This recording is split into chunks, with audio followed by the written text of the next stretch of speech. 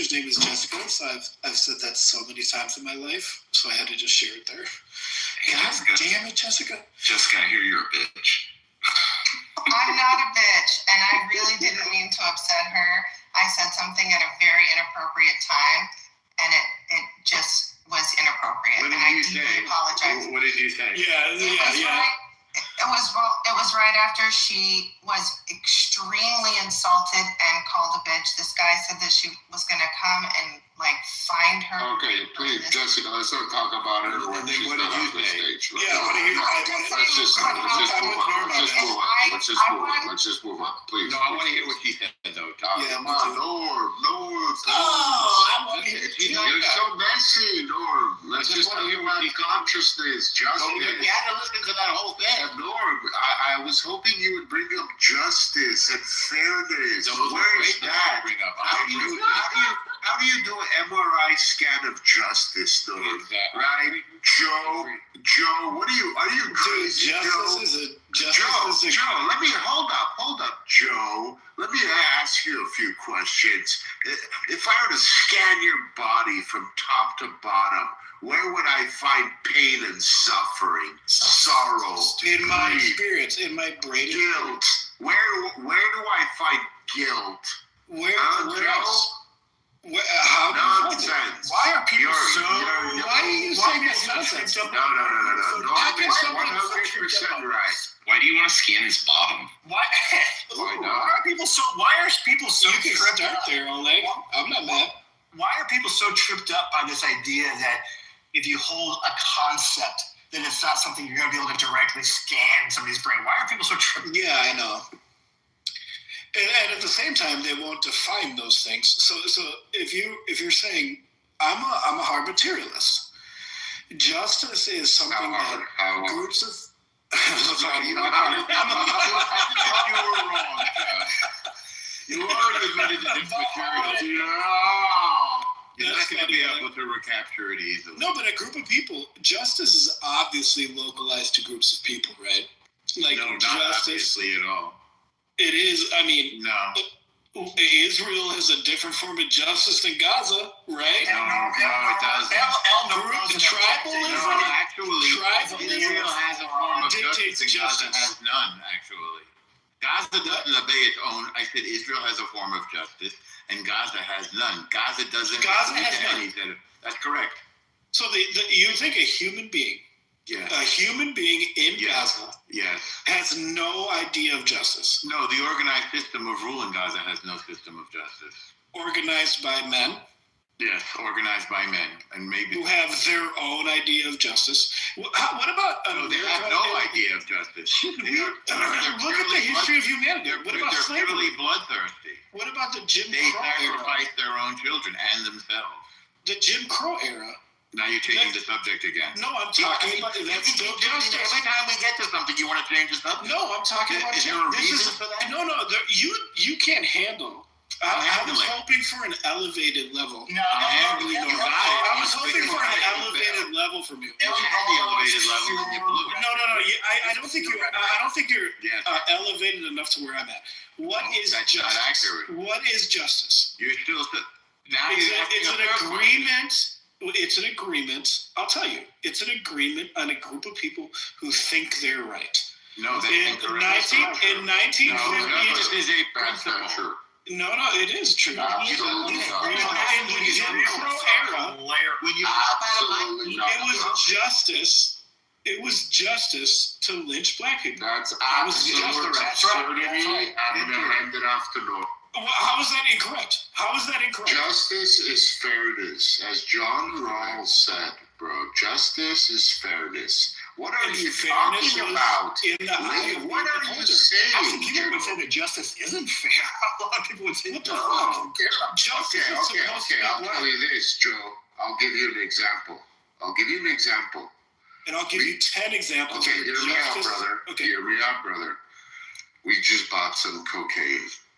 We spent a lot of money on it, right? And we want to split it up. What's the fairest way to split up the cocaine? To not do coke is bad for you.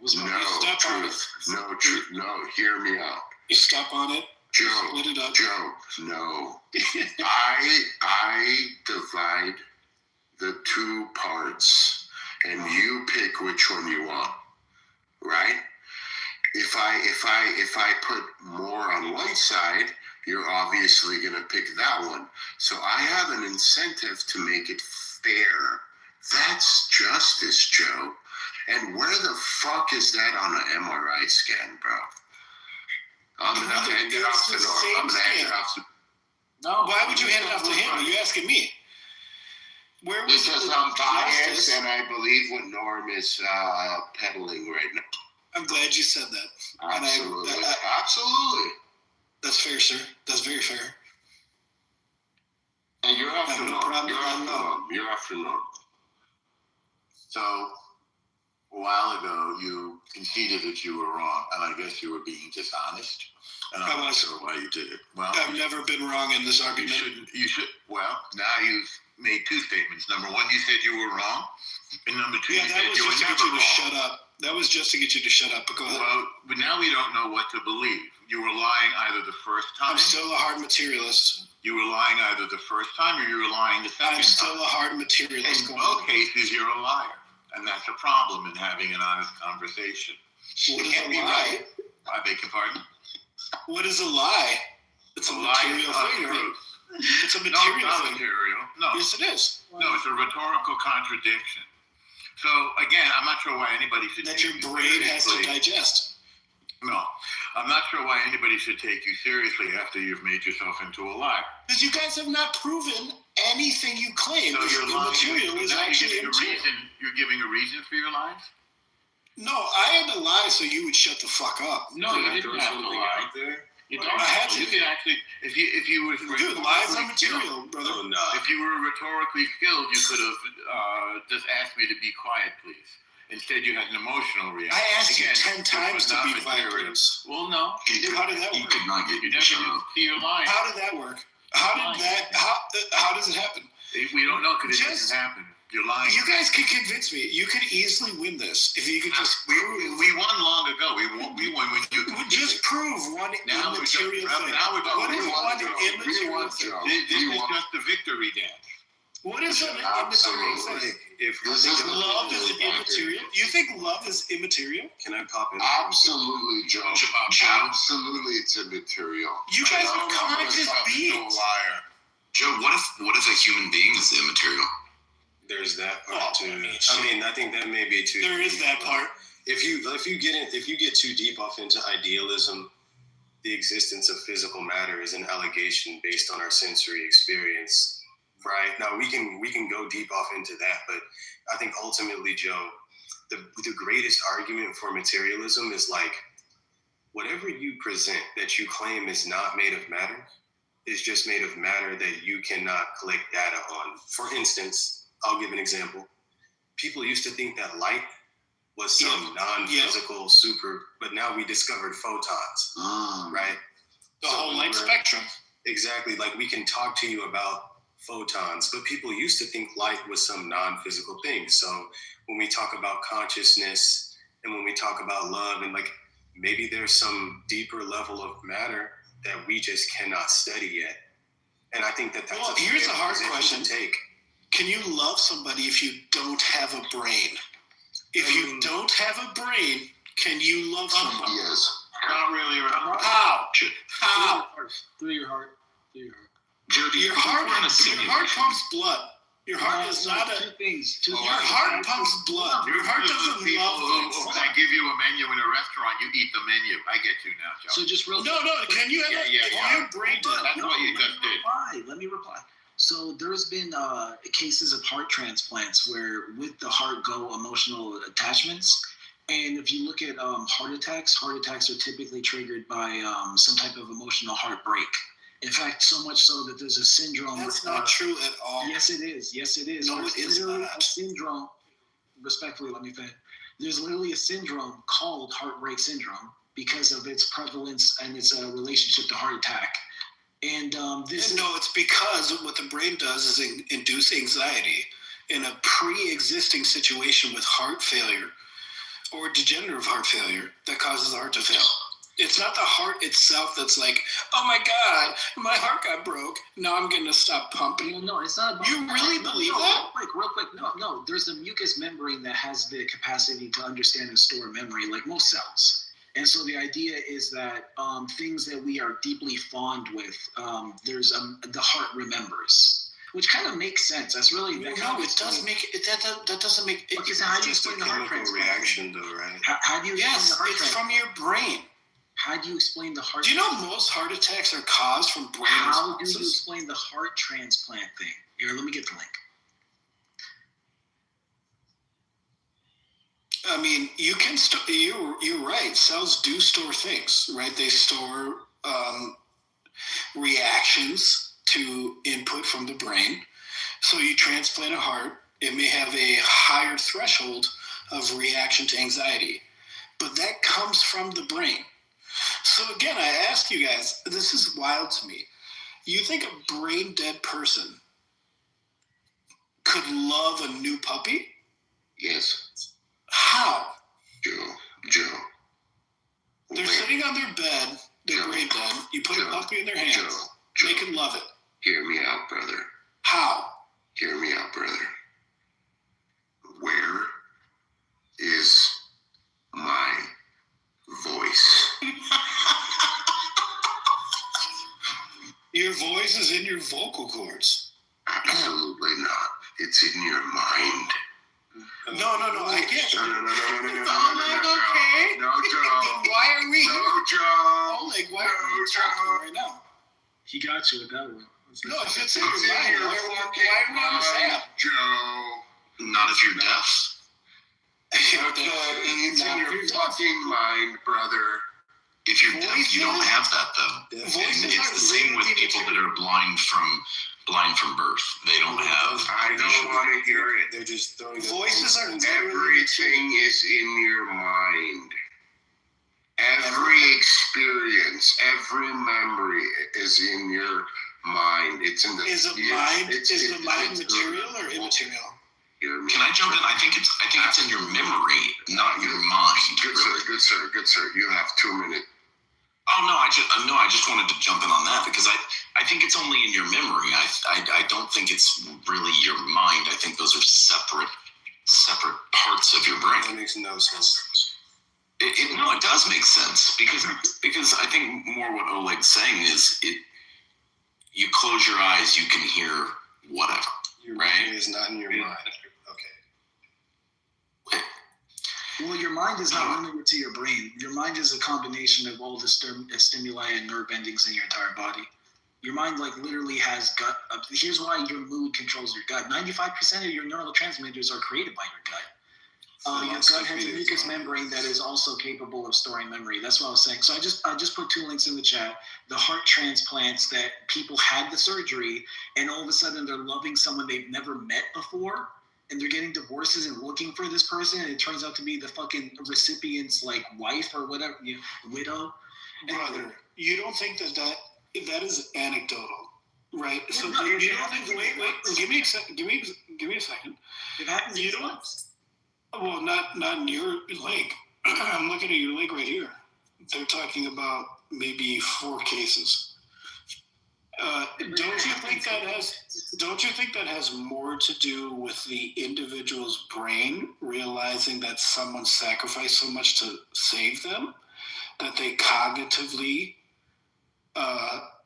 gravitate towards them? You think it's because of the organ? Well, no, I think that our capacity to understand memory and how it works in totality in the nature of consciousness is completely limited, which the medical field does not shy away from admitting. So it's like, I agree. I think that's I'm a great. Say that again, because I agree with you, 100%. Yeah, I'm a determinist, by the way. So that's why I'm like, we don't really even disagree. Right. I agree with you completely. I think you said that very well. We don't know.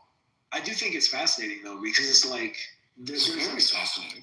Because the mind, we conceptualize the self as the mind and the brain, but the brain's not really the whole mind. That's why we're not always logical. In fact, there are parts of the brain that will shut down, and not shut down literally, but blood flow reduces like 80% around arousal. That's where That's where post nut regret comes from. Yeah, and it's even worse than that. There are muscle reactions based on your cognitive situation that can look like abuse. It is. I'm not. My point. I don't think there's anything immaterial, but the brain is connected to the organs, and I don't think it's a one-way street. I think it is two-way. It is a local system. That's why you have people believe, like, that's why you have some crazy Christian woman who thinks she has to drown her kids. It is because material brain chemistry is belief. So you might like this. It's from your perspective, I'm sure you'll consider it kind of wonky, but and I started off my life trajectory as a materialist, trained in science from my grandpa. I was like a professor at 30, so I just had a bunch of weird experiences that made me very open-minded.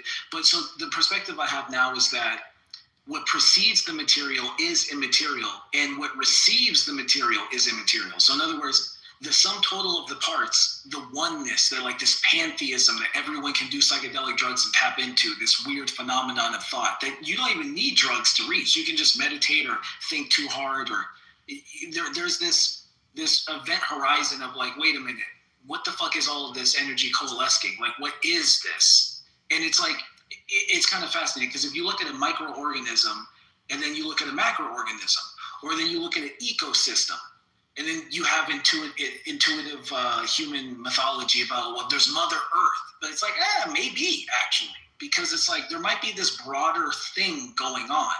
There may be, but my problem is, how does a human who is sensory, we, as humans, we interact with reality based on our five senses, or whatever you have available to you.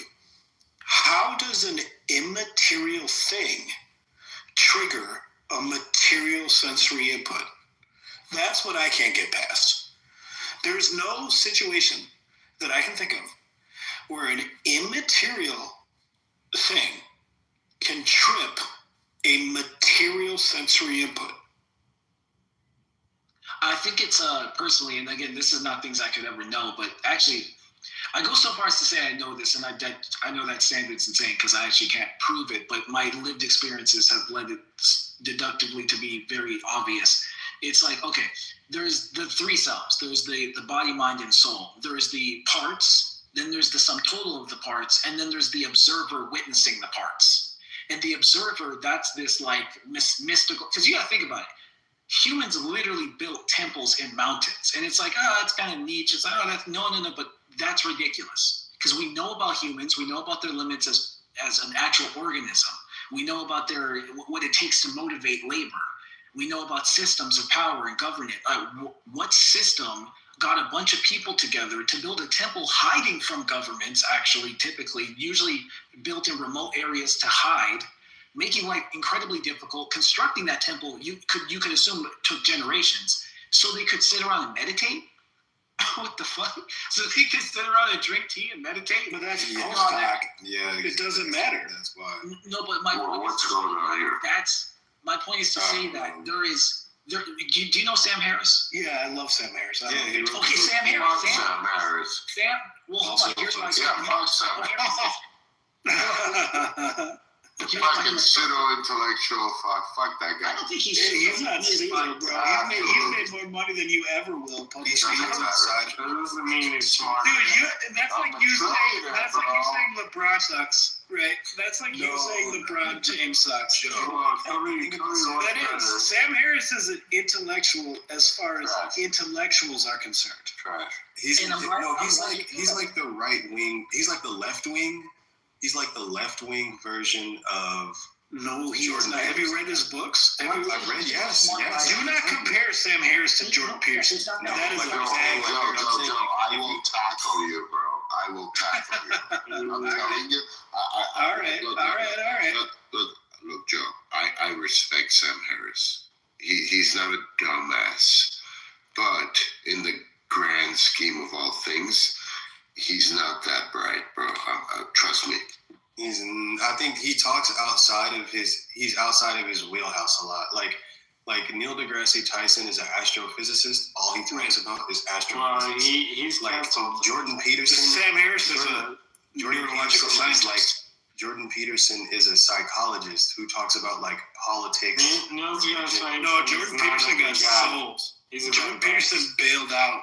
So all I'm saying is like when you speak authoritatively on shit that has nothing to do with your field of expertise, you will make mistakes. As a neuroscientist, which I believe is his area of expertise, I've read his short book, Free Will.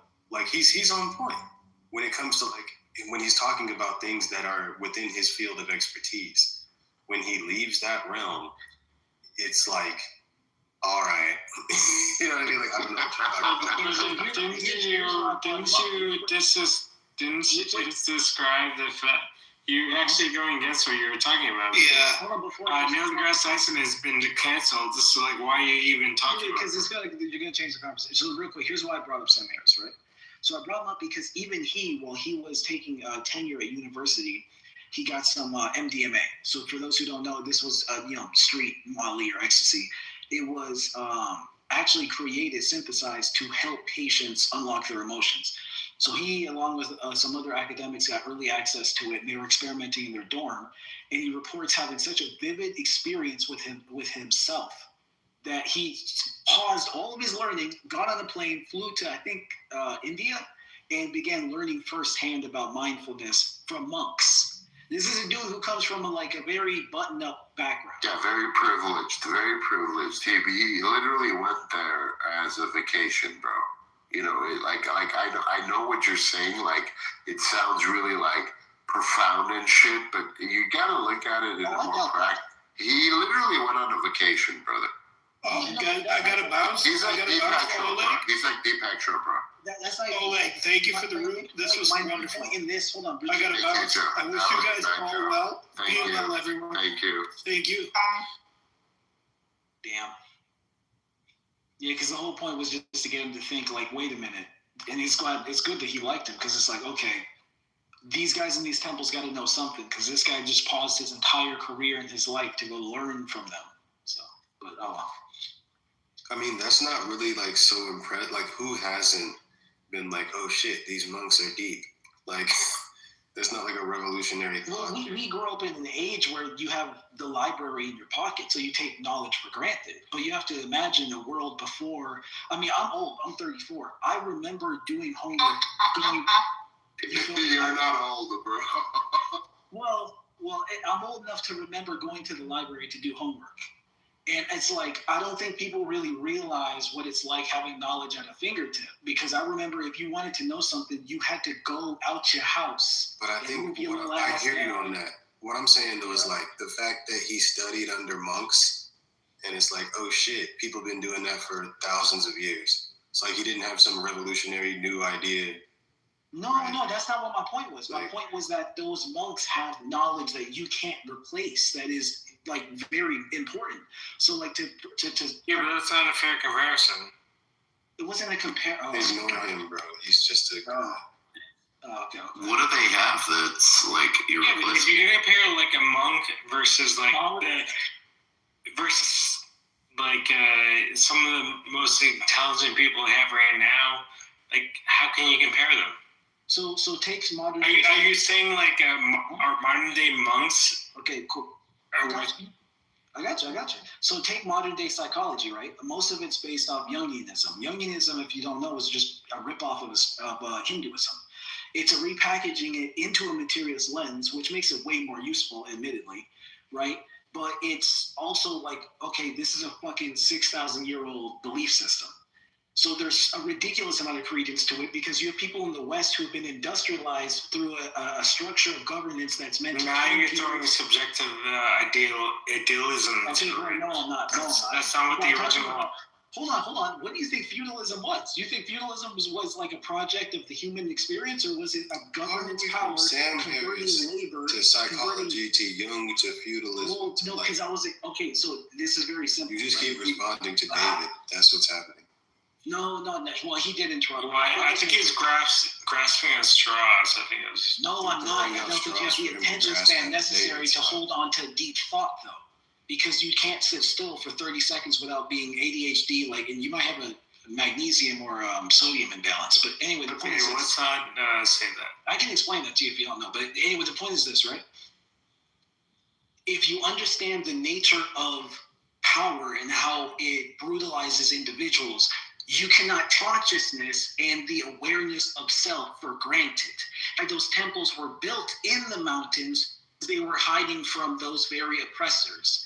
They literally forced a little. That's not what those temples are built. That is why those temples are built. What do you talk? What do you think the temples are built? Do you not even know about when they started trying to genocide them? What do you, to this day, China's accused them? You actually don't know what you're talking about. Listen, I see why they said listen, I would advise that you kind of check what you're saying first before you just say stuff, right? That's what I would say. But yeah, they were most certainly built. Why do you think that humans got together in fucking 4,000, 6,000 BC with the limited abilities that they had and said, let's build a fucking temple on top of a mountain? Well, I would tell you right now that me on Clubhouse is I'm going to tell people in this room what the definition of what those people and what they meant was. I mean, hold on, but you just it's kind of superficial that you're talking to an ancient people or an ancient religion and tell all of us what they mean because you have no basis on defining that. So with all due respect, you're kind of being insane. You have no basis. You have no basis. So I think you should apologize to anybody. You're trolling. You son of a bitch. Don't waste niggas' time. Okay, but what are you doing? What you're doing is you're trying to impose yourself on these ancient religions, trying to tell you. Damn. Yeah, David. Yeah. That makes more sense. You got to try to be that stupid. You can't just. That's not natural. I think he does. I think, bro. Fuck. What the fuck are y'all talking about? Carl Jung or what? Because you said some shit like Carl Jung, all of modern psychology is based on Carl Jung, which I feel like is a questionable claim. But then you go even further when you say everything that he said is based off Hinduism. Which, I mean, I don't know, man. What's up with that? Well, so I'm speaking kind of sloppily, but it's not unfair to say it wouldn't be baseless to say that. So most of modern psychology is really So first it went Freud, but Freud's kind of a bit of a quack, and he does his best, but he literally pulls out of complete nothingness and doesn't actually build a system, but just makes a lot of claims. But that begins technically psychology. Jung is considered the real grandfather of psychology in skipping Freud because he actually built a system. But like Freud, he again was pulling air quote out of nothing. He wasn't. He didn't make these things up out of nowhere. He was literally using ancient mysticism and conceptualizations of the self and the soul. He doesn't even shy away from this, by the way. He talks about it himself. That's why he coined psychedelic. And he has the quote, no man truly knows himself until he's done psychedelics. So he was a huge advocate for ayahuasca, that kind of shit. That's who Jung is. But what he does is he takes that and he puts it in a science, suit. And so the West can tolerate it. And he filters it down to that. Now, that's why if you talk to people in psychology, they'll say they don't really like Jung anymore because they'll say most of his opinions were arbitrary, not really based on any actual studies and this, that, and what, because they're trying to use the scientific method. But the reality is they're just proving his theories correct. So they're trying to distance themselves because it makes them feel academically more rigorous. But they're just going around the circle to prove all of his theories correct. So that's why Jungianism is still incredibly popular, but not official, even though it's still the baseline for what you would probably consider mental health. And again, it's not about even the mystic element that take the soul and all of that out of it. There's a nature of consciousness that can be described. This is why people will cry during a movie, and you can write a script to make it happen. And so if you have a certain level of observant rigor, you can map the pattern. That's psychology. That's all it's trying to do. And so, Yeah, so that's what I'm saying. That to discount what those monks have, they're not just out there meditating so they can feel special. They're literally. That's exactly what they're doing. I'm serious. So you don't think they're that fucking losers. You don't think meditation and mindfulness is incredible? Well, let me not strawman you. What I mean to say is, do you not see how their pursuit of mindfulness is relevant in today's day and age? No, it's a waste of time. You need to be active in the world. You want to sit around and fucking close your eyes while pedophiles fucking tax the fucking shit out of you? Fuck that. That is not the answer. Oh, have you been drinking tonight? Every night. True. No. Oleg. Literally, my entire family's veterans. My fucking grandpa was in World War II. But what you're mistaking is roles. Not everyone is a warrior. Some people are civilians, and we're glad they're civilians, by the way, because I don't know about you, I don't want to sit around and study germs and bugs, but these motherfuckers come up with medicine and inventions. So let them do what they're doing, and don't tell them what they're supposed to be doing, because we all have a role in God's mission. No, this is real nigga shit. So the dude who feels the need to sit there with his legs crossed and meditate, that might look goofy to us. But meanwhile, people are dying of heart attacks at 50 and 60 because they can't control their anger. So maybe listen to them. I do. By the way, most modern medicine comes from Truth. I hear you. Instead of sitting around and meditating, how about you do yoga, right? I'm not against health, brother, but I honestly believe, like, look, I had a boss, man. My first job, my boss was like deep into meditating. He would pay $20,000, $40,000, $50,000 to go on meditation retreats and learn how to meditate. Fucking bullshit, brother. Like, yeah, closing your eyes and meditating is beneficial, but you shouldn't be spending too much time on that shit. Yeah, I think Tom Brady shouldn't practice throwing a football. You're right. I don't agree. I think all things in I respect that. Like, for instance, there are some people who like it's good to practice your instrument, but there are some people who literally like practice all fucking day, and it's like, bro, this is not, you know what I mean? Like, do we really need to like go to a fucking mountain and just sit it by ourselves and fucking just be quiet? Like, are you making significant contributions to this story of humanity? Yes. No, but I think that doing that is important. Yeah, but we're all living a human experience. Is important. Most modern medicine comes from Eastern holistic remedy. I shit you not. Watch this. The number one ingredient in cancer, certain strain of most. Let me pull it up. The number one ingredient in this one cancer medication that was the predominant treatment was the primary molecule found in dandelion's root. And they've been treating. It sound like some bullshit. No. The dandelion molecule. Yeah, bro. What are you doing? See, this is. Hold on. Truth. I'll let you speak. But look, bro, Alessandro's right. You gotta be careful with health advice and this is like a Deepak Chopra. / snake oil salesman. Just I don't know. Before truth goes too far, in the goddamn files. Is that what you want? That's why he's telling you to meditate. Okay, I found it. Chopra's in the Epstein files molesting children. Exactly. This is what the exactly. So it has an actual chemical name. That's what I was saying. It's because if I just say it to you, you're not even going to understand it. It's verbal diarrhea. What'd you say? It's verbal diarrhea. No, this is methanolic extract. So anyway, in any case, so essentially a lot of herbal remedies that have been, what's the word for it, propagandized against through the American Western university system, which you have to understand, the primary founders and investors were heavily invested into petroleum. And uncoincidentally, the medicine that they were packaging were petroleum byproducts. Dog, let me say one thing real quick. Because I just asked AI, I was like, is methanolic extract the main ingredient in some type of cancer treatment and shit?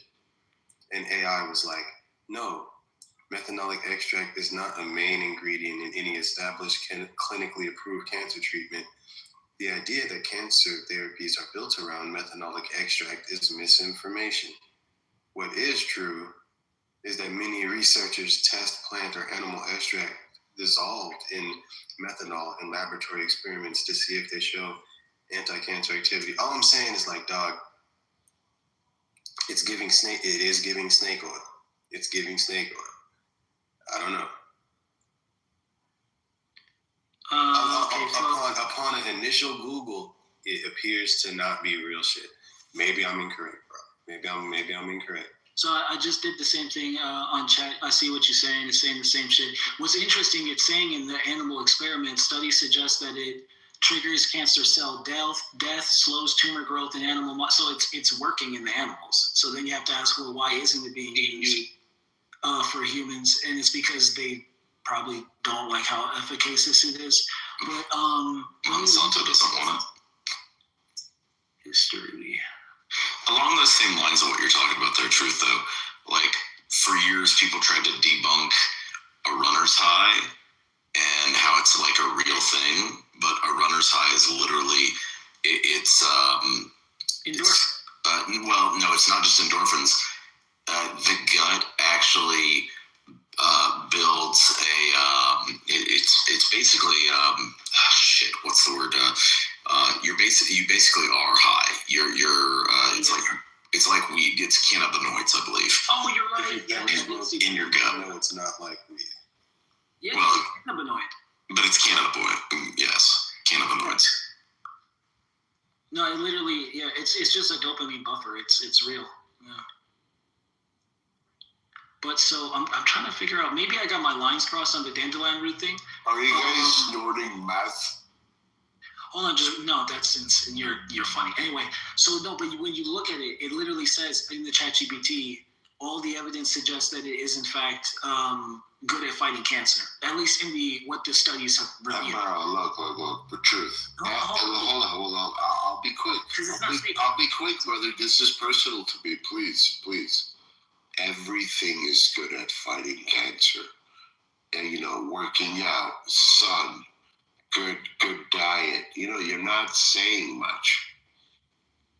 Okay, so it's being studied by people who I'm sure with their big PhDs aren't like fond of wasting their time and twinkling their toes, That's right? What's up.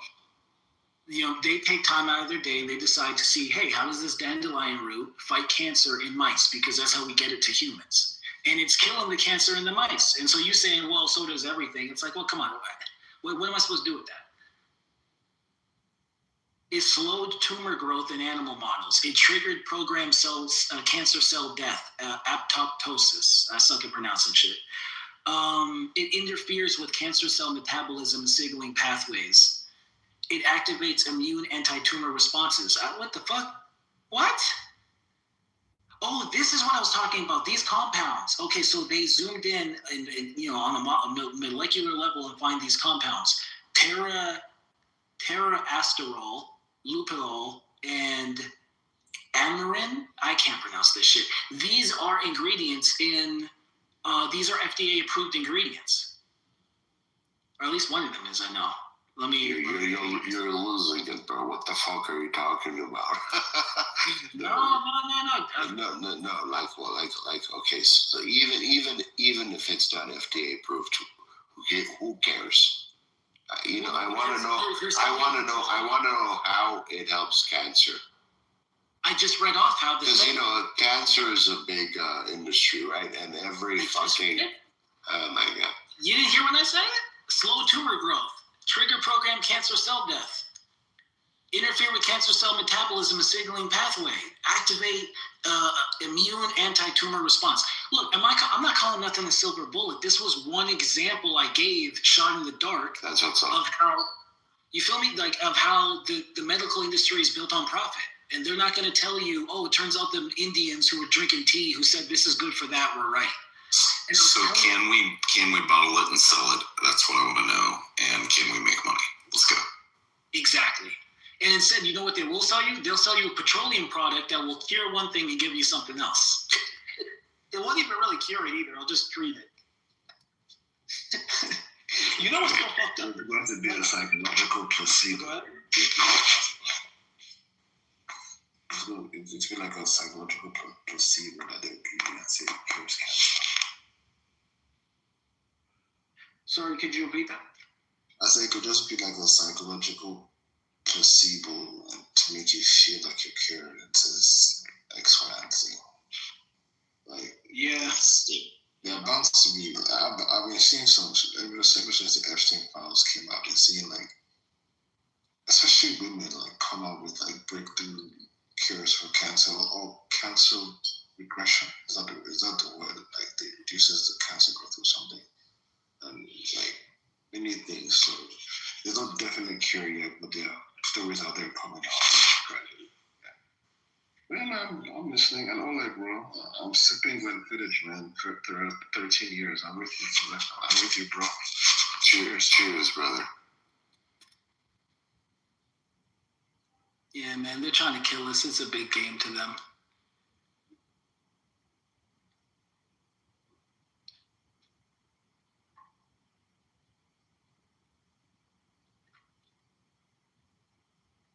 You know, it's kind of, and look, I'm going left with it now, but this is for real. Like, it's kind of like Jesus with me. I think a lot of people take for granted, and even myself, I grew up from a secular atheist background, even though my mom was super spiritual, but we take for granted the morality that religion is trying to enforce, even if it's, you know, corrupted like any other human endeavor. And so we think without it, we can have, you know, secular community of humanitarians, but the reality is maybe some people actually do need the threat of hell to control their behavior. I'm not saying that's actually true, but I say to say, like, we'll take for granted growing up in that cultural custom in the same way we can take for granted what India and the Hindus have done for the world. So many of their beliefs are just commonplace now. Like karma is an easy example.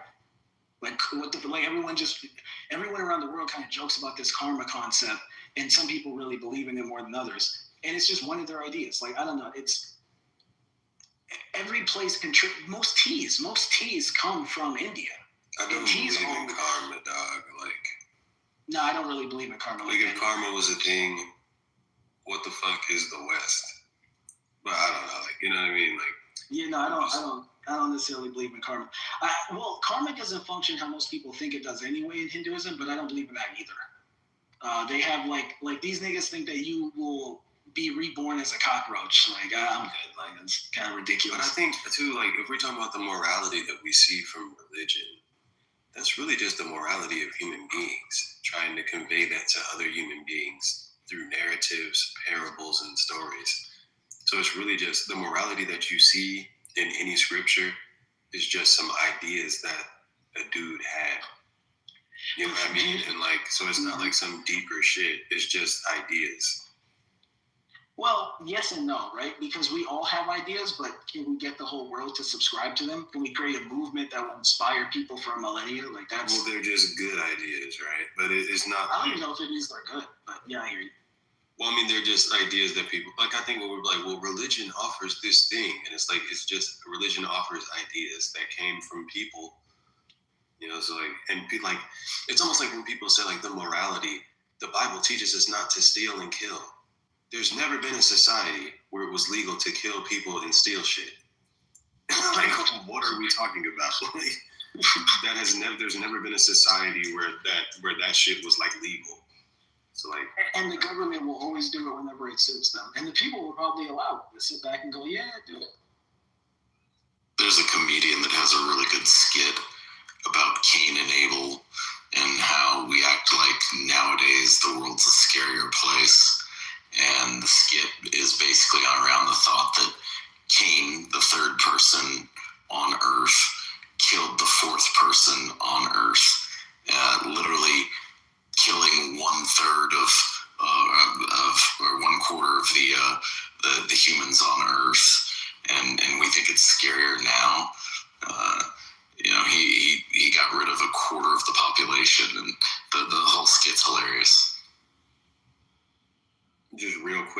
vote minus 25%. That's wrong though. There wasn't only 4 people alive on Earth. Oh shit!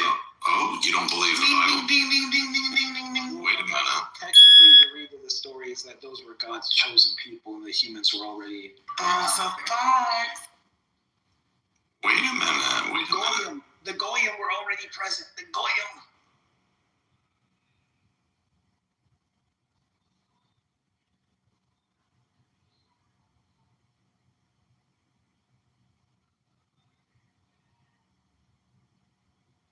So, truth, man. Like, what is your deal with religion? Would you say like you subscribe to any particular one? Oh hell no! I think religiosity is like just really mentally lazy. I get it though. Like I don't begrudge people for it because it's like any other culture. Like people are just products of their fam. Like, I'm a separatist, so I treat spirituality as observable. However, it's like the least observable phenomenon. So it's like so difficult to actually maintain beliefs around it. So I treat religions as like schools of thought, and it like I'll go in, I'll study a little bit. Oh, here's what you guys think. Okay, but I don't. That being said, my favorite Messiah prophet is Christ, and I'm a believer. But that doesn't mean I follow any of the churches because I don't trust they all represent His will. In fact, I think most of them are fake churches, but that's all broader conversation. So, Geoff, this is Genesis 4:13. Let's start at 13. And Cain said unto the Lord, my punishment is greater than I can bear. Behold, thou hast driven me out this day from the face of the earth, and from thy face shall I be hid, and I shall be a fugitive and a vagabond in the earth. And it shall come to pass that every one that findeth me shall slay me. Who is everyone that's gonna find Cain and slay him? Is it his mom and his dad? He's being driven out from the land, right? So who is it, these other people? That is everyone. Everyone that findeth me shall slay me. And the Lord said unto him, therefore whoever slayeth Cain, vengeance shall be taken on him sevenfold. And the Lord set a mark upon Cain, lest any finding him should kill him. Who are these people that if they find him and kill him, God is going to put a mark on them? Or what does it say? And the Lord said, a mark upon Cain, lest any finding him should kill him. And Cain went out from the presence of the Lord and dwelt in the land of Nod on the east of Eden. And Cain knew his wife. Who is Cain's wife? Where did Cain get a wife from? Did he marry his mother? Did he have sisters? Did he have sisters that we didn't know of? Once again, yes, Genesis 4:17. I believe there were 7 children. Genesis 4:17, and Cain knew his wife, and she conceived and bare Enoch. Right. So there are people that Cain is afraid of that are going to come and kill him because he killed his brother. And then Cain has a wife. So, I mean, you gotta make up shit that's not in the first 4 chapters of the Bible to come up with people that Cain is afraid of, and to come up with people where Cain gets a wife from, right?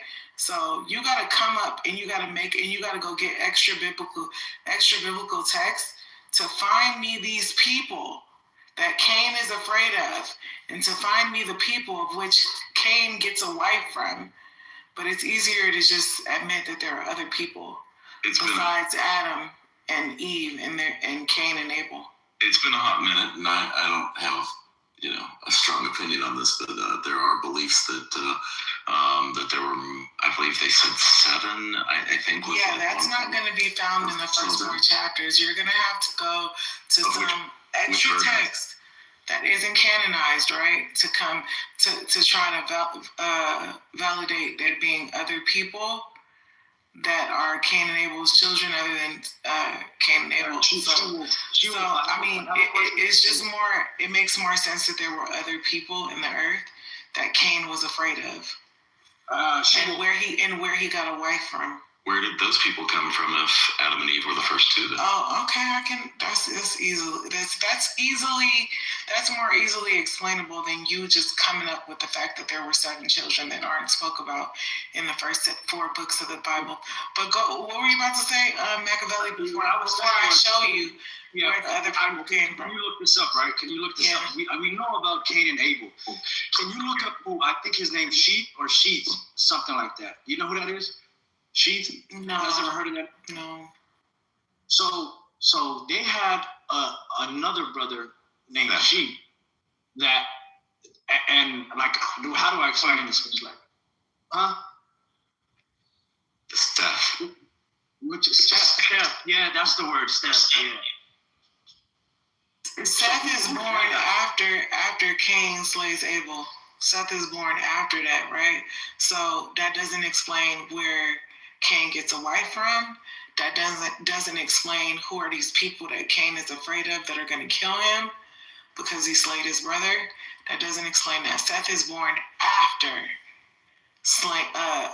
Cain kills Abel. Bible doesn't. Yes, I would be like, the Bible doesn't make sense because it's not literally true, right? I don't know. Hold on, wait, hold on. So you're telling me that guy didn't really live in that whale for 3 days? I mean, I don't want to kill the conversation. I just feel like when we come across parts in this life, it's like, well, how were there only 2 people? But there were other people. There were these. It's like, what if he's in fear of future descendants? Because everybody's, everybody does live for a really long time. So, I mean, not that he knew that it was going to be that way, but what if he knows that from here on out, for the rest of my life, people are going to know about what I did? And what if he's just in fear of what can happen in the future the more that people learn about? And to answer your question, Alessandro, again, this is why I don't fuck with religion. You see how silly this shit gets? This is ridiculous. Because if you can just read it and take away, this is a literary narrative that informs ideas and perspectives on consciousness and relationship to a divine creator. Okay. And then people will sit here and actually, it's like when niggas do, can Superman beat Goku? I wasn't going to take it there, only because there's people here who actually believe it. And they get offended when we take it to that point. But I think ultimately it is like, if Goku can destroy a universe, how is Beerus stronger than Goku? And then how is Whis stronger than Beerus? And then, you know what I mean? Like, it literally turns into how many universes could they destroy? Like, if they're in one universe, like, what the fuck? And then you got some dude trying to make it make sense, like, well, the universe in Dragon Ball Z is actually 5. You know what I mean? It's like, what the fuck? Like, I see what you mean. But at the same time, like, I don't like taking it there because there's people that truly do believe it. You know what I'm saying? And I think it is. I can understand that as a form of disrespect. So like, it's not disrespect. Like, I respect all faiths, but my thing is I try to bring people forward because I'm like, listen. The point of all faiths is love. Fundamentally, it's love. It's understanding what love is, how it functions, and how to live it. And so that's going to come down to freedom, justice, and I think this is why Christ is my favorite. His lessons are it's treat people how you want to be treated. Oh, thank you. One sentence, simple, self-evident, easy to understand, and the only way you disagree with it is if you're in favor of forced doctrine, which is inherently hypocritical and tyrannical, which a lot of people are because they're so pragmatic. They're like, yeah, well, let's just utilize human labor. It's like, okay, well, you don't represent the people. So thank God you're a minority because that's fucking psychotic. But what's normal for most people is like this intuitive sense of equanimity and and that's why we even do abuse people. Like if you catch someone being aggressive, they'll usually start saying, well, he did this. Well, no, because they even think they have to justify. They don't just say, well, because fuck, I want to. How about that? No, they say, well, I did it because. And so, yeah, I love the way, but you see, that's why I reject Pauline. Pauline is Saul converts himself to Paul and he becomes this apostle allegedly. I don't buy it. From a materialist point of view, as I read history, it doesn't even make sense. He's a Pharisee who was literally just eating off Christians, and all of a sudden he wants to follow the apostles because Jesus came to him in a vision and said he's going to hell. The fuck? That's a wild ass origin story. And now he radically modifies the interpretation of Christ's texts. What? And like that's why there's literally Pauline Christianity, because it's different than like what it was before him. And he's where you get Jesus is Lord, you have to pray to him. Even though Christ never prayed to himself, he never told anyone to pray to him, and he always prayed to God. His very last thing on earth was praying to God.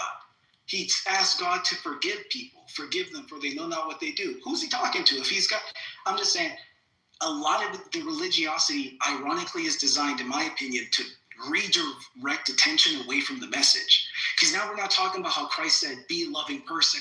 We're saying, if you're not a Christian, you're going to hell. And Christians aren't Christian at all. But it doesn't matter because they believe, so they're going to heaven.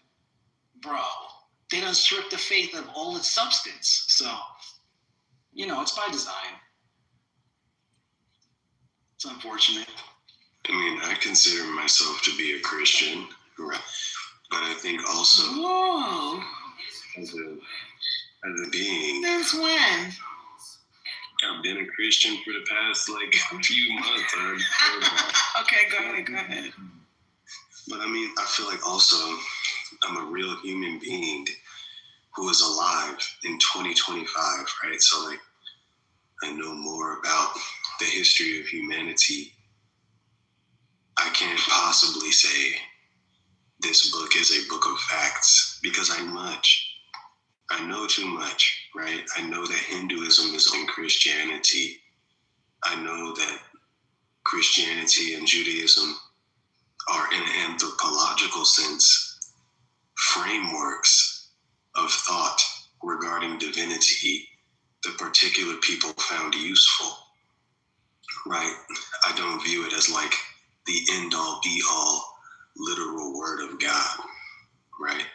I think of it as a system of connecting, right, with the divine, source of all things, right? And so it's God's given. I use Christianity as a tool that I use. It's in my pocket as a tool. It's not my rule book, right? What is it a tool for? It's a tool for purifying my spirit, reminding me of morality. I think Jesus did live. I think the morality that we get from him is one of the highest. For his moral principles are valid, just, and true, right? Okay. You know what I'm saying? I feel like, you know what I'm saying? He is one of the most positive influences in society and all that, you know what I'm saying? So I am a follower of Christ. I do believe in God. That's right. But I don't just believe, to keep it 1,000, I don't believe a snake ever talked to nobody. You know what I mean? So when we get into the parts that don't make no sense, I'm not about to start trying to make it make sense. You see what I'm saying? Exactly. You know what's crazy is you say you believe in God, but you don't believe in miracles. Just you gotta let him be. You gotta let him be, right, bro? I'm just trying to figure it out. I think the fact that Alessandro coming into theism and then into Christianity so quickly after becoming a theist is just proof that when people are atheists, they're pretty much just atheists against the God of the Bible. And we've said this before. We said that we've told people that they're not atheists. They're just Christian atheists, right? The God that they fight against so much is the God of the Bible. And that's proven, because for somebody like Alessandro, and it's I love to witness it. I want him to know that. But just the fact that so quickly realizing that he's a theist and then deciding that he's Christian so quickly is proof that when people are atheists, oftentimes there's just atheists against the Bible, specifically Bible God. But I wanted to say one more thing, right? Because people were questioning how I could prove that there were people before Adam and Eve. So in Genesis 1:28, when God, this is the sixth day before God rested on the Shabbat, on the seventh day, right? So this is the sixth day. In Genesis 1:28, and it says, "And God created man in his own image. In the image of God created he him, male and female created he them. And God blessed them. And God said unto them, Be fruitful and multiply." What's missing here? You don't see a man's rib being taken and a woman being made from it. It's just saying man and woman are being created, he, them, in God's image, right? Where's the man's going to sleep in the rib and Eve being made from the rib? Nope, this is day 6, right? Man and woman being created. Once again, Genesis 1:27. So God created man in his own image. Image of God created he him, male and female created he them. And God blessed them and said unto them, Be fruitful and multiply, and replenish the earth, and subdue it, and have dominion over the fish of the sea, and over the fowl of the air, and over every living thing that moveth upon the earth. And God said, Behold, I have given you every herb bearing seed, which is upon the face of the earth, and every tree in which is the fruit of a tree yielding seed. To you it shall be for meat. Okay, we're going to keep going down. I'm going to skip a couple verses just so you can see this is the 6th day. Verse 31, and God saw everything that he had made, and behold, it was very good. And the evening and the morning were the 6th day. Now we're going to go to chapter 2. The creation of man and woman. Thus the heavens and the earth were finished, and all the host of them. And on the 7th day God ended his work which had he made, and he rested on the 7th day from all his work which he had made. And God blessed the 7th day and sanctified it, because in it he had rested from all his works which God created and made. These are the generations of the heavens of the earth, when they were created in the day of the Lord God made the earth and the heavens, and every plant of the field be. Where's Adam and Eve at? Okay, we gotta keep going down. Keep going down. Okay. The ground, the Lord God. Okay. Then we have Genesis 2. Remember, God has already rested from creating everything. He's already made man and woman. And here we are in Genesis 2:19. And out of the ground the Lord God formed every beast of the field and every fowl of the air, and brought them unto Adam. Okay, wait, he's already made Adam. Shit, I fucked up. Yeah, so basically, where is Adam at?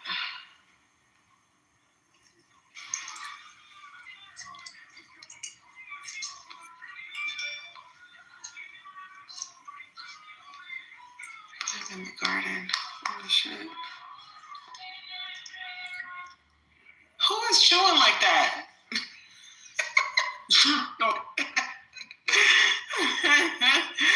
Okay, Genesis 2:6. But there went up a mist from the earth and watered the whole face of the ground, and the Lord God formed them man of the dust of the ground, and breathed into his nostrils the breath of life, and man became a living soul.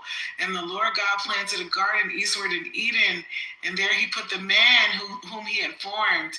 And out of the ground made the Lord God to grow every tree that is pleasant in the sight and good for food, the tree of life also in the midst of the garden, and the tree of knowledge of good and evil. And a river went out of Eden to water the garden, and from thence it was parted and became into 4 heads. This name of the first, Pison, and it was which compasseth the whole land of Havilah, where there is gold. Yeah, so here, in Genesis 2 is where Adam is made, and then he puts Adam to sleep to make Eve. But men and women are already made in Genesis 1, and God rests on the 6th day. So, like, there's your proof that there were already people made, and then God made Adam and Eve.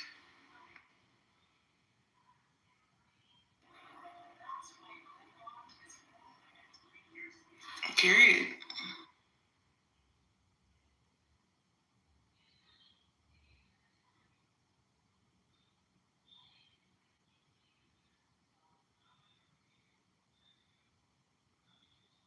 Oh, y'all ain't shit. Y'all don't see Elliot in the goo saying he had his hand up for a long time? Come up, Elliot. I'm sorry. I was reading. I don't know what's wrong with these other mods. How's it going? What are you guys talking about? I was showing them that there were people that existed before Adam and Eve. Okay, from like Abrahamic stuff. Right. Yeah, I mean, I guess that from that perspective, yeah, God is a person, so clearly he existed before Adam. I don't think she has like anthropological or archaeological evidence to substantiate this claim, but within the Abrahamic cinematic universe, her logic is entirely. You using sugar belly fucking quotes? That's crazy. So I showed you in Genesis 1 where man and male and female are created. He created them in his image, right? But it's not talking about creating Adam from the dust of the earth. And that's on the 6th day before God rested. And then after the 6th day, then we see God creating Adam from the dust of the earth, right? So, I mean, you could talk about cinematic universes and all this other stuff, but remember, as of a couple months ago, you believe in this cinematic universe, Alessandro. So you got to decide, do you really believe in this cinematic universe, or are you trolling, right? Are you trolling? Are you pretending to believe? Is this fake, or is it real? Let me know.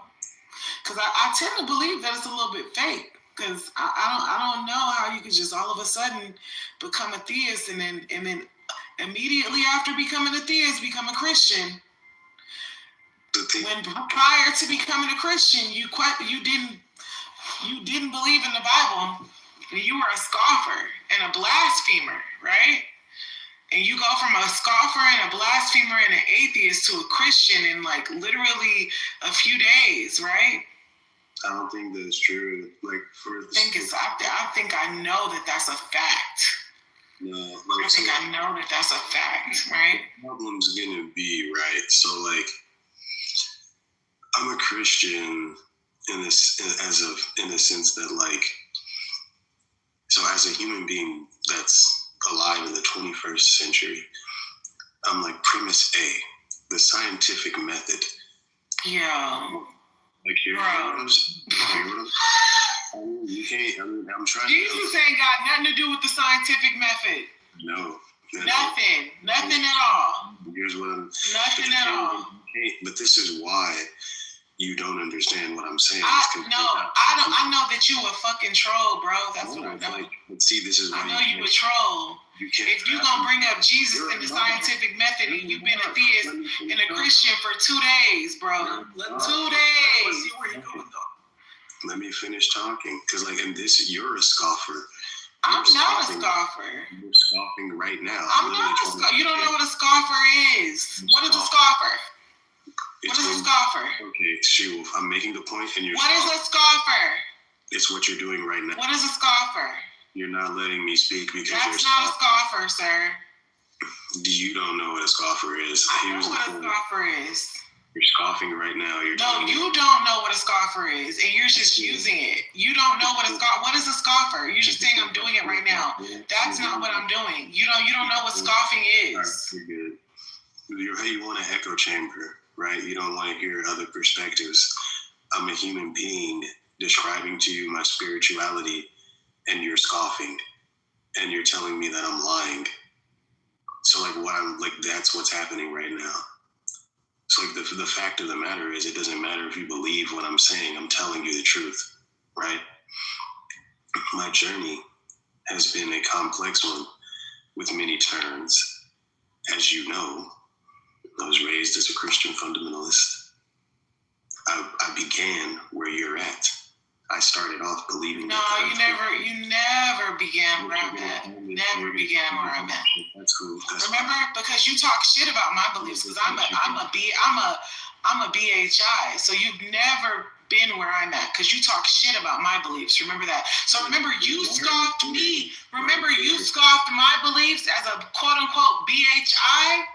That's actually scoffing. You don't know what scoffing is, bro. I'm calling you out. I'm calling you out for being a motherfucking like instant microwave fucking Christian nigga. That's what I'm not scoffing. I'm calling you out for being a microwave Christian. That's what I'm calling you out for. Okay. That's not really a fucking believer. That's not really a believer. You might be trolling. You might be trolling, right? I'm calling you out for being a microwave fucking Christian that didn't believe in God that long ago. You didn't fucking believe in God. And you talked shit about the Bible. You talked shit about the Bible. That makes you the scoffer. So I have to try your spirit, right? I got to make sure that your spirit is right. That doesn't make me the scoffer. That makes you the scoffer. That makes you the scoffer. I'm trying the spirit. That don't make me a scoffer. And I'm trying to make a point. You are a mod, and I'm trying to make a point, and you won't let me make a point. The point that I'm trying, right? The point I've been trying to make is that I believe, and this is just me being honest and straight up, if you're a human being who went to school, paid attention, understands like basic facts about history and reality, you cannot conclude that the Bible is a book of true facts and things that happened. Right now, that may sound simple. Do you understand that that's literal scoffing? Please. What you're doing is literal scoffing by saying that the Bible is not true, sir. Why are you so triggered? You're being a scoffer. I'm just you don't know what it is, and you're trying to accuse me of doing what you're doing, and I'm just telling you, you're doing it right now. In the midst of calling yourself a Christian, you're saying that the Bible is not true. You're saying that the Bible is not true while calling yourself a Christian. And you won't let me make a point. Some of the most brilliant people in history, Greece and history too. Like, I completely disagree with that. Just let him land. Y'all cutting them off. Like, and this is the thing, bro. I'll be sincerely just telling y'all what I think, and people or concrete will get so mad that they make it hostile because they won't let me finish. Like, I'm not trying to attack y'all telling me to let him finish. Let him finish scoffing and not saying shit. Claiming to be a Christian and then saying the Bible isn't true. Y'all want me to listen to someone say they're a Christian and then immediately say after that the Bible isn't true. That's what y'all want me to listen to. You're being a hypocrite again, dude. You do this all the time, man. Okay, cool. So like you're saying, I'm like, I can appreciate, and I know that like there are people in the room, right, that cannot appreciate the findings of academics, who don't appreciate the scientific method, who don't appreciate anthropology, archaeology. Just showing how fucking please stop, please stop, please stop, please stop, please stop, please stop, please stop, please stop, please stop, please stop, man, it's going to be fucking retarded, dude. please stop, Feel better. please stop. I have not attacked anyone. I have not attacked anyone. You absolutely fucking have, but you're too fucking retarded to realize that. But just go ahead and do some stupid, man. Go ahead. But they're not in my ears. You're fucking retarded. I realize you appear to be trolling y'all. Can I make the point? Right? And like the things that I'm saying are literally unbelievable to you. You don't believe what I'm saying, but I'm telling you the truth right now. I do believe in God, right? I am a theist.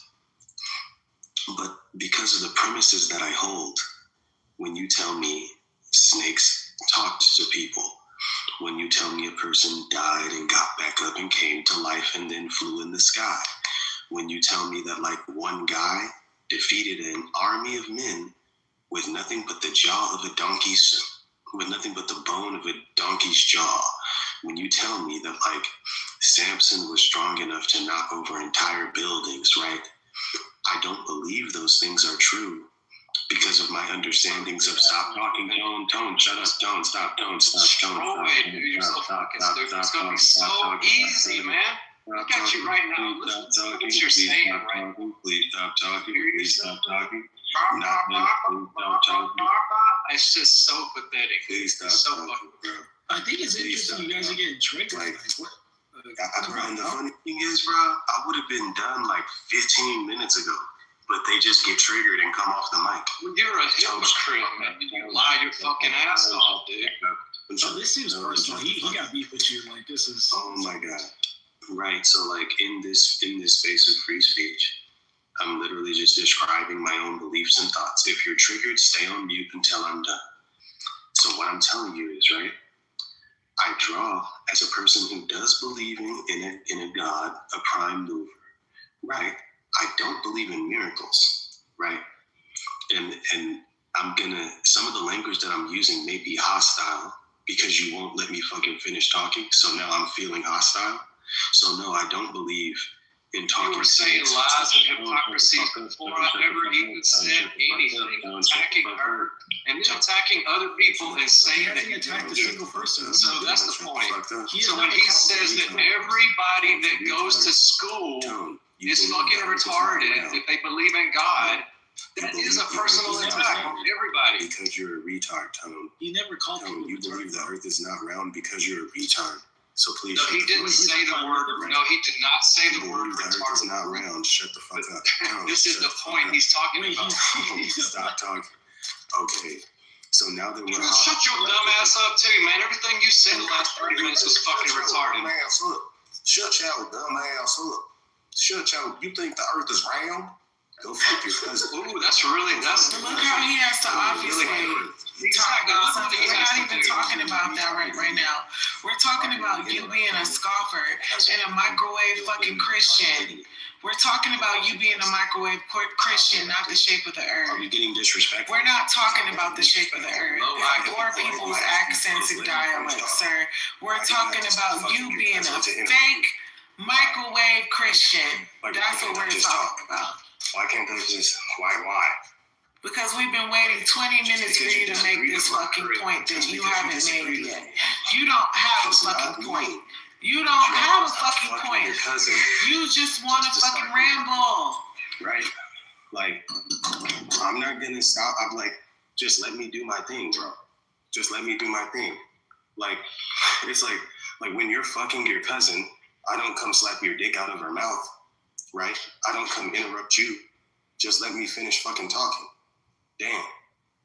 Everything was cool. You're but you wanted to come shut the fuck up, Tony. Go fuck your cousin. Bro. Continue, I think the earth ain't round.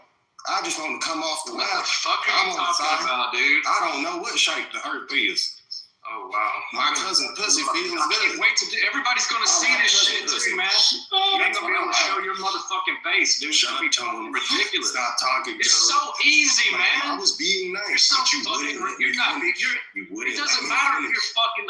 I'm not going to be nice. I'm going to fucking wrap your ass up. We're doing this shit, right? Where you belong. Tone, shut up. Tone, stop talking. Tough guy stuff. Come on. Like, the funny thing is, I kiss you. Like, all I'm saying. Nice. Okay. I mean, it's like just, we could have all been nice. We could have had a conversation, but if we want to get disrespectful and just interrupt each other, we could do that too. So, like, all I'm saying, right, I'm just honestly trying to describe to you, and if it seems like I'm hostile, it's because you won't shut the fuck up. The point that I'm saying is, there are honestly people who see the world different from you. My constructions of my theological concepts are built first and foremost off of my understanding of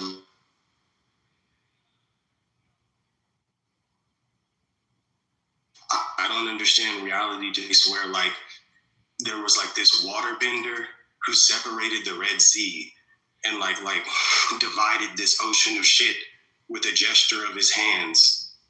You know what I'm saying? Like, I don't believe in all this other shit. Right? Now, I do believe in God. I do believe that some people are given, like, inspiration to improve the world and spread better morality, right? I believe Jesus is one of those people. And you know what I'm saying? And things like that. So I do believe in God, and I am a follower of Christ, right? And I think that's what it is to be a modern theist. To be a modern theist is to accept reality for what the fuck we know it is, right? And then draw your morality from some sort of theology. And I don't even think you have to draw morality from theology. But I think like there are frameworks of thought to where you could be a modern person who's not a fucking like flat earth cousin fucking hillbilly who also like still believes in God and follows Jesus. That's all I'm saying. I would have been done like 30 minutes ago man. if Tone didn't stop fucking. You're such a genius. Congratulations, genius. You're so wise. You just became a Christian a few days ago and you got all this shit figured out. And you learned it in college and your teacher congratulated you and you were high and above everybody else and we get it. You got it all figured out, man. You and Truth, y'all got this shit figured out.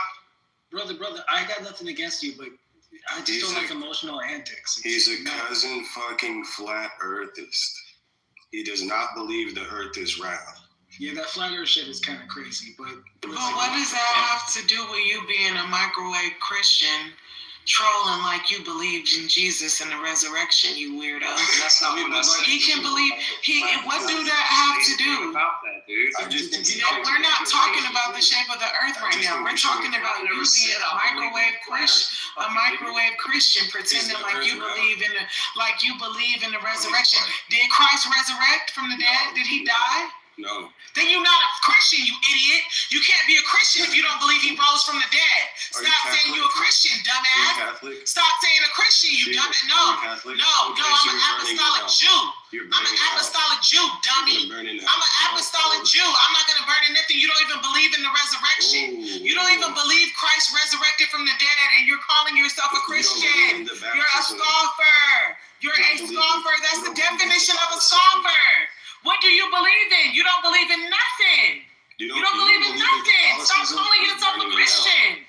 You want to argue with somebody about what shape the earth is when you want to call yourself a Christian and you don't even believe in the death and the resurrection? We ain't even talking about Trinity, bro. Fuck Trinity. We're talking about death and resurrection. You can't even be saved if you don't believe he died and rose from the dead. You cannot even be saved. You can't even, the Bible tell you in Romans, bro, you cannot be saved unless you believe he died and rose from the dead. What do you believe in? You don't believe in shit. You don't believe in shit. You a microwave fake ass Christian. You've been a Christian. You've been a fake Christian for 2 days. You're not even a real Christian. You're not even a real Christian, bro. God, Christ will look at you and say, I never fucking knew you. That's what he's going to say to you. Who the fuck are you? I never knew you. You claim to have cast out demons in my name. I never fucking knew you. You're nobody to him. Nobody to him. You don't believe in his death and resurrection. You don't believe in him, bro. Stop pretending like you believe in Christ. You're a fake fucking Christian, and we don't fucking know you. Christ don't know you, and we don't fucking know you. The real people who love Christ, who he died for, who he shed his fucking blood for, and resurrected for, it's not you. He didn't die for you. He didn't die for you. He didn't die for you. He didn't die for you. He didn't die for you. He didn't die for you. He didn't die for you. No, he didn't die for you. He didn't die for you. So real fake ass microwave ass Christian. So real quick, all of you, I was trying to be nice. Fake ass microwave fucking Christian. Can I explain to you what I believe? And y'all were like, dude, fuck you. I don't give a fuck what you believe. You don't even believe in the death and resurrection. You're not a Christian. You're not a Christian. You don't believe in the death and resurrection. You're a troll. You're a fake ass theist. You're not even a fucking. You're right. I'm not Jewish, dumbass. Get it right. I'm a Jew. I'm a Jew. I'm a Jew. I'm a messianic Jew. I'm an apostolic Jew. You just believed. You just decided you believed in the book yesterday. You don't even believe in anything that it truly says. You don't even believe in anything the book actually says. You just think it's fake stories. So how do you know who's the real people anyway? They're not real people anyway. They're not. There's not a real people anyway, right? If Christ never resurrected, if Christ never died and resurrected, then who are the real Jews anyway? Does it fucking matter who the real Jews are? If Christ never died and really resurrected, then all of it is just hyperbolic, right? It's all just a fake story, right? So who does it matter? Why does it matter who the true people are? Because you don't even believe in the death and resurrection, you dumb fucking idiot. So why are you trying to tell me who the real people are? You don't even believe in the death and resurrection. You're a fake Christian. You're a troll. You're a troll. You don't believe in the Bible. I don't care what you say about the Bible. You're a troll. You don't even really believe in the Bible.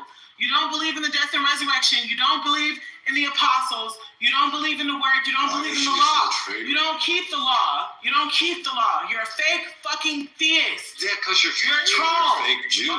You're a troll. It's better than being a fake theist. It's better than being a fake theist. You don't even believe in the death and resurrection. Why are you pretending to believe in Christ? Like, are you trying to fit into like theism? Do you feel like you need to be a theist to like fit in? It's weird as fuck to pretend to be a theist when you don't believe in Christ for real. To pretend like I fake believe in Jesus because I want to believe in God so bad, or I feel like it's cool to believe in God now.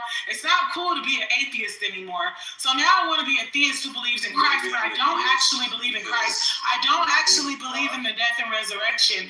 I'm just a fake fucking Christian that wants to tell other people what they are. I don't even really believe in the book.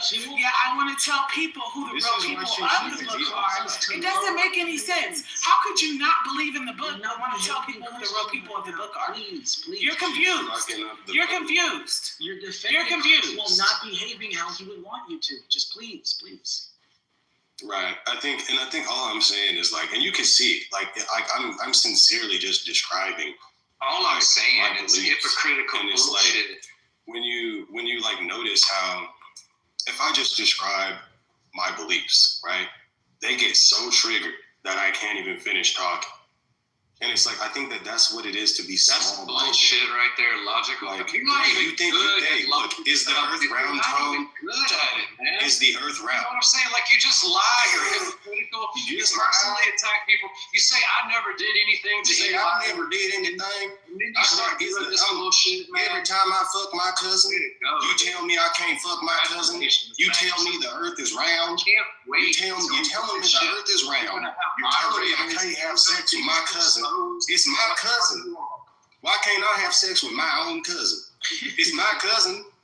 You're telling me the earth is round. If he actually believed in the Bible, he would know that Isaac married his first cousin Rebecca. Look at this. Right? Shit. And he would know that Jacob married his two first cousins. Look at you, Tom. Leah and Rachel. So he's actually speaking against the fathers of Christianity and the Bible. The fathers, the patriarchs of the Bible who married their first cousins, he's literally speaking against them right now. But I'm not surprised that he doesn't know that Isaac married his first cousin Rebecca and that Jacob married two of his first cousins, Rachel and Leah. I'm not surprised that he doesn't know that because he's a fucking idiot who doesn't really believe in the Bible and doesn't really believe in fucking Christ, right? He doesn't believe in Christ. So he wouldn't know that Christ's forefathers are men who married their first cousins. And he's trying to shame people into thinking that it's wrong to marry your first cousin when it's actually not wrong. But only an idiot who doesn't know the Bible and pretends to believe in the Bible and pretends to believe that Christ is the Messiah and died and rose from the dead.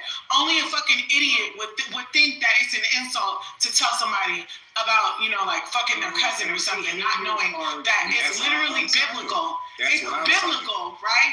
And the lineage that Christ comes from, the direct line that Christ comes from cousin fuckers, you idiot. So the Christ that you claim to love and to worship and respect and honor comes from cousin fuckers, you idiot. You're so dumb. You're so fucking dumb. I believe. She will. No. There's a difference between descriptive and prescriptive. Stop. There is a difference. That shit don't bother me none. There is a difference between. Yo, please, bro. There is a difference between descriptive and prescriptive. Not everything in the Bible is these nuts in my cousin's mouth. So you'll hear people do a lot of stuff. Doesn't mean God's telling us to do it. The commandments are as follows. We have 613, but even then, Christ comes and gives us the new covenant, right? Which is Abraham's the And old. then I have one more thing. Abraham is the fucking fake Christian, the microwave Christian here. Bro, she's not So what listening saith to you, he? bro. The word is nigh thee, even in thy mouth and in thy heart, which is the word of faith which is preached. That if thou shalt confess with thy mouth the Lord Jesus, and shalt believe in thine heart that God hath raised him from the dead, thou shalt be saved. That if thou shalt confess with thy mouth the Lord Jesus, and shalt believe in thine heart that God hath raised him from the dead, thou shalt be saved. You fake ass microwave Christian. You don't even believe that God raised him from the dead. You're not a Christian. That's the core belief of Christianity. That Christ was raised from the dead. You fucking idiot. You're not a Christian. You're not a Christian, honey. Stop faking it. Stop trolling us. Stop trolling real Christians. Stop trolling real Bible believers. Stop trolling real theists. You're a fake fucking theist. You're a fake fucking theist that wishes you believed in God. And you know what? Maybe if you keep praying, and if you keep asking God to come into your empty, soulless fucking heart, maybe one day he'll come into your heart, and you will be a real theist, and you'll be a real Christian. But today, as of today, you're not. You're a fake microwave, lying ass, trolling fucking theist that wishes he was a Christian. You wish you had the faith. You wish you had the faith that you had years ago when you grew up in Christianity. And I don't feel sorry for you. Because those who God rejects, he fucking rejects. And I don't care. He doesn't want you. God clearly does not want you. He does not want you. God hates you. Okay? Because if God loved you, you will believe in the resurrection. If God loved you, you will believe Christ was risen from the dead. You will believe in the death and the resurrection. But because you don't, it shows me that Christ and God hate you. God hates you, and he doesn't accept you, and you are rejected. You are rejected. You are given to early collar, baby. What is it called? Early collar. Strong delusion. God has given you over to a strong delusion. Yeah, that's for right? sure. That miracles don't exist. I didn't even know that the death and resurrection isn't real. That certain things that occur in the Bible aren't real and factual. They're just hyperbolic. God has given you over to those strong delusions. And I'm glad he has. That he has separated the wheat from the chaff. That he has separated the sheep from the fucking goats like you. You're a fucking goat. You're a fucking goat. You're not a sheep. You're not a sheep, brother. And you never fucking will be. Because he's known you from the beginning, right? He's known you from your fruit. Your fruit is fucking rotten. I know, but your fruit is rotten. So, brother, you're not chosen. You're not it. So he's giving you over to vile affections and delusions. Delusions, sir. So just real quick, and this is interesting for anyone who's, cares. So Ebonite Christians were some of the original foundational Christians, and they didn't believe in Paulinism. Paulinism is the modification of the word that we get from Saul, who converts to Paul. He's where we get the belief in the resurrection. So I'm not saying that you as a Christian should believe in the resurrection. Man. It's just not true at all. You don't know the Bible, man. Okay, so you are not qualified to talk about it. You are not qualified. You are not qualified. What did I say that was false? The original Christians. You said Paul came up with it, dude. You just said that. I heard you say it. That's not what I said. I said we get that from Paulinism. That's literally the correct.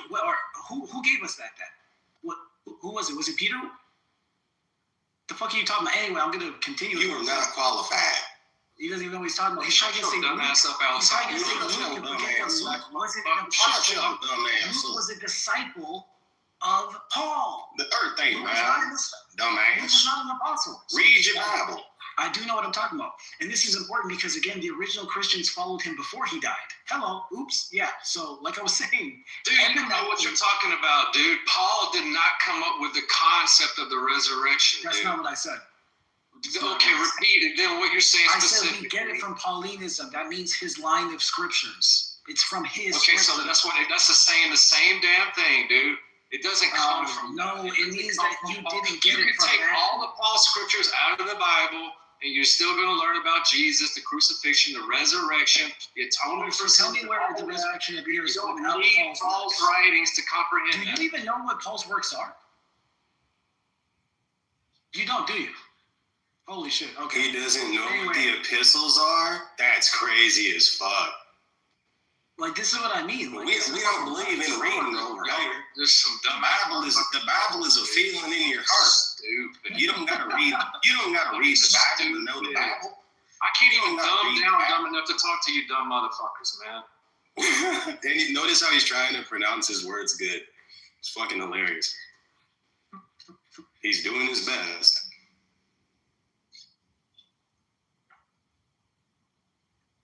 Well, I'd like to sing a song about how the earth is flat. And I like fucking my cousin.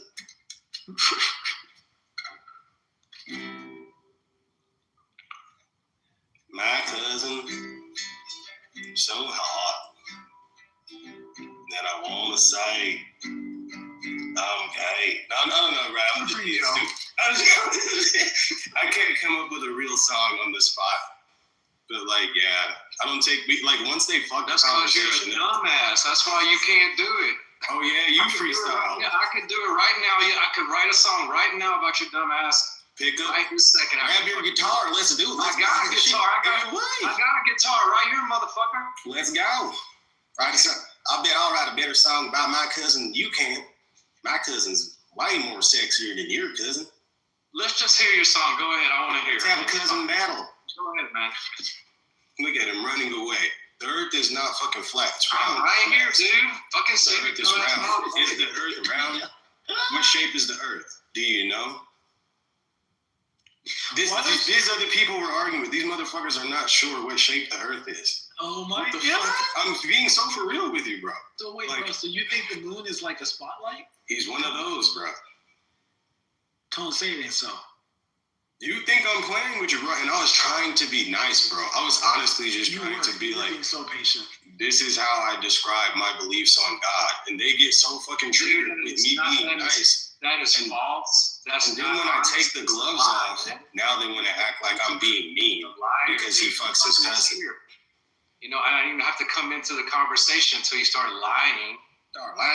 Until you started accusing people of shit. Until you started. No, that's not what happened. Everyone here saw me. You said you just like any Seeing the Christian lie. that goes Seeing to the lie. college. Why you You don't gotta start understand lying? how they can go to college and sit in class and still believe the Bible. So you're basically throwing shit at every single Christian. He said he feels like that shit. my feelings are hurt because I don't like your words. So now, like, bro, like, notice how I did not directly disrespect them at all. And it's not, Let's I just didn't disrespect them at all, right? With some They moderators. start crashing out You now. need to apologize. I'll bring my shit. He's mad. You can I'll have bring my shit. moderators.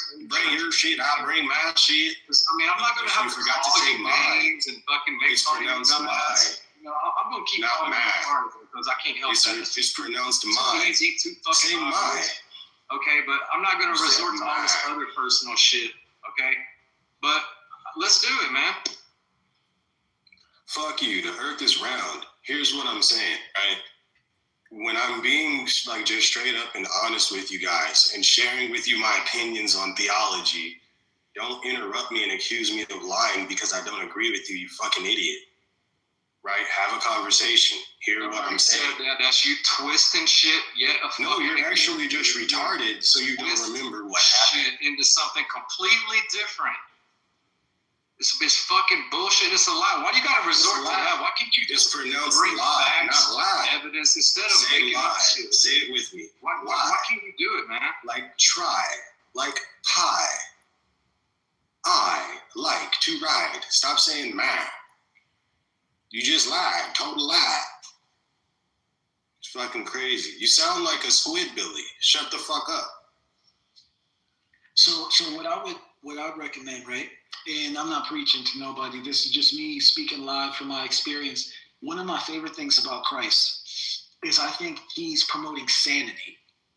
I think too often we conflate spirituality, religiosity with like morality, which is fine. I mean, sure, that I'm not saying that's not useful, but to me, it's actually what I've gleaned from it that's been very useful for me is that, oh, this is being sane, right? And psychology comes at it from a different approach where it's like a materialistic determinist perspective where it's like, oh, someone really literally is their genetics and environment. So like when Christ is literally saying, hey, forgive them for they know not what they do, you can take that as like a moral claim that one should have a merciful, humble heart and that's like morally useful, but it's also just cognitively, logically coherent. It's like sane. It's less insane. It would be insane to like go up to a crackhead in the street and like legitimately become upset because he's a crackhead and be like, why the fuck are you on crack? Get sober. Like you would notice that's insane. That's like going to a rock and just, why are you a rock? And so our inability to maintain a humble, loving, merciful, understanding heart actually shows how mentally unstable we are.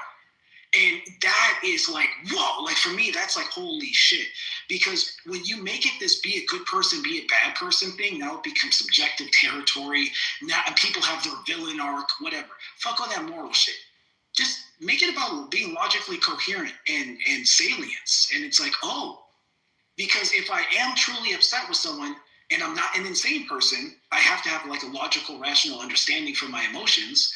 So like, why am I upset with someone? Well, I'm upset because they did this. And that's why Christ says, forgive others as you'd have them forgive you. Like he's without sin. I hear what you're saying, bro. Here's the thing.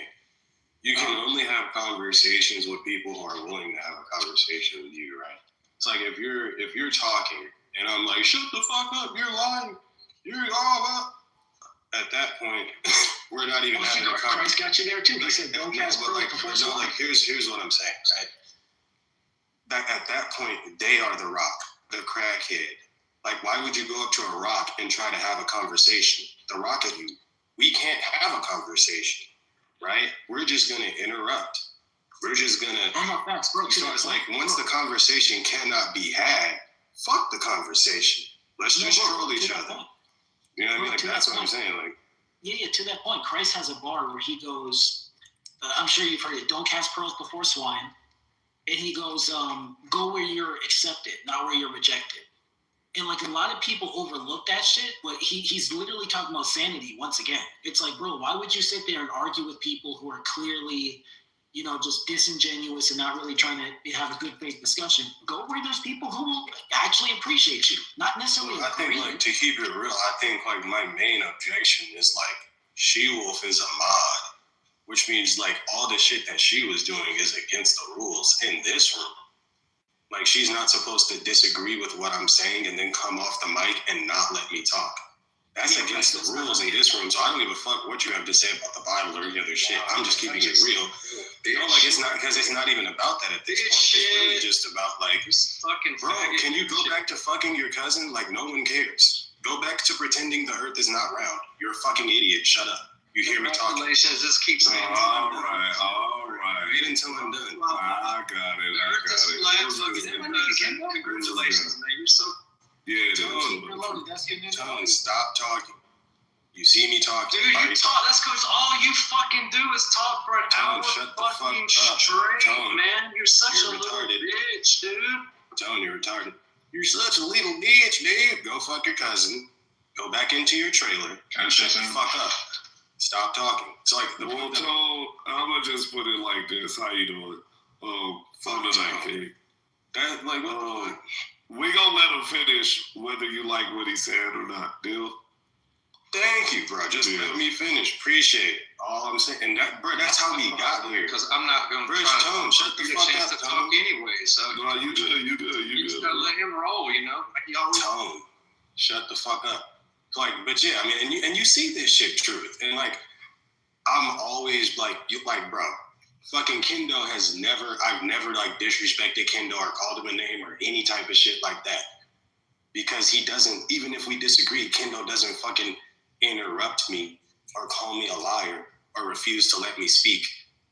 If you ever see me disrespecting somebody, there's a 100% chance they got me fucked up. And that's just facts. So like, I'll land there. If I'm lying, let me know. Shit.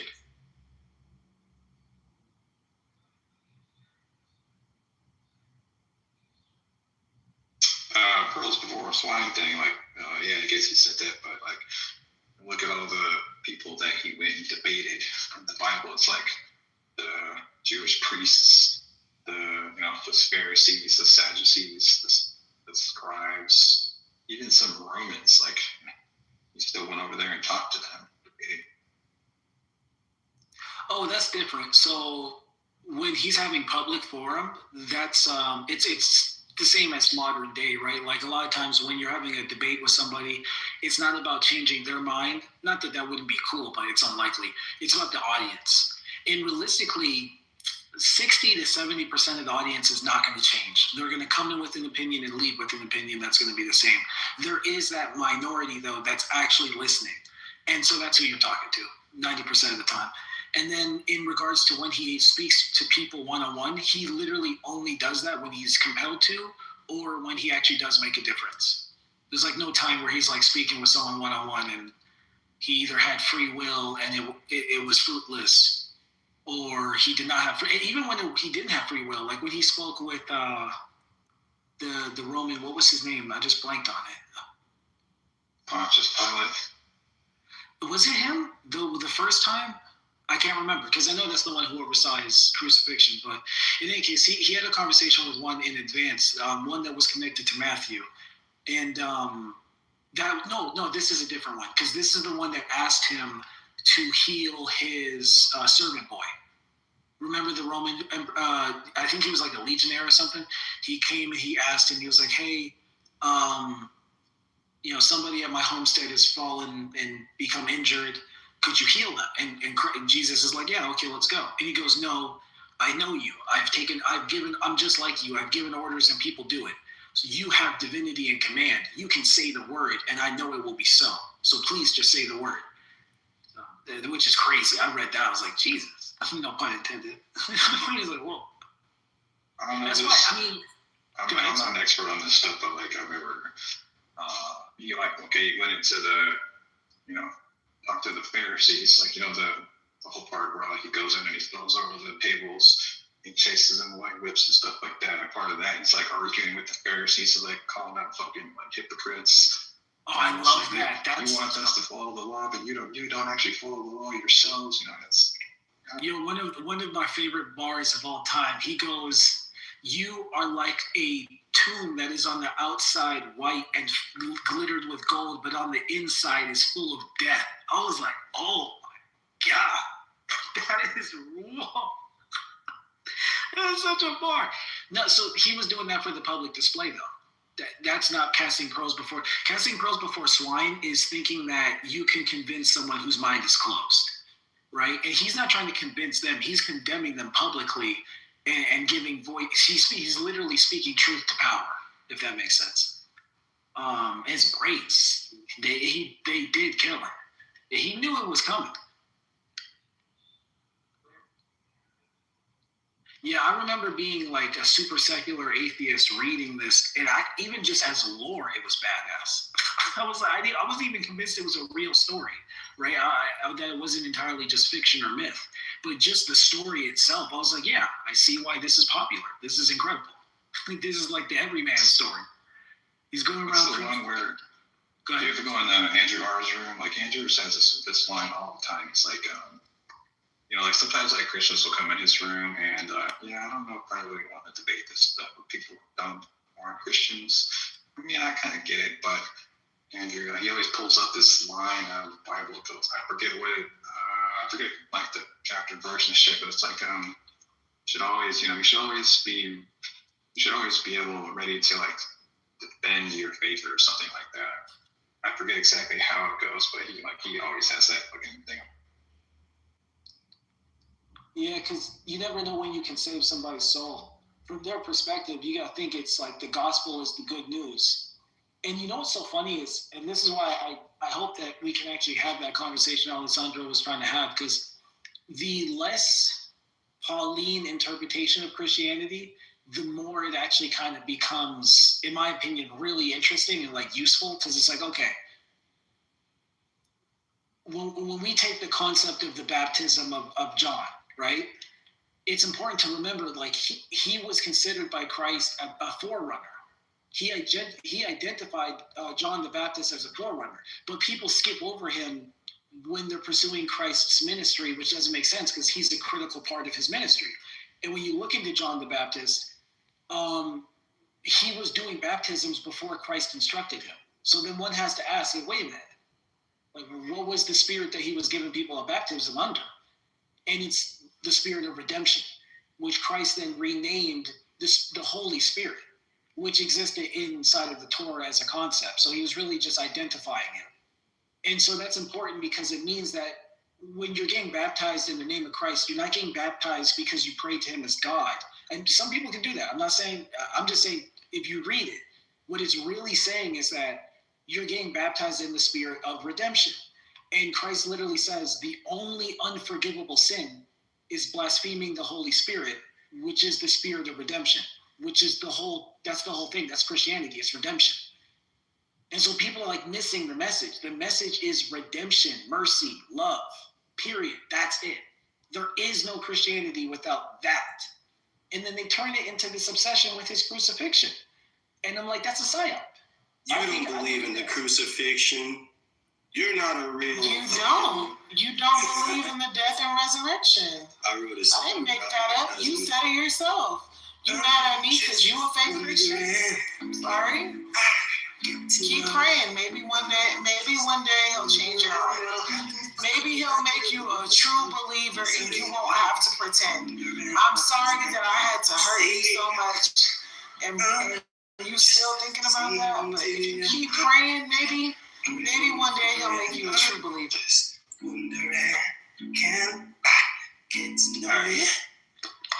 I know this song. That's a song I wrote for my cousin. You ain't no Christian, bro. I think I know you ain't no theist, bro. Wait, who? No she-wolf, like, who? Like, man, this is like all the stuff that people hate about Christianity. Like, oh, you're burning in hell. Bro, what the fuck? Y'all are weird, man. Were you saying I'm not a Christian, Elliot? No, I think he meant She-Wolf. That, man. I think he meant She-Wolf. Oh, you meant She-Wolf, Elliot? Oh, that part was for you. Yeah, Alessandro. You think I'm not a Christian? Yeah, you're like an agnostic or something, maybe. So you've been in Andrew's rooms and shit, right? I think I know the dude from Andrew's rooms. And it's like, yeah, dude, no. So they think that, so they lump agnostic in with atheist. And to keep it a stack with you, on my journey, I have concluded, and even like when I was in the rooms where you've heard me speaking, my views on spirituality are so exotic, right? That the average, in the same way that the average Christian can't accept my Christianity, the average atheist would not be able to accept my conceptions of God, right? So a lot of times it's like trying to explain your thoughts to a toddler. It's like you're not going to accept them. You don't understand them. So I typically don't even, the bullshit that you just saw unfold tonight is what typically will happen if I just honestly explain what I think to any group of people, right? Like they won't be able to understand it. They'll start like being weird and shit, right? So for that reason, you don't know what I believe or think because I haven't really been forthcoming with that. So I don't believe that your assessment of my stance on theology is accurate. I mean, well, I usually want to give people the benefit of the doubt on this kind of stuff. I usually, somebody says they're a Christian, I'm like, okay, fine, right? Are you a Christian, Elliot? In your case, no, I'm an atheist, but in your case, I do have reason to doubt. I got a lot of reason to doubt. Well, no, because you've also heard me argue against religion on many cases, probably vociferously and emphatically, right? And you've probably seen me. And that's one of the reason why you're saying what you believe. It's the same reason why they're saying the shit that they believe, because they've seen, but I also it's going to be semantics on what we believe a Christian is, right? So I don't believe in miracles. No, I don't believe in the resurrection. I'm defining a Christian as someone who believes in God, right? Do you believe in a conscious prime mover? Do you follow Christ? And do you affirm the divinity of Christ? I believe if you do those three things, you're a Christian. Now they're going to say that's not sufficient. they're going to say those things may be necessary but not sufficient. And I'll be like, okay, fine. That's cool. But let's like respectfully have that discussion, right? We can respectfully have a discussion where you say, oh, here's why I believe what you're saying, doesn't meet my standards. But when you just like talk over me, interrupt me, then the room just becomes bullshit. You dig what I'm saying? It's like I can see why you might say my definition of Christianity is incongruent with yours, and therefore I'm not a Christian. That's fine. But like, at least let's have that discussion, right? My angle here is not like you're, you have like the wrong interpretation of the book or something. That's not my angle. I'm pulling my angle from I've listened to you talk about quite a bit. You're a pretty eloquent speaker. You have like some decent insights about this stuff that I think only an atheist would have. Certain kinds of critiques that like only I would come up with. That's where I'm getting. Damn, bro. But I think that's because I'm familiar with the critiques that make sense and are relevant. I know what hills to not die on, and I'm a rational thinker, which is why I don't believe in miracles, which is why I don't. You see what I'm saying? So I think like me and the atheist are not going to have too much to argue about other than like our beliefs on theism. Typically if you're talking to a Christian, the easy way to like debunk their whole shit is to just point out the flaws in the Bible. But I don't believe the Bible's literally true. Do you see what I'm saying? So like, I don't know, man. I'm not trying to beat a dead horse, but I'm being sincere until when I tell you that I do believe in God and I do follow Christ, right?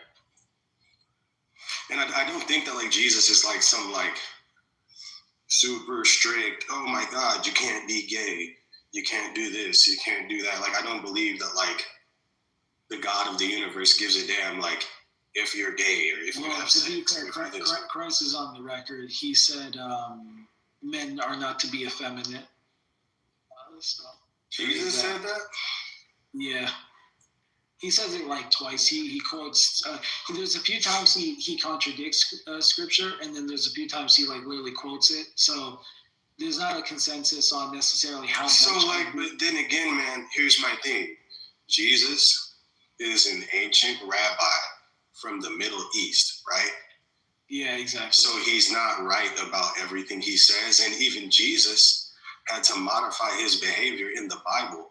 He walked past a woman who was not an Israelite, who was asking for him to share. There's a passage, right? Oh my God, I'd have to pull it up. But she's asking for something, and he was like, "No, get away."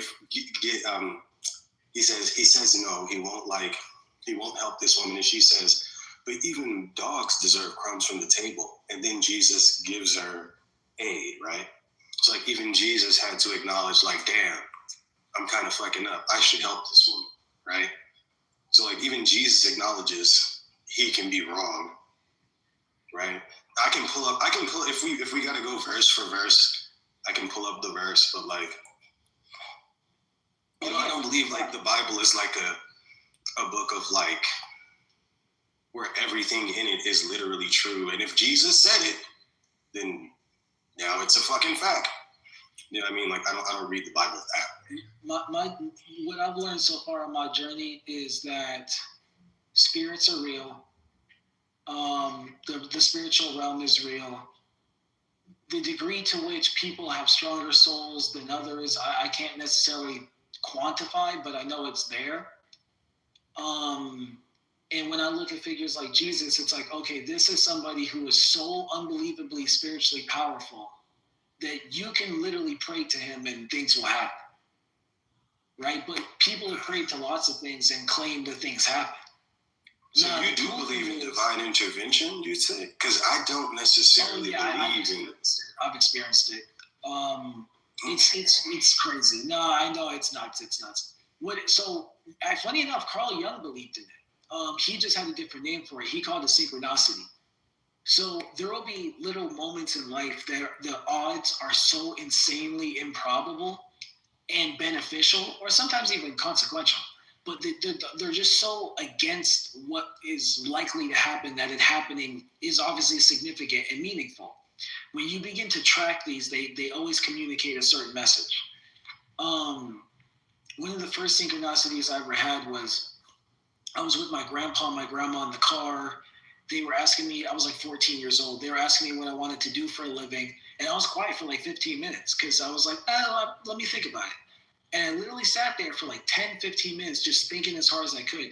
Because my grandpa had told me, he said, select something that on your worst day, when your leg is broke and you're sick and you feel like shit and you got no sleep, you still want to go into work because you love your job. That's how you want to choose. I was like, damn. So I was really trying, what the fuck, what can answer that? I came up with paramedic. At the same time I went to say paramedic, an ambulance siren started blazing so loud they couldn't hear what I said. And it was crazy because I even said to my grandpa after a beat, I was like, was that weird? Like the odd that I was sitting there quiet for 15 minutes. If I had talked even just 20 seconds earlier or 20 seconds later, that wouldn't have happened. But as it would happen, the very moment I said paramedic, because I said, hey, I figured it out. It's boom, I go to say paramedic, sirens. And literally an ambulance drives by. And I asked my grandpa, I'm like, do you think that's weird? And he goes, yeah, that's pretty weird. And my grandpa's a no-nonsense guy. So that's why I had to ask, because he's like World War II vet, old school, gruff. I didn't even know. I thought he was an atheist. I didn't know what he believed, right? So I was like, do you think that was weird? He was, yeah, that was very weird. You said paramedic and we couldn't hear you. You had to repeat yourself because there's a siren, an ambulance full of paramedics. I get it. That's weird. I go, would you take that to mean something? He goes, honestly, yes, I would. From what I've seen in life, take it or leave it, but yeah, that would mean something to me. Okay, so fast forward, I start tracking all these little things. I'm not going to get into them, but I've had witnesses. I've literally had friends and family and even exes be there. And so my takeaway on it is, A, you have to be open-minded to it in the first place. It's like a relationship with the world around you. And you have to, for a moment, entertain the thought. It does kind of activate off faith. Like there's this faith component. And I come from a skeptic background. The only reason my faith got cracked open is because my grandpa died and a bunch of weird stuff happened. And basically me and my mom and my sister knew he was going to die before he did. And then he did die, which confirmed all the spooky shit and made me go, what the fuck? And then 2 years later, my best friend committed suicide and visited me as a hummingbird. And it was uncanny because I've been holding it in for 3 months and pretending I wasn't affected. My best friend dead. I'm 14. I'm pretending I'm strong. I'm okay. I finally break down and cry 3 months after his fucking funeral.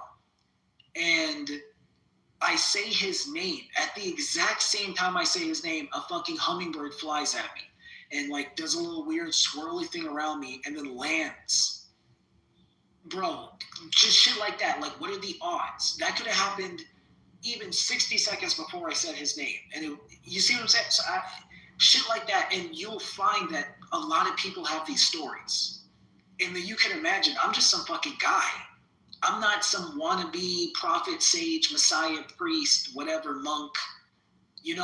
My mom was a hippie. She kind of preloaded me with the potentiality of these things occurring. I was still super skeptic. Like my spiritual journey started when I was 12. I'm 34. I'm still slowly opening up my faith. But I've just seen enough that it's like, no.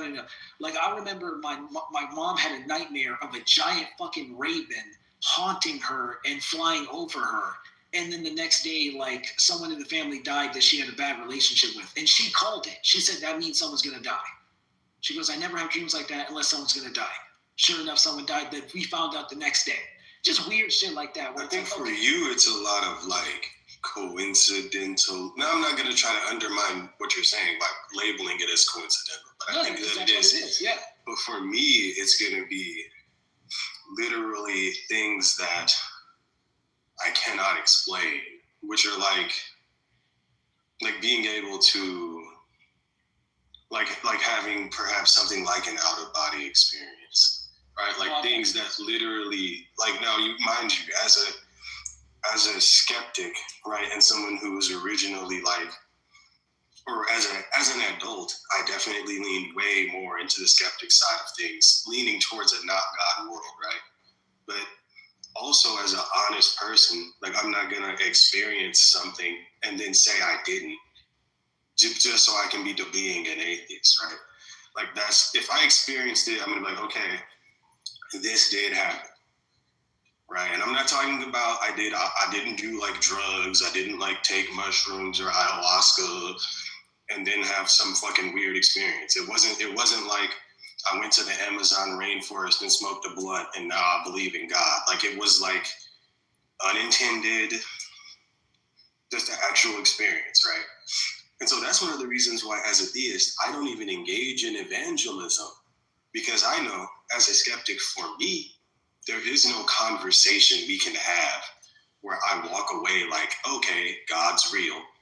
You see what I'm saying? So like for me, I know that like belief in God to the rational person is going to come down to like your own person. Like for Elliot, I'm not gonna, and I think I do remember having conversations with the gentleman. There's no, like, Elliot's smart enough to where I can't like tell him words and then he's like, okay, so it follows that Jesus Christ is God, right? Like, that's not gonna happen. You know what I mean? And I respect that. But, honestly, I can speak on Christianity pretty easy. You just, what you want to do, and funny enough, I got these arguments from the other side. Like, I used to be a big fan of Christopher Hitchens and shit like that. I loved watching Christians get dunked on. But you watch enough Christian apologetic debates, and you start to realize, like, okay, actually, some of these points that I was taking for granted because I was already, like, a skeptic atheist who, like, wanted to watch them lose, when you revisit, you're like, well, no, they didn't actually have an answer for that. They just deflected to this. Nah, dude, I'm going to be honest with you. I've never heard a good argument for God. I was not brought to God through argumentation. I have never heard. I'm just being so, and this is me telling you honestly as a theist. So I got a question. So what's your take on the causality argument? Like the idea that like every effect requires a cause. And so if existence is eternal, which is essentially what the science is telling us, and what logic would have you conclude anyway, because if it's not eternal, that means it has a beginning and end, and that's even crazier. That would suggest creation definitively. But all that we're saying though, like, okay, a cause. Okay, fine. Planets are caused to exist through the formation of stars. Right, no, I know, but here's what I'm saying to you. Mm-hmm. Everything that has ever existed, there's a natural explanation for it. And so like if we're talking about, okay, so then a cause for the universe, there's probably some sort of natural process. It doesn't follow God must be the cause. Well, no, the idea is what precedes existence itself. It doesn't have to be a God, bro. It could just be any type of, like, it's like, for instance, before people knew where planets came from, they were like, bruh, the planet had to come from somewhere. Obviously, God made it. But now we know how planets form. So that's just God of the gaps to me, bro. All you're saying is we don't know what was before this. There had to be a cause. We're not talking about God of the gaps. I get. No, but you're saying there must have been a cause, and that cause must have been God. It's a logical. So it's basically so. No, it does not logically follow that God exists. So it's just. So do you know how syllogisms?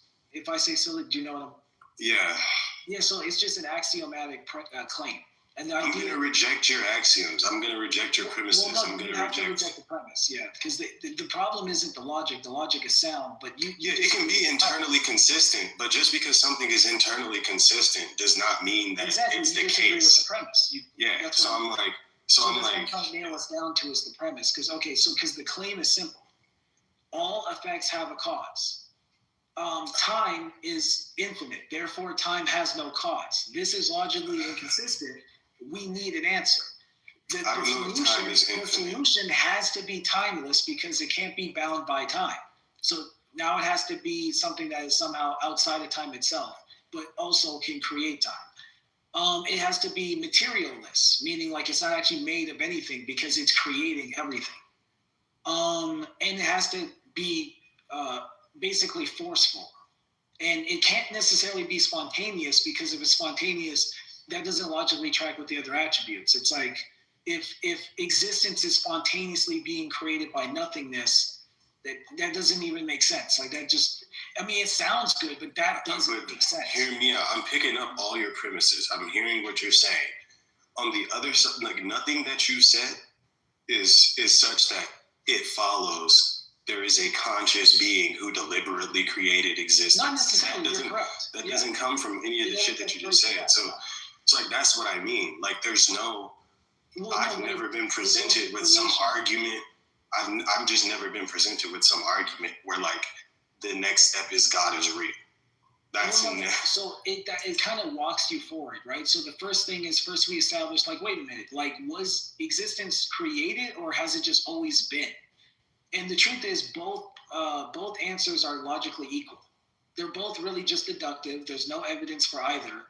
One might try to position the other like. Well, I mean, no, the block universe theory and the tenseless theories of time are most definitely the case, right? So the eternal nature of, like, if we understand space-time, there are 3 dimensions of space. The 4th dimension is time. All coordinates in space exist, whether you are there or not. Analogously, all locations in time exist, whether you are there or not. And so, like, the block universe theory is going to be the one that astrophysicists and like people who study the cosmos in the deepest level will affirm, right? The tenseless theories of time, whether that's the B theory of time or the C theory of time, right? And so the eternal nature of the universe is, again, I would presume that is the case, right? And so obviously, yeah. So I don't think I'm not an A theory guy. You know what I'm saying? So when they say, when did the universe begin? What the fuck? That's like asking, where did the universe begin? Exactly. See, no, but exactly. And so, but those 2 conclusions, which are just rational observations, mean that you have to deduce, okay, wait a minute. So how does something that's infinite begin? It doesn't. So where does it come from? And where is it? So that force, that previous precursor force is the one that we would identify as God. God doesn't have to have any attributes. That's where we now get into religion. We're not arguing religion. We're just saying that there is this force, and force, people might call that God. Now, people usually ascribe consciousness to God, but that's actually not necessarily the truth. There's pantheism. Pantheism is the belief that everything that exists is God in totality. In the same way that's tantamount to equivocation.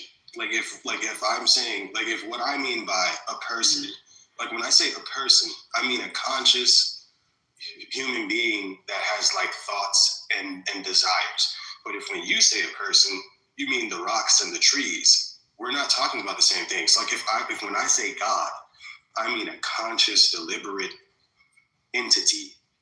That's completely different from whatever you mean by pantheism. Unless you mean that like all of the universe has some consciousness that we're not aware of.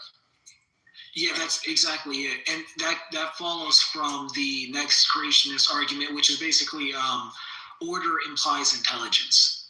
So if you conceptualize randomness and chaos theory, what you're not going to be able to calculate is any probable outcome of intelligent life. And we've ran this. It's true. Hold on, real quick. Note that I didn't say life. Life forms are actually incredibly common. Those are just protein chains. Intelligent life is improbable to ridiculous magnitudes. It's less than 1%. That's just, it's not even a debate. For what? So here's the thing. There are more stars in the universe than there are grains of sand on Earth, right? And so just think about that. If you grabbed like sand in your hand from the beach, there's probably billions of grains of sand in your hand. There are more stars, like the odds of intelligent life developing are actually quite high, if I'm just being honest with you about what I've heard when astrophysicists talk about it. Because people, like most creationists will say, what's the odds of life existing? It's actually pretty fucking high. No, life is common. Life is common. And even intelligent life, when you look at the probability, it's like, we're gonna like debate on what intelligent is. But like, yeah, bro, it's like, it's kind of inevitable. It's almost numerically like inevitable. I mean, like statistically, it's very likely, at least from what I'm familiar with scientists saying. So again, it's not about the capacity or the possibility. I think that's where we're talking past each other. Obviously, we exist, so we know it's possible for intelligent life. I'm talking about the likelihood. I'm not even talking about the possibility. Exactly. I'm saying it's very likely. That's where we disagree on. So one, Earth is already improbable. Every single It's thing highly probable. Like, hold on, please, just let me finish. Everything about Earth characteristically, and we can go down the list, I'm not making this up, is less than 1% odds. So for example, do you know how our moon formed? This is the going theory. An asteroid hit the Earth so hard that a chunk of Earth fell off. That became the moon. And it became tidally locked so that at the ratio that the Earth spins on its axis and the ratio the moon spins on its own axis, we are always seeing the same face. That is insane. That's literally less than 0.0001%. Like that doesn't even make sense that it ever happened anywhere. And by the way, we've never seen it happen anywhere ever. What the fuck? That's all. So let me just push back real quick, because like we're just disagreeing with each other. And here's the thing: I just asked AI. Okay, bro, but I knew the answer before I asked it, right? I knew what the answer was, but I'm just showing you, right? Is it likely that there are many planets like Earth in relation to a star like ours in the universe, given the number of stars? Is it possible that there are like 1 billion planets like Earth? The answer, yes.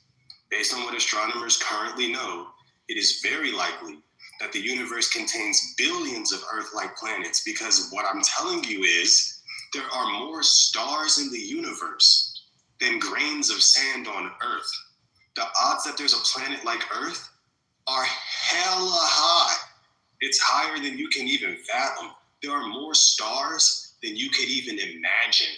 So, and there are more planets than there are stars. So, there are many planets like Earth.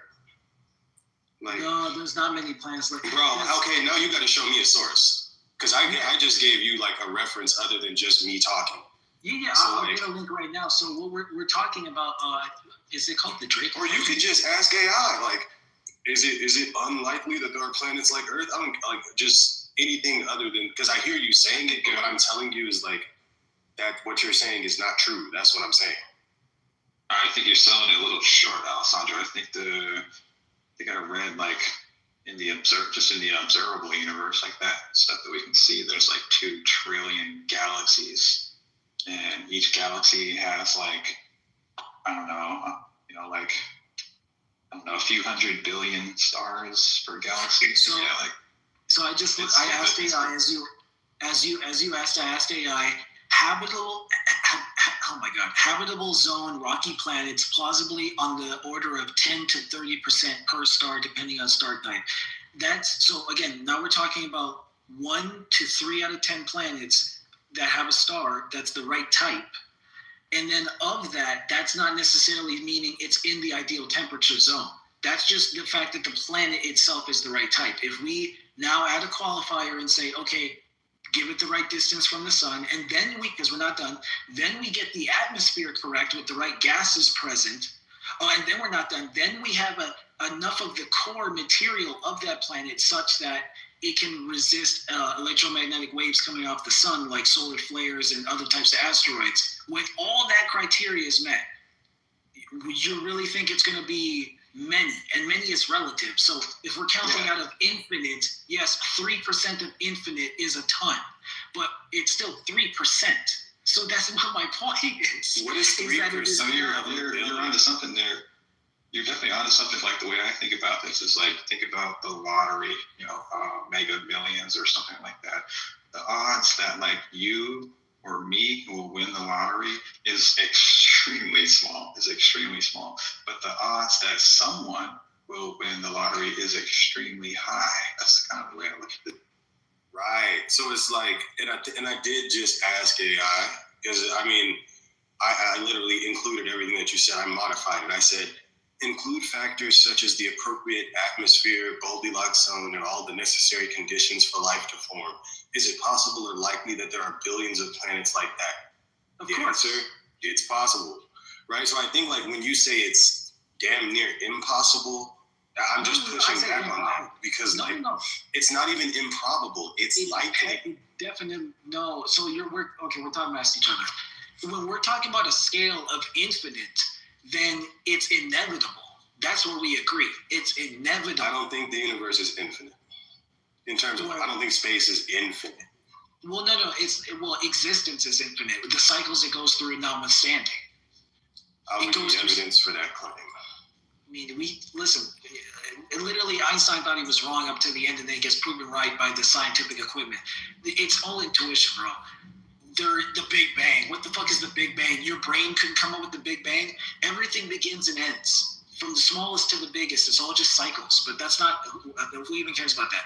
What I'm saying is this: I'm saying there are not infinite stars, right? There are not infinite planets. So I'm not telling you there's most likely infinite universes, and each universe is going to have an insane amount of what? That's a wild claim too. Like, why would there be infinite universes? Like, where are you getting this from? That's what the modern scientists are suggesting. Yeah, there's infinite universes. I mean, well, this would be theory. I think, okay, I'd entertain like that as like a theoretical, but that's not a scientific theory in the sense that like evolution. It is a scientific theory. It's called. It's called bubble universes. It's the prevailing theory. But when I say a scientific theory, what I'm saying is like, do we like, so for instance, when we say the theory of evolution, like we know that basically evolution is a fact. Are you saying that like the existence of infinite universes is tantamount to a fact? No. So when you're getting into this level, wait, what do you mean, Elliot? I want to like, what do you mean? It's called. Hold on, just real quick. I'll let him go. I just want to say it's called theoretical physics because it's theoretical. So you're not saying anything. I know that. I'm asking Elliot, like, are you saying it's because like if you're telling me it's a matter of fact that there are infinite universes that we know that the same way that we know like.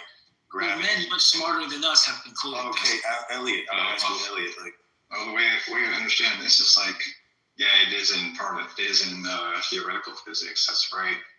The way I understand it is the idea of the multiverse, among like a few other ideas. Those are all they're important, and we think about them because they're consistent with what we know about the laws of physics. The laws of physics do not rule them out.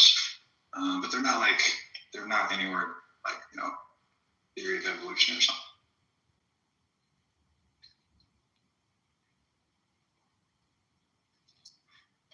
That makes sense. And like, I do believe in the multiverse. Like the existence doesn't really make things in ones. Like there's not one planet, there's not one star. Why would there be one universe? But then I don't like. Positive and negative. Yep. So I'm open to the idea of the universe, and I'm sorry, the multiverse, and I do lean towards the multiverse. But I mean, it was just like, I don't know, like we're getting off base because I think like the whole thing was I've never heard a compelling argument for the existence of God, and I think the sticking point here is that truth is trying to make the case that the likelihood of a planet where life exists is so damn low that it kind of means something, and I'm saying. Just based on what we know, then okay. Let's ask Elliot. Wait. Because like, let's get clarity. Let's get clarity, right? So Elliot, do you think that truth has been saying the probability of life existing? I'm right here. Well, wait. I'm just asking. No, but I think like we've been talking past each other. No, because I think you're just going. Truth, man. Truth. Hold on. Truth. I think you're doing an unintentional Stop. No, truth. Because like, you are, bro. Truth, please. Truth. Please, because like truth. I'm not even poisoning the well. Truth. Stop for 30 seconds. Put your weapon away. I don't have a gun out. I'm not trying to attack you. I'm trying to ask Elliot a question. I don't think because truth. If Elliot says that he doesn't hear you saying what Elliot, then okay, but I do. I care what Elliot says. So let me ask him a question. Can you get out of the way? I'm trying to ask him a question. Why are you in the way? Like, I'm just trying to ask him a question. You will be all right. You will be okay. I'm going to ask him a question. You relax. Just let me ask him a question. No, you're being controlling. Why can't I ask him a question? Just relax. I'm trying to ask him a question. Holy shit. You just won't let me ask him a question. I don't give a fuck what you say you're going to do. I'm just trying to ask him a question. Why are you trying to? Bro, shut up. Let me ask him a question. I don't give a fuck what you think I'm doing. Let me ask him a question. I don't care what you're like. Damn. Can we try? let me just ask him a question. Can you chill, bro? No, I'm trying to ask him a question. Here, let me ask him a question. Can we agree on this? For you earlier, and you bro, I don't give a fuck what you did earlier. Just let me ask him a question. Respect, bro. You're disrespecting the fuck. How? Because I'm just trying to ask him a question. Me. No, I'm not. No one's controlling you. You'll be okay. Right now? I'm trying to ask Elliot a question. Why haven't you stopped? What is wrong? Because you won't let me ask him a question. I didn't say that. I literally said I'll let you. Can I say one thing? Then just let me. No, you can't say one thing. I don't give a fuck. No, okay, that's cool. I'm trying to ask Elliot a question. You won't let me do that. Fuck you, man. Fuck you. So just okay, that's cool. I don't give a fuck how you feel. That's weird internet shit. Okay, that's cool, bro. That's cool. How people acting. That's cool, right? I'm trying to ask Elliot a question. In real life, he would have just let me do it. No, you're being weird about it, though. Okay, I don't give a fuck if you feel like I'm being weird, bro. You won't let me ask him a question. Nigga, I'm just trying to ask him a question. You haven't let me say anything, bro. You've been talking more than anybody. Let's be honest. What are you? So like, I'm just trying to ask him a question. Okay, all right. Right, yes, you have. Let me ask bro, Elliot a question. I don't even care anymore. Okay, then that finally, shit. Fuck. So Elliot. You are a sassy bitch. Okay. Oh my God, bro. Can you just shut up? Oh my God, bro. I'm trying to.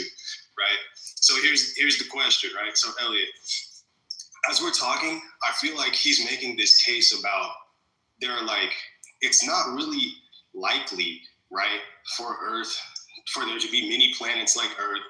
It's like, are you picking up that same sort of vibe, or am I mistaken?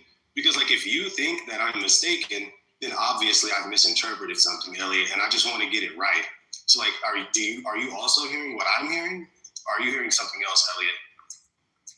I don't remember what exactly Truth said. I think that remember the lottery thing I was talking about? That if the odds are high that someone will win. Like let's say I had how many planets are there in the Milky Way? There's like a few billion. So let's say I had a few billion tries at the lottery. I have like a few billion lottery tickets. Then the odds are pretty high that I'm gonna hit I'm gonna hit like a jackpot. So you're trying to clarify that although the odds may, so you're clarifying that although it may seem as though the odds are low, right? So you're hearing him make some point about low odds, and then you're trying to say, okay, so we're hearing the same thing. You're trying to make the case that even though it may appear that the odds are low, it's actually in this context reasonable to consider that it is almost inevitable that such an outcome will occur, right? And that's all I was trying to do. I was trying to get clarity. What am I tripping? So no, I'm not tripping, right? Thank you. You see how easy that was? Just ask the question, get an answer, boom, now we're done. Are you okay, Truth? Did I insult you or stab you, or did I? Damn. No, this is what you don't understand is all I was trying to say is my bad. Go ahead. But you were being so controlling, you were refusing to listen to me that actually by the end of it, I was like, yo, if I was in front of this nigga, I'd knock him out. So I've never, that's weird. That's weirdo behavior. No, you wouldn't. Cool. Okay, whatever. He's on the defense though. It's weirdo behavior. It's pretty weird. He was talking to the other lady, she was going in on him, dude. So he's got his shield up and he's sword out and shit. You know what's so crazy is I was going to bat for him. No, that's bullshit. I don't care. Hey man, so we're talking about God, right? All I was trying to say is my bad, you got it, and he couldn't even listen to that. That's a dickhead. That's an actual dickhead. Cool. So if we're talking about God, can't take accountability because he's pissy. Now he needs to take it, bro. I'm not your boyfriend. What do you want me to take accountability for? No, you know what a real man would say? A real man would say, you know what? A real man would just go back to the conversation. Now I mostly get why she was talking to you like that. If this is how you be getting down with, because it's cool when the niggas on your good side. This is how you be getting down with the cool niggas on your good side. Then you show respect. The second you decide to be a narcissist, all of a sudden the rules go out the window. Now you got no decorum. You're a hypocrite. So this is how you want me to treat you. You're saying the N-word and talking about decorum and shit. Are you drunk? What are you doing? Are you drunk? Oh, I've got you. My bad. I won't call you nigga again, Alessandro. Please I'm sorry. don't. I didn't mean to ruffle your feathers. I know you have a tight little panty on right now, but listen. Please don't call me the N-word. Here's all I'm saying is if I've never really heard any arguments for God. That you trying to drove me to that. That's the original conversation. I don't give a fuck about your feelings.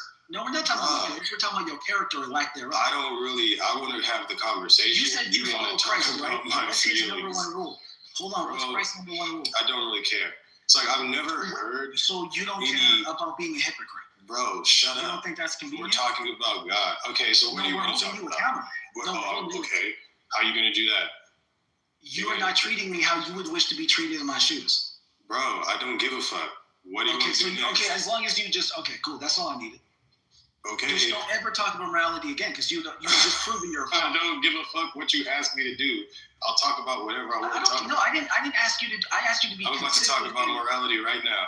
I'm asking you. Morality, I think, is like going to be a subjective matter. You think empathy is subjective? You can't imagine how empathy is going to be.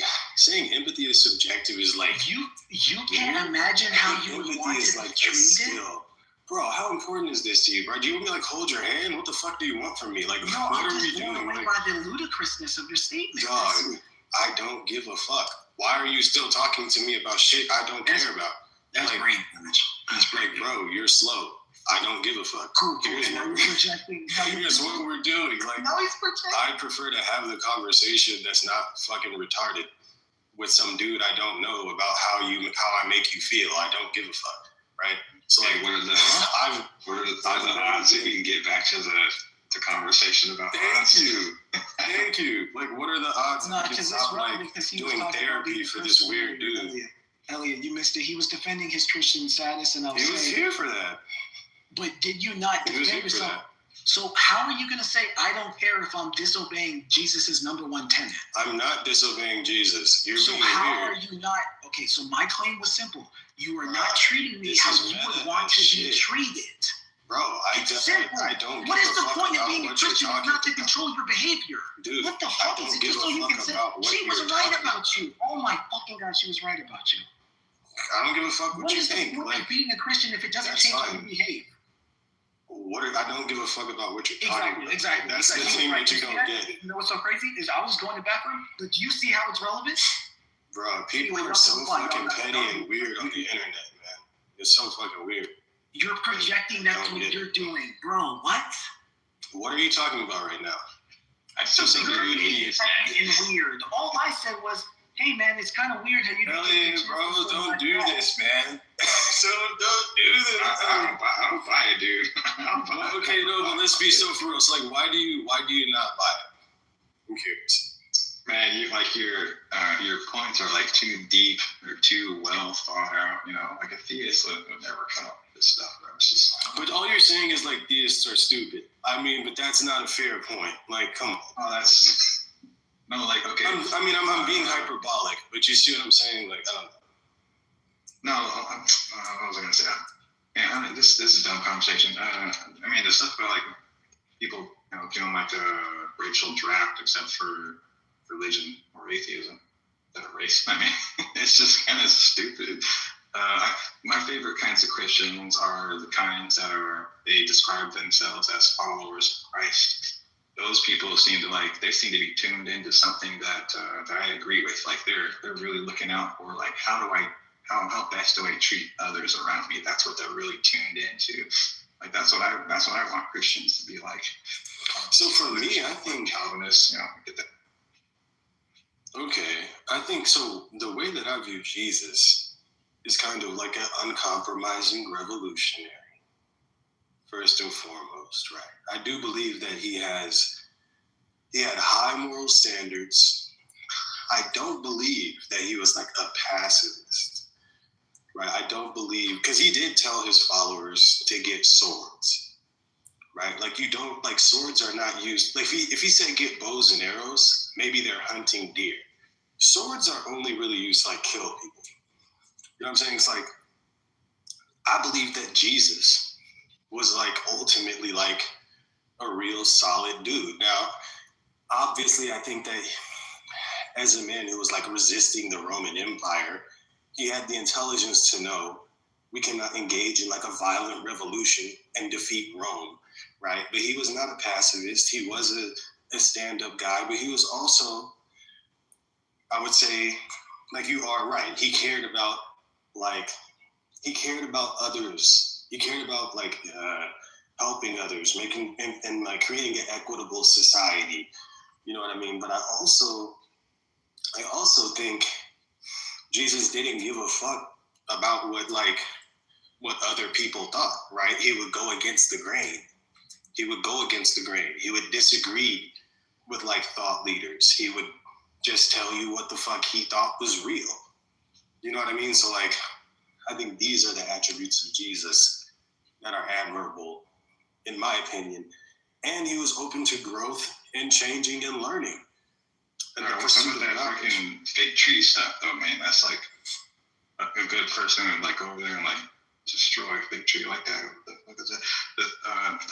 Man, some Christians are like they treat the Bible like it's the U.S. tax code, and they go over it with a microscope, so that they can get like an extra $1 off their taxes or something like that. They take it like pretty literally serious, like in that kind of way.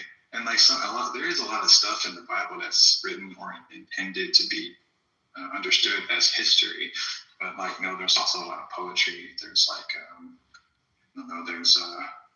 there's all kinds of different genres in there. It's not like you shouldn't read the book that way. Well, yeah, and I think again, like, this is where I think that there may be space for me to make the case that I was originally making.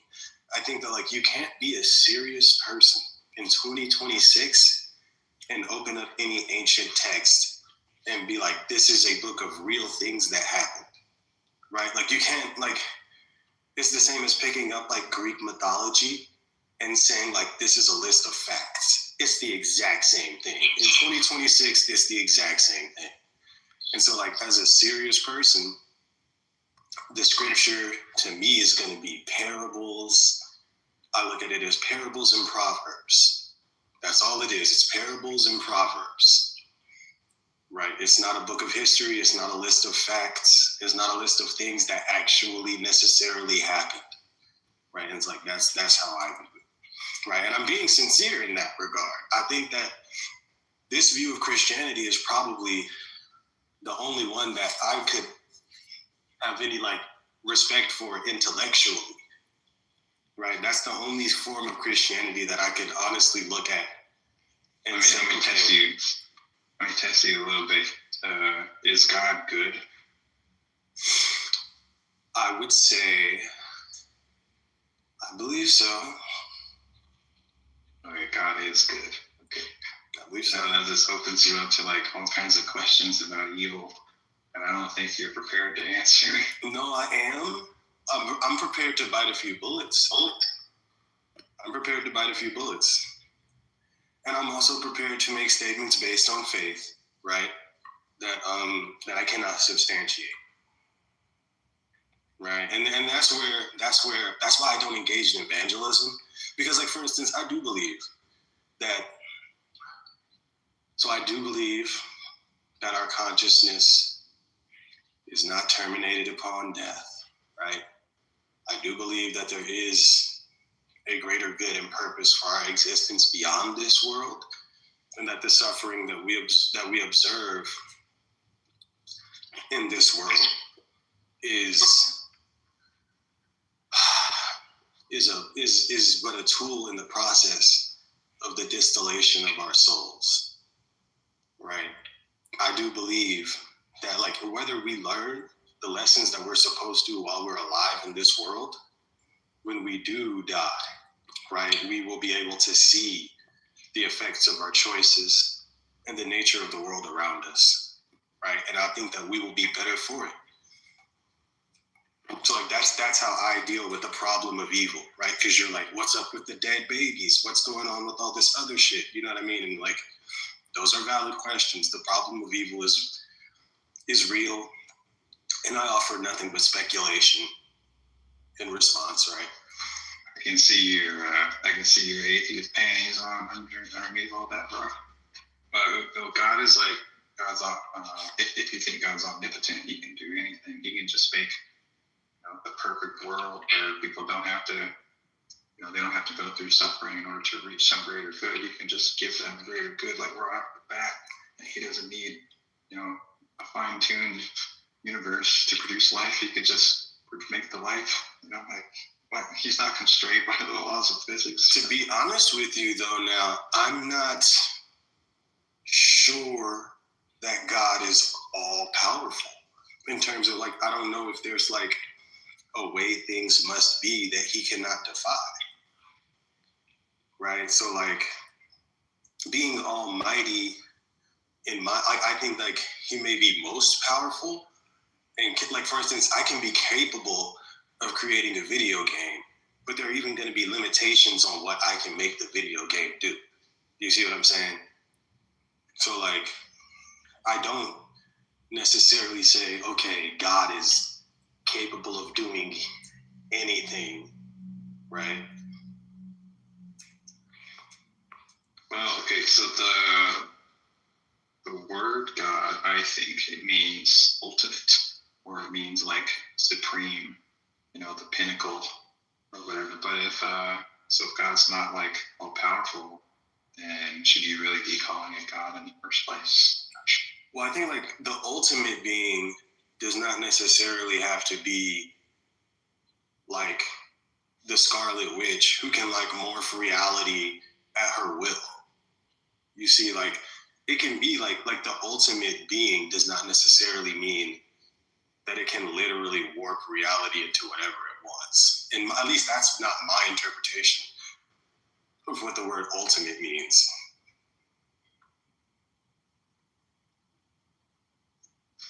Who's the best basketball player of all time, Allison? Right. I mean, let's say LeBron James is the ultimate basketball player, right? Oh man, you definitely don't believe in God, because Michael Jordan is clearly the best basketball player of all. All right, but do you see what I'm saying? Like, if we were to say like there is an ultimate athlete, that doesn't mean that they can like make the basketball float and then turn into a soccer ball. You know what I mean? Like, they're just the best there is. Sure, but then you wouldn't, but then they just wouldn't be ultimate. Ultimate means like they're the best. It's not even possible for something to be better than them. So like you honestly think you don't think there's anything that's ultimate in the universe at all, right? Because according to your definition, for something to be the ultimate anything, it must also be able to warp reality. I think these are. I'm not really sure about that. It might be that there is no like ultimate thing in that kind of way. Like our brains like intuitively want to go in that direction. We think like analytically. A lot of times we think in black and white, like this is not that, or there's classical laws of logic or whatever. We think in that kind of way, but there might not, like not everything fits the classical laws of logic. Some things just seem like extremely counterintuitive to us. But like I don't know. I think that like just the word God is like problematic in that sort. I guess like I just asked AI real quick, just define the word ultimate. It says ultimate refers to something that is final, fundamental, or most extreme. I'm sorry, the most extreme or important of its kind. Right? And so to me, ultimate does not necessarily entail limitless. Right? It just means the most in mind. So I think like the attributes of God that I would like affirm are going to be, I do believe God is good, right? I do believe that there's a prime mover that is, conscious and has intention and does communicate with us, right? And things of that nature. So, and that's where I stop there. I don't go into like much deeper than that. And then I do also like affirm the divinity of Jesus, and I affirm and I think like if you do that, if you believe in God and you believe in the divinity of Jesus and you follow Jesus, I would say you're a Christian, right? And I've been saying this for months at this point, but I think that like She-Wolf is like no true Scotsman than me. out of being a Christian, right? And I think like a lot of people do that. And I think people in my family even have tried to do the same thing, but I think like one of the last things I'll say is like, there is no uniform ideology of Christianity, right? It's very fractured. Some people are going to say you have to believe in the Trinity. Others won't, right? Some people are going to have books incorporated into their canon that others don't, right? And so like, none of you can tell me I'm a heretic because all of you are heretics, according to somebody, right? So like, I think that's where I feel like my Christianity is legitimized through the fact that there are so many different forms. You know, I don't know if that makes sense, but I'm telling you, I am sincere in my beliefs and the things that I'm saying, right? So, all right, but I still don't buy it. But I think the instant that anyone like attributes any kind of like properties or with some sort of determinate kind of nature to God, which God just means like ultimate. Anytime somebody starts stuff on them like all powerful and like perfectly good and conscious and what did you what's the other one you say? Starts with an I, forget, intentional, you know, it has intentions. Anytime you start doing that kind of stuff, you immediately like sort of contradict the idea that God could be explanatorily ultimate, you know, because like you can always just ask questions like, oh, why does God have consciousness rather than not? Or why does he have intentions rather than no intentions? You know, and like people understand like those are good questions, you know, and that just means that like, you know, God doesn't explain himself in that kind of way. Like the moment you put those proper things on there, so it can't be ultimate. Therefore, it can't be God. I see what you mean, and I think like those questions seem to be analogous to like, why is there something instead of nothing? Like, why isn't there just nothing, right? And I think like some things are going to be like brute facts. Maybe I'm not necessarily articulating, or maybe I'm not responding in a way that like actually, you know, thoroughly addresses the concern that you've raised, and it is valid. But I think like it's almost like saying why does stuff exist instead of not? Like, why is God conscious instead of not conscious? Like, it reminds me of that. So I mean, some things just seem to be the case without an explanation I can offer, right? But I mean, I don't know, man. Like, I'm straight up being sincere. I wouldn't, because I think because I've been an atheist, and I'm pretty sure that you've seen me like make these arguments against God's existence, or at least against the Christian God, right? Or against like particular conceptions of God. But even in doing all of that, I still always knew like, just because we can disprove this Abrahamic God through pointing out contradictions and absurdities, that doesn't necessarily rule out the possibility of a conscious prime mover, right? So I've kind of always had like this cooking on the back of the stove. Like, I even used to think like Albedo was trolling, which maybe he is, right? Like, because I don't know. Like, you know what I'm talking about? Like, I used to think like maybe he doesn't actually believe, but then like on my own journey, it was like, I can actually see how you can believe in a God, right?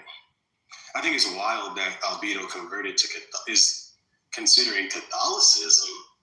I think that's kind of wild. Like, I would never pick up a particular denomination and just hold it up. But yeah, I mean, that's where I'm at with it. I think it's the God is like the lazy way out for people, or well, maybe the easy way out, I should say. Maybe lazy is not the right word. It's the easy way out. You know, like how did the universe get here? God did it. You know, that's you kind of just have like a quick, easy answer like that for all the difficult questions about like, why are we here? You know, why does my car not start? it's yeah, I don't really like Okay, I can see what you mean. I guess, like, I would say, for me, I think that once you open the door to one God, like, for instance, I think, like, I'm even considering it like, okay, if God exists, why would there only be one? Which is like, now I'm way far out there, right? But I think like an entailment, I think anyone who affirms their belief in God would have to justify why there's only one of his kind, right? Or something like that. I guess I say that like, you're talking about an easy way out and being like, God is just an easy way out. And I think like, for me, it's not an easy way out. For me, it's like, I've had experiences that have drawn me to conclude that there is a God, right? I acknowledge that the entailments of that conclusion can be more vast than I can even fathom. And so I don't really engage in evangelism. You'll never see me going around telling people this is who God is. These are his attributes. These are the limitations, right? I just use Christianity as my framework, of engaging in spirituality, right? I don't do evangelism. I'm not trying to preach to anybody about anything. And I guess maybe that is an easy way out, right? Instead of just saying, I've experienced things I can't explain, I'm just saying God did it. So maybe that is an easy way out that opens up more questions than it answers. Share some things in common with like physicalists and naturalists, like you deny miracles. Atheists and physicalists, they deny miracles. There's a few other. But I think that's just sincere common sense. Because there are certain things that I like. No matter how much I believe in God, there's like, bro, I'm not about to tell you something. You know what I'm saying? Like, belief in God does not. I truly think like the future of theism is going to be one where people believe in God, but just deny miracles. And I think like if more people believed in God in that way, you would have more theists. But because with God comes talking snakes and all this other stuff, a lot of people like throw the baby out with the bathwater. So I think you're right. I think you do have like some commitments to like certain ideas about God. Like if you think God is the prime mover, for instance, then there's it's not exactly clear, but it could be that you might have to think that God is like outside of space and time. I think he necessarily would have to be though. Yeah, but then at that point, I think you do have to accept on some level some kind of miracle. At least with the initial movement, the prime movement, that's got to be some kind of miracle. I would look at it more like there's probably some, like if we believe in like a multiverse, the way that I conceive of it is like some sort of extra universal continuum that is analogous to space and time in which the universe hangs, right? And within that extra universal continuum, God operates. Does that even make sense? I mean, yeah, people will talk about like the spirit realm or, I don't know, heaven, even perhaps. Well, I wouldn't even want to get so woo-woo. Well, I would say like put God to the side for a second. Put that out of, like if we're just saying we have space-time, right? But what is the canvas upon which it is painted? Where is space-time? What does it exist in? Right. So I think that I'm alluding to an extra universal continuum in which a universe can exist. Right. So there's almost like maybe I'm having a hard time explaining it, but like I believe that if we're talking about there are multiple universes, where are they? How do they exist? How far apart are they from one another? So there's like some cosmic, some extra universal continuum in which there are like a sea of universes that comprise the multiverse, right? And like it would be like within that space, God operates creating universes or something like that. Yeah, like people have these ideas about, understandably, they're like, they hear like the physicists saying stuff like, yeah, and the universe is accelerating in its expansion. It's expanding and it's accelerating in its expansion. It's getting bigger at a faster and faster rate over time.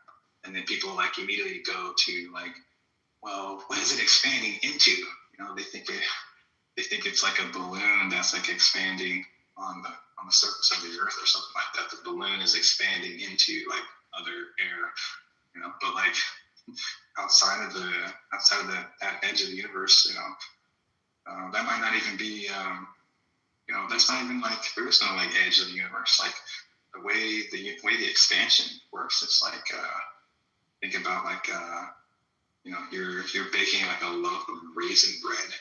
You build you knead your dough together. You like work the raisins in there, and then you put that in a pan and you throw it in the oven. Then like all the raisins are like you know, planets or whatever, and then the dough like rises and it expands, and so like the raisins like move apart from each other as it expands, but it's like this, like the dough itself isn't like expanding into anything. It's just kind of getting bigger and bigger and bigger. There's nothing, you know. Well, there's the nothing dough is expanding into the dough is taking up more space in the oven, right?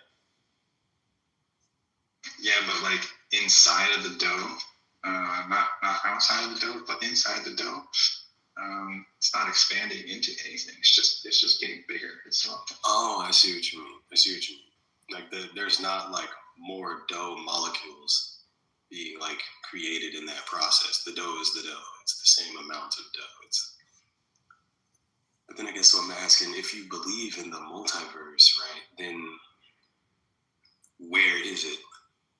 You know, I'm not literally asking you where is it, but like, are you saying like the universes are like, would the universes be like raisins in a loaf? Or what would you? Oh shit! I didn't even answer that part of the question. My bad. I don't even.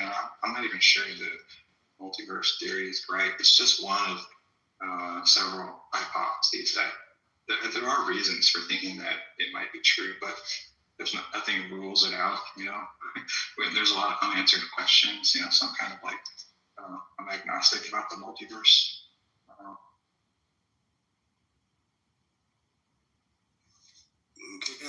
I feel what you mean. I see what you're saying. That's something to actually to think about. But if there is like a multiverse, it seems like there would have to be like a setting in which all these universes exist of some sort. It seems to be the case. Like that's what occurs to me. But or that they would have to, or like, you know. Dude, if you think there's a multiverse, then in the way that it's described in physics, then, you know, there is just an infinite amount of universes. You know, there's no beginning and there's no end. Like, I don't know how does God fit into that picture? That's a problem. I guess I could, if there's no contradiction in the notion that God could have created an infinite multiverse, then that would be what I'm looking at, right? Unless there's some contradiction I'm unaware of, to where like it's logically not possible, then that would be like how I view it, right? The prime mover that created the multiverse. But I mean, you feel me? I'm gonna. It'd be like the idea is like it's past infinite and past and future. It's like past eternal and future eternal. It doesn't have a beginning. It doesn't have an end either. On its face, it doesn't seem like it makes sense to say that it was created, you know, or that it had a beginning.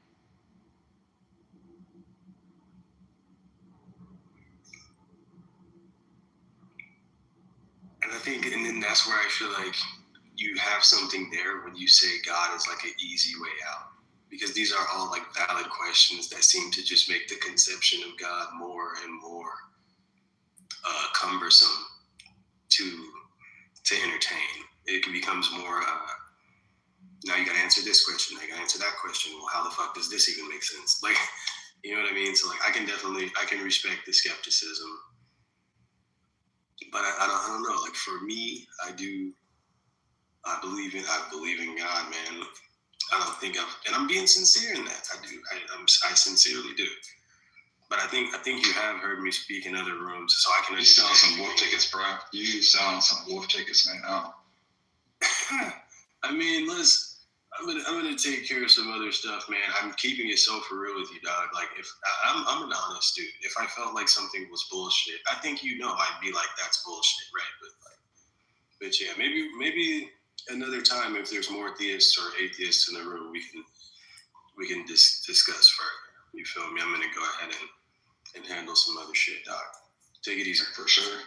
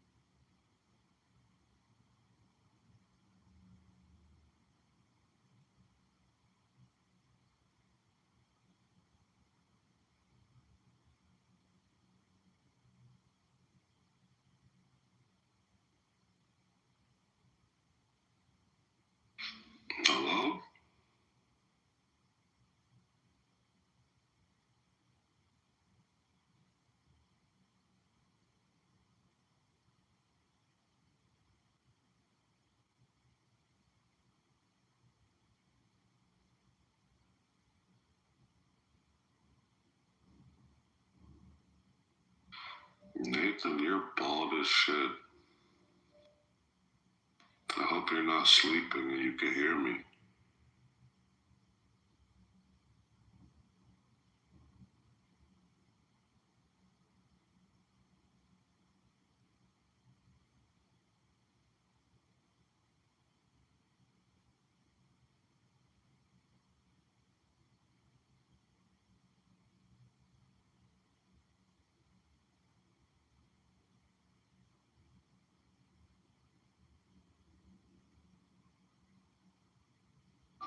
Is everyone sleeping?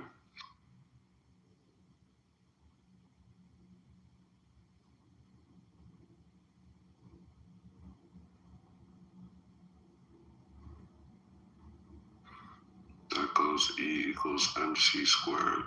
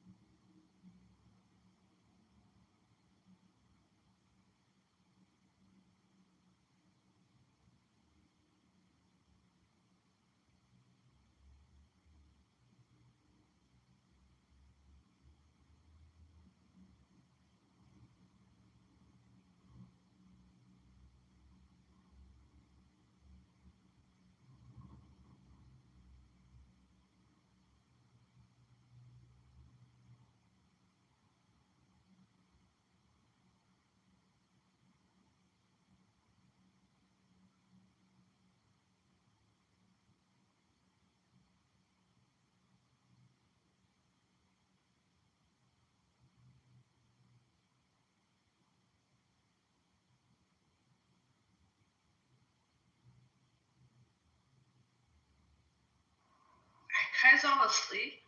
I thought it was my phone. Everybody's sleeping.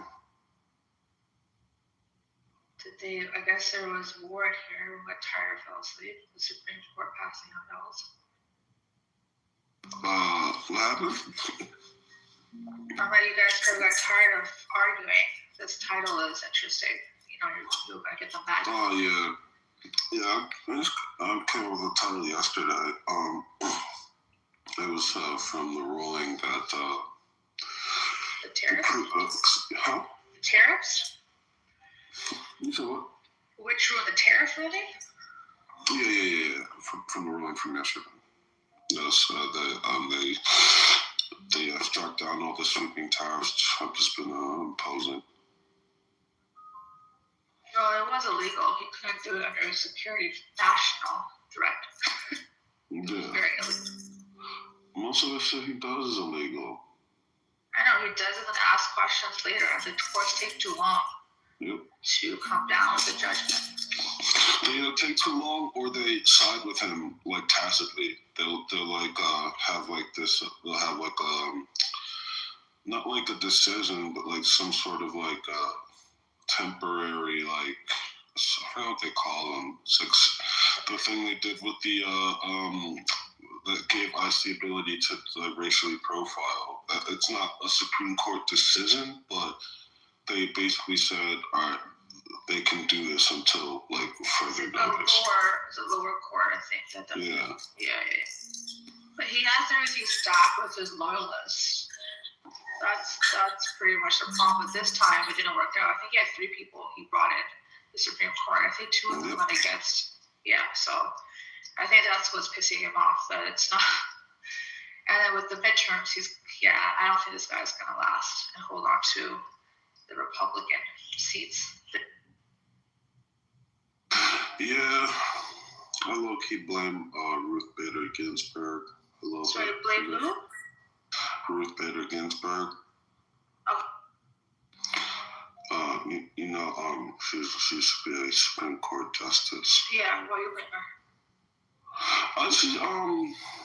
Well, she was old as fuck and had the opportunity to step down from her, position and allow Obama to tap in a new Supreme Court justice, someone who's probably younger, who's not about to die.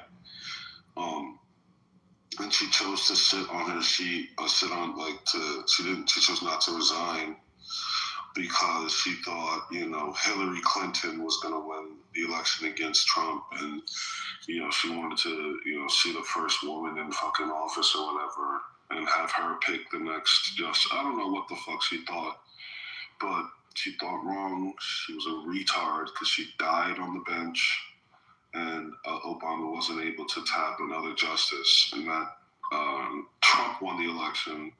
So he had the power to appoint a justice, and he did. Yeah. Which shifted the concept, like the balance of power, pretty much. Yeah, in the makeup of the Supreme Court to a more like conservative court. It's all because Ruth Bader Ginsburg couldn't just like step down and be like, yeah, okay, my time is over. Biden should have stepped down. I agree. Biden should have stepped down earlier too.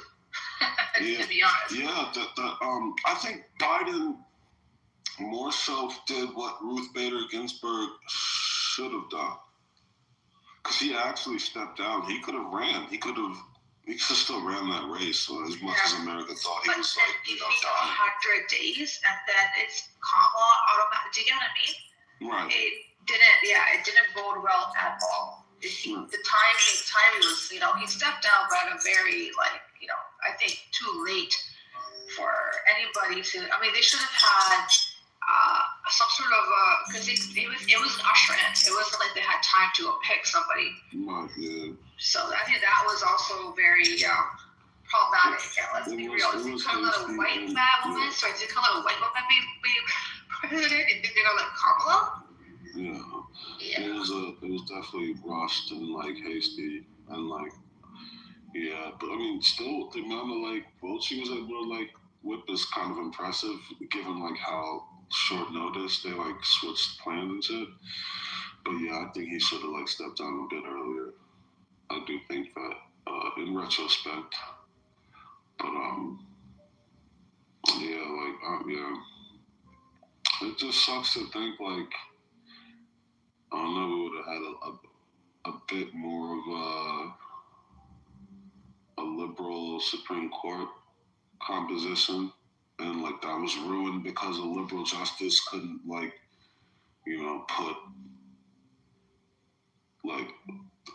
to put her own legacy above liberal policy. The way you're putting it kind of screws her legacy. Because that action, That's why I can't really, I don't really have a lot of good things to say about Ruth Bader Ginsburg at all, because I think that was a major mistake, and we're like suffering from it now.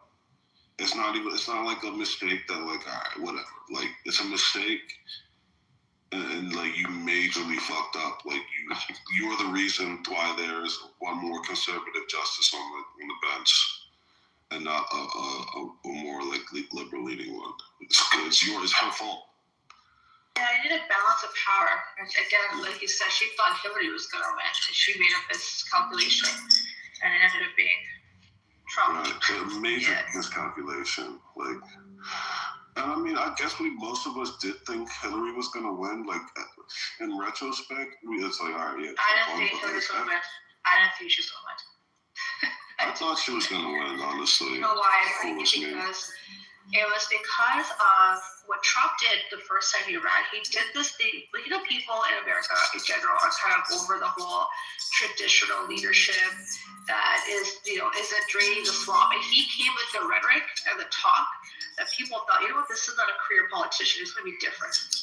That's what people wanted to. And that's what sold a lot of people, even if, they put aside all of this other bullshit. And I'm going to drain the swamp. He brought up, and then he went and campaigned in areas that were kind of usually left out, the smaller down south, and Hillary didn't. Her campaigning was just the regular traditional, and her talking points, I mean, obviously she would have been way better than Trump in every way, but she just was being the traditional, politician. You have to match the energy and see what people want and read the room. She didn't. Yeah. The second time Trump winning, that threw me off. I mean, I don't know. I don't think a lot of people felt like they could trust her. The whole thing with the emails, Hillary has a shady history. In that campaign too. What was that? Hillary's shady history with the whole Clinton Foundation. There's a lot of stuff with that. And the Pizzagate.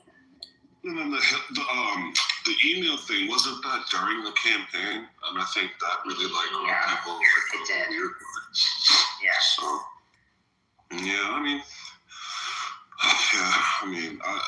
I voted for Trump the first time around because of that very reason. I distrusted Hillary. I thought she was I bought into the fucking hype of Hillary wants, I don't know, they just made her seem like... I did the same shit you did, I swear. And I'm like an idiot. I said the same shit too in 2016. They made her seem like, I don't know, like she was like she was going to commodify everything. I don't know, I remember listening to, I don't know, this comedian was Bill Burr, and he was talking about, can't wait for Hillary to be president. Where, I don't know, he was saying, I guess it's a position I've never heard her say, but he was saying everything's going to be commodified. I don't know what the fuck. I forget what the fear was at the time, but it was enough to be I'm not voting for her. I voted for Trump like a retard, and that was the last time I did. Yeah, me too. But after that, even now, with all the rhetoric he spewed, all of the blatant racism, even that, what was it called, the Project 2025 that we all freaking knew about. Every bloody thing, and it wasn't like he was the campaign like he did at the beginning of 2016. He was blatant. He was emboldening the freaking KKK, like Wolf was out here. He was saying and doing everything, which I don't get. Even people that are like black, brown, different, backgrounds. So there's a big group of them that freaking voted for this ass play. Yeah, the fucking not being able to denounce the KKK and all these like fucked up organizations that fucking held up his banner. Was arrested. Did you know that at a KKK rally? Trump's father. Did you ever see the front? No. Yeah. His dad's in the KKK. He was arrested. I'll look it up. Trump's dad. Jesus Christ. Yeah, KKK rally. That's fucked up. His grandfather had a brothel. You know that, right? His grandfather had a brothel in Canada. Look at the history. Yeah, look at the history of this whole family. They're just dirty to the core. Brothel during the gold rush, I guess, in Canada. This is Trump's grandfather. Yeah, this runs deep. Just a line of degenerates. Just a lineage of degenerate, small-handed degenerates. Yeah, small-handed, orange face, got 2 pieces of hair on his head, no brace, no love. Loves McDonald's and Coke. I don't even know how this. I can't speak with an ounce of he doesn't have the ability to convey messages well. He was when this whole Prince Andrew getting arrested. Did you see his comment on it? Well, Andrew. No. He said, it's very, very, very sad. So sad. I feel so bad for them. The family is very, very sad.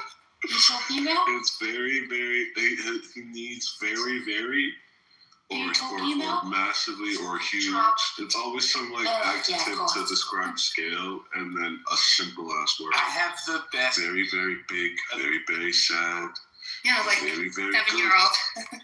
I'm the retard. The best is this country. No, but besides that, his verbiage, this is what you're saying about a man who's implicated in the Epstein files, where there's so many things that are connecting him to child abuse and rape.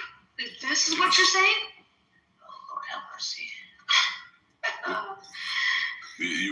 You seen the new release files have more allegations against Trump directly, and against him threatening. Oh yeah, I can never. Yeah, I think Ted Lieu came out and made a pretty strong statement saying, we need to. He put himself on the line. That we need to, give. He brought up is talking about killing a child and raping a child.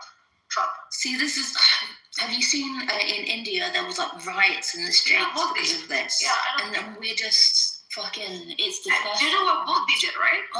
Modi, when he won prime minister the first time, Epstein, there's an email. Epstein invited him to Israel and said, "I said to Modi, dance for the Jews to make the U.S. president happy." Modi did, and right after that. Yes, dance. This is the email. It's crazy. And then after that, Modi went and spent $700 million buying military equipment from Israel, which they've never bought that much.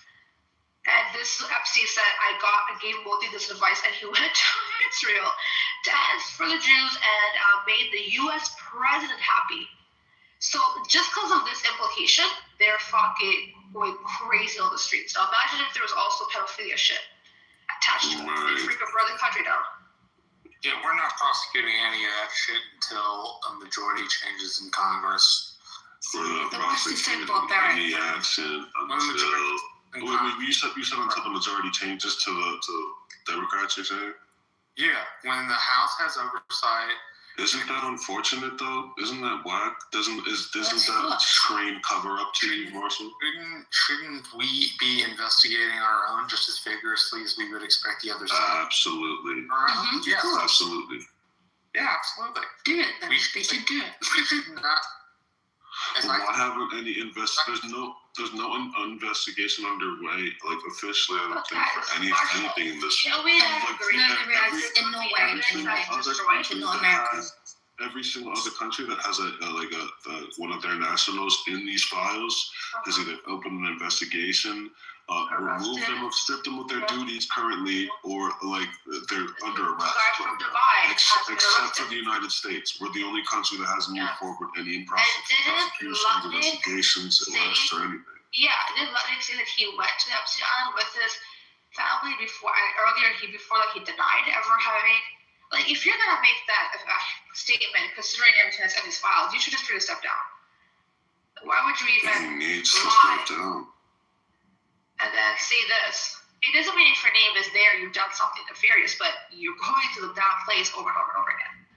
Like Bill Gates. There's so many people. It's freaking embarrassing. Yeah, just because you're there doesn't mean you're doing something nefarious. A lot of his parties didn't have anything to do with sex and stuff. They had to do with, like, information conveying. But, yeah, like, the United States should do something about this. The Justice Department is not going to, and House oversight under Comer is not going to. Comer's the oversight chair. He's a Republican. He's, like, in his 60s and has bad hearing, apparently. Can I ask you a question?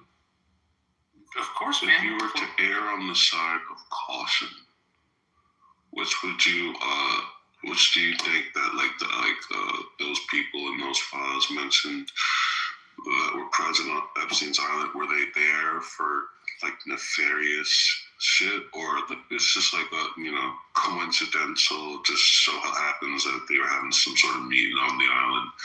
Everything's completely innocent. Like, if you were to stake your life on like one of those two options, which would you choose? That they were more likely implicated, or no, it was probably more likely like innocent shit going on? I'm just saying probability, like 51% to 49%. Like, what would you say probabilistically is more likely the case? From what I assume, it's probably got something to do with what's going on, and there is a cover-up in the United States. Rather than it being innocent. But that's just an assumption, and that assumption is based on my emotional feelings about this. If I have to give it a fact-based, like, what could I prove? I would say that at least some of those people were just on the island for parties that didn't have anything to do with underage girls or sex trafficking or anything like that. But my feelings are that if you got mentioned in the file, we ought to take a deeper look at you at the very least. Right? Maybe that looks like a cursory investigation of your life, but if you get mentioned in the Epstein files, like, I kind of feel like you should be investigated a little bit. Yeah, like Lutnick, right? Lutnick, who denied like association at all until he was forced to tell the truth under oath. When it came out that you were on the island, like we have correspondence with you and Epstein, like talking about meeting up, right? Like even like, let's say like we want to give that guy charity. Like why deny so much? Like why is it? I think these people are lying so heavily because they never thought these lies would come to light.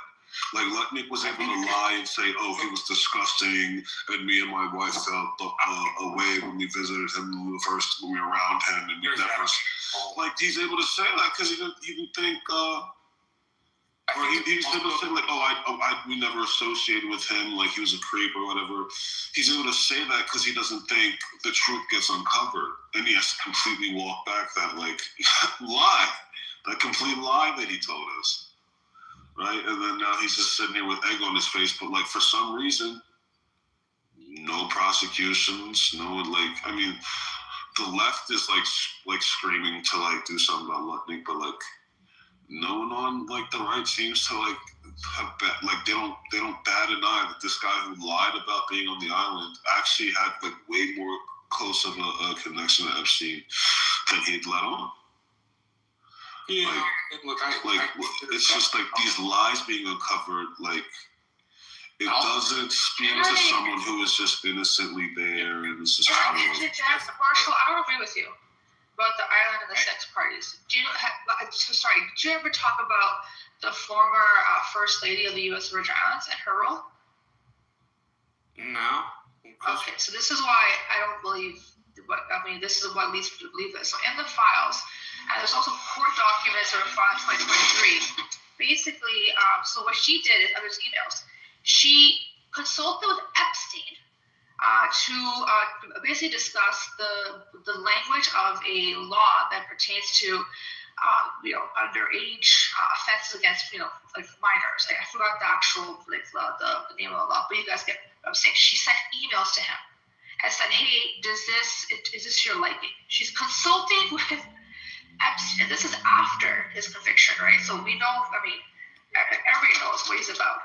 So that's just one part of it. And not only that, she actually was basically there was a trust.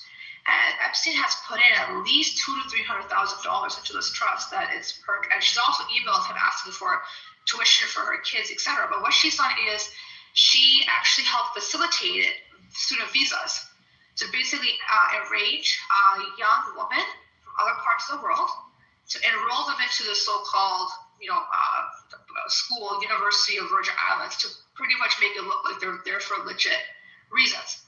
This was all facilitated by this woman who was a former first lady of the Virgin Islands. So this entire island was built around some sort of human trafficking. Not all of it was underage.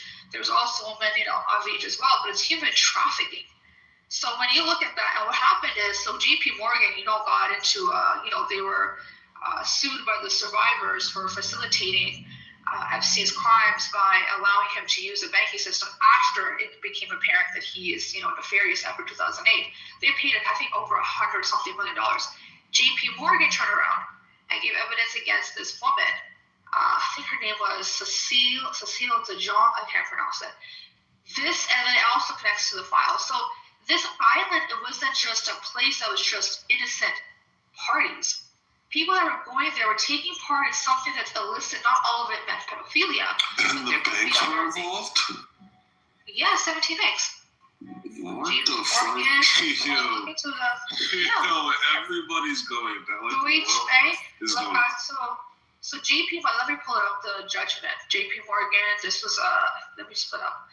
So hold on. This is after he, so just put in JP Morgan Epstein settlement. Here we go.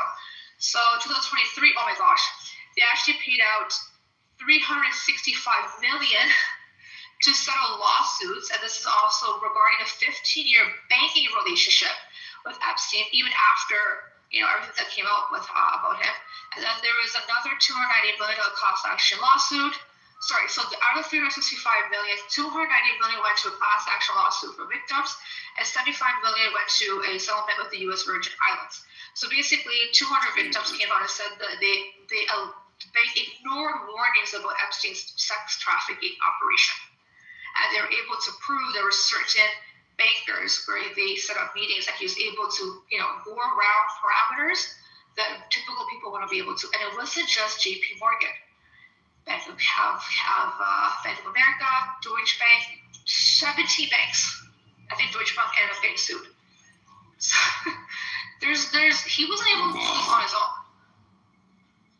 Yeah, but I will say this, just in general, talking about politics, like setting aside the Epstein files, the things that won the other parties the specials down to county levels weren't the Epstein files.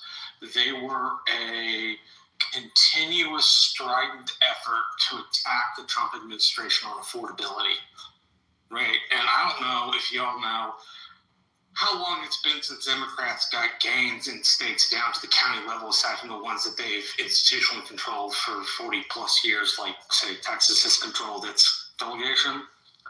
But it was affordability that got them there. It wasn't the Epstein files. So at least from a political angle, I'll be interested to see which one is more effective motivator. You're saying it's affordability that got Donald Trump in office? No. I'm saying when the Democrats won their special elections this year, they won like 4 special elections, counting that one in Texas. That when they did so, they didn't run on the Epstein files. They ran on shit's too expensive, Trump lied to you. He's just not telling the truth. What year? I would say, what month was this? Because the Epstein files dropped more recently. Was it before the files officially dropped?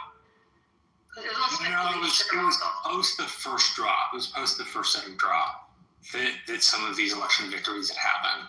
My point was that those guys had used affordability as a way to win their elections down to the county levels, the base unit of political power, basically. But that affects everyday people. Some people don't pay attention to Epstein. Yeah, but just let me get to the end of my statement. I will be interested to see which one is a bigger motivator for voting, right? The Epstein files make people mad and disgusted, and rightfully so.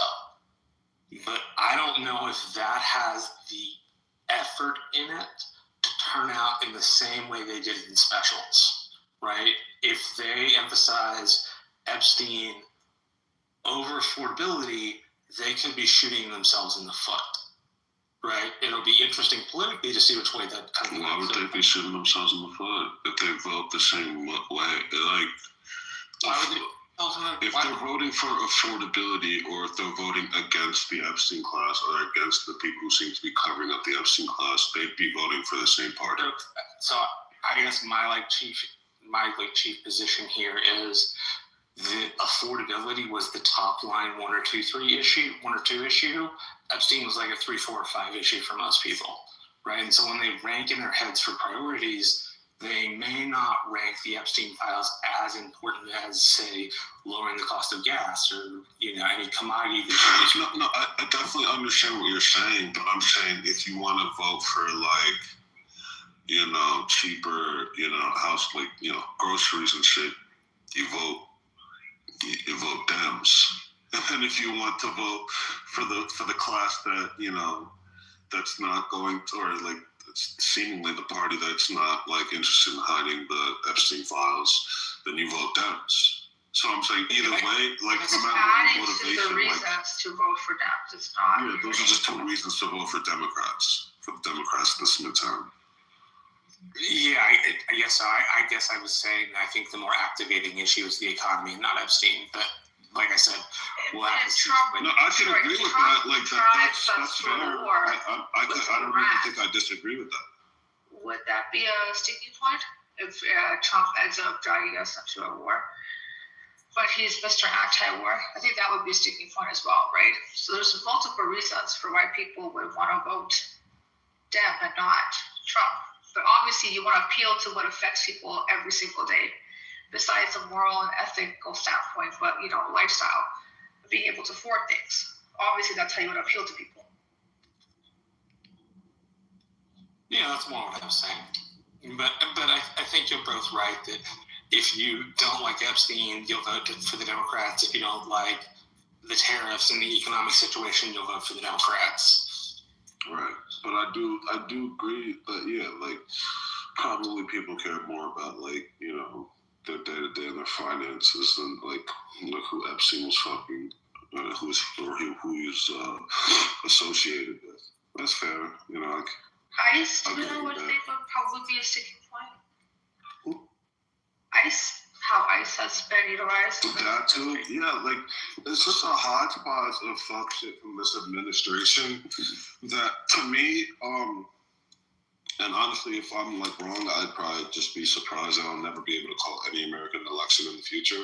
But I think this just spells a bloodbath in the midterms for the Democrats. Just the amalgamation of all the fuck shit going on right now. And seemingly spearheaded by the right, and it doesn't seem like anyone on the right's willing to hold the reins. The Masseys in terms of Thomas Masseys and the Republicans concerned that on the Epstein front that are that seem good, but in terms of terrorists and shit, what Republicans in the House or Senate are giving So I think there's actual substantive pushback to these tariffs. So I think there's not many at all. So I think there's a 20% shift or 20 seat shift in the House and a 50-50 split in the Senate. Right, now, if it's a really big blue wave, the Democrats have managed to take over both chambers, the House by 15 or 20 seats, and the Senate by a couple of seats. So they'll still have to have Republicans to pass any bill. But if you get a majority in both houses, I don't think it'll be all that long before Donald Trump finds himself impeached. Possibly not convicted, but I think he'll find himself impeached again. Surely, yeah. I mean, surely, are they not done with that? They already tried that twice. Well, the figuring this time would be that you would have the majority in each chamber, and that you think you can pick off enough like 7 extra Republicans to get the votes you need in the Senate for conviction. That's the only time under which you would do it, or you would do it because you see impeachment as a signal. Hey, we disapprove, even though, like, I think I sit probably closer to you, Chill, where if you're not going to convict the guy, you probably shouldn't impeach him. Why not? I think it should be known. I think the mockery out of the process. Why is it a mockery though? It's like a stamp in time. It's letting it known in the history books that Congress did not agree with these actions, right? Like the Congress was not complete behind the president when he did X, Y, or Z. No, it was the first one was complete bullshit, and I lean more towards liberal. It's only bullshit because they didn't prosecute them afterwards, as they should have. But they were too scared and they sat in the fucking some bullshit Russia files that like the liberals made up. Like the whole first Russia Gate shit was bullshit. It was really bullshit. That wasn't what got him impeached the first time. What got him impeached the first time was that phone call that Vindman was on with the new president, Volodymyr Zelensky of Ukraine. That phone call is what started the impeachment proceedings the first time. The second time he was impeached was on January the 6th. Was he impeached for January 6th? Yes, he was. He should have been. And he should have fucking... How do you impeach somebody when they've already been elected out, though?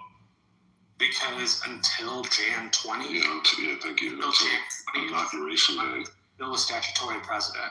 Yeah, exactly. The House could move to impeach him. So it's just like emotional. But you're from Somalia, so you don't know about American politics. No, it just doesn't make any sense. You always want to bring up your Somali slander, nigga. I mean, he doesn't know about the American process, so I'd have to assume that he's only familiar with Somali. It makes fun of the American process that he's already been voted out. But he has a somebody that's he's still sitting president. He is still for the next 2 weeks, 15 days exactly. Exactly. Right. So just let it go. Why let it You're go? retarded. Not why you impeaching. But you're saying if someone like kidnapped the kid and he's like what? He's like 5 cars ahead of you in the car chase. It's like, damn, we'll never catch up to this guy. Just let him go. No, you impeach him for doing fucked up shit. Like, just let him go. They're almost. So Omni, can you explain to me what did that impeachment achieve? Like, what did it achieve? It sets the precedent for a charge later down the line. If they wanted to charge him outside of office, I don't know, to like be like, yeah, look, we've impeached him already. There's clearly, it's not just these people who bring us this. Like, there needed, if there was any impeachable conduct in Trump's first administration, it was January 6th. That man, okay, that I will agree with. That man lied to people about the election. He then do the shit he was supposed to do legally to fight back. He tried to send in electorates that weren't certified by the governors of those states, right? The fake electorates. Did he say 5 votes? Was he on record saying 5 votes? You're talking about the Ratzinger, the Georgia Secretary of State. Yeah. Right. The phone call you're talking about? Yeah. Less disturbing. Yeah, ridiculous. Absolutely ridiculous. Absolutely inexcusable, and Republicans try to excuse it all the time. That's an inappropriate phone call that should have never happened. The piece that is really wrong isn't simply him objecting. It's him stirring a crowd of people up, making them believe it was fake, and then letting them loose on the 6th toward the Capitol. Right. A day they shouldn't have even been at the Capitol because all of the legal avenues for redress for that shit had been worn out. And Donald Trump led these people to believe that going to the Capitol on the 6th would stop the count for the election. Right. And then get to have an investigation. That was so that's absolutely why he deserved impeachment for that. Okay, he intentionally misled the entire public.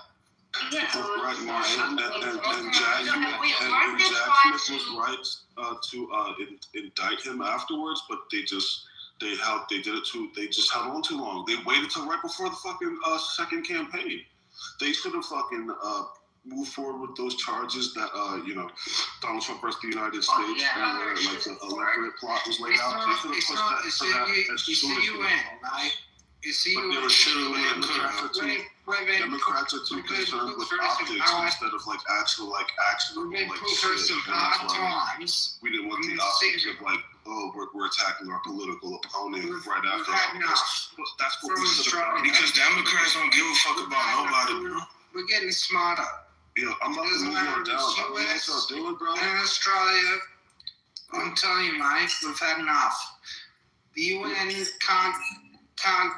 Man, bro, fucking, just be normal, bro. Just get in. You could be a part of the conversation, but be normal.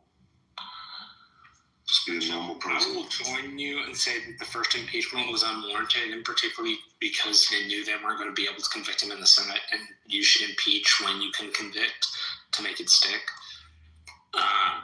But the January the 6th stuff, he absolutely deserved to be impeached over that. And you've convinced me on that.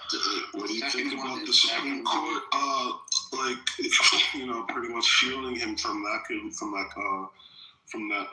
indictment. No, they didn't shield him from the indictment. They said he shielded. Just give me a second. They said he was pursuing the goals as president. He was pursuing the goals as a candidate.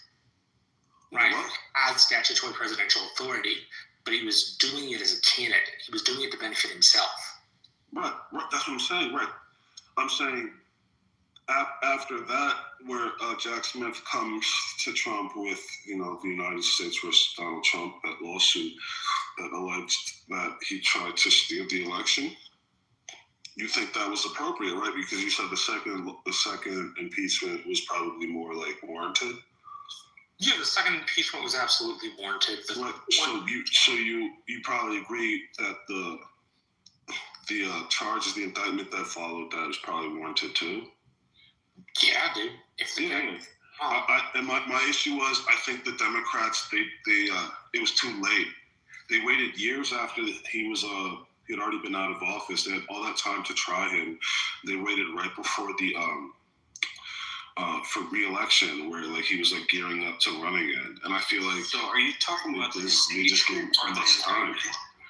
I don't know why that indictment isn't handed to Donald Trump January. I see you're a Theodore Roosevelt fan. No, hold on. Let's get this clear real quick. Omni, are you talking about the second impeachment, or are you talking about the indictment for fraud in 2024? He's talking about both. He's saying the impeachment came, the investigation for fraud came in the wake of... No, the investigation for fraud was absolute fucking bullshit. I will co-sign him on that. Oh, explain out. 100 times out of 100. Explain to me how you're going to go back fucking 20-something years off of a loan that I did. How can you tell me? Because they were trying to throw stuff to the wall. No. Wait. We're not talking about New York's tax returns. We're talking about January the 6th. Yeah. Indictment from Jack Smith that arose from January the 6th. And Omni's point that the Democrats waited until January 21st to start getting stuff done. Yep. That's what they did. Okay, hold on. So they should have dropped that. You're talking about 2024 because that's when they actually started the case. No, he's not. For 2023. You're talking about Donald Trump. I'm talking about the fraud case. Are you guys? Yeah, I don't know why. I don't know why you're talking about that when you've been told twice that we're not talking about that. I thought that's what I just clarified, but okay. I don't think you were. You guys, I feel like it's irrelevant overall.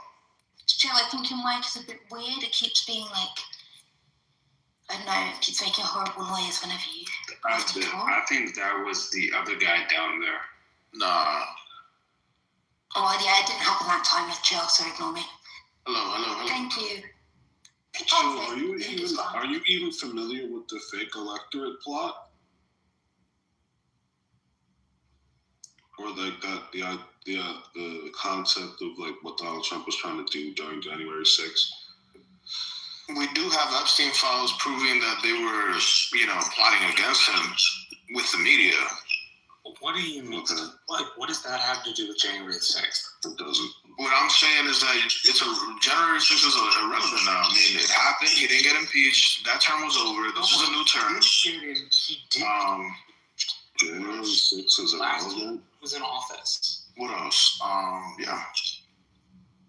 Yo, Mino, there's something wrong with your mind. We went back to a time where the government was holding people accountable. We got on to June 6th. Omni said that, and again, we're not talking about the fraud case in New York. We're talking about a case of I don't remember the electorate case.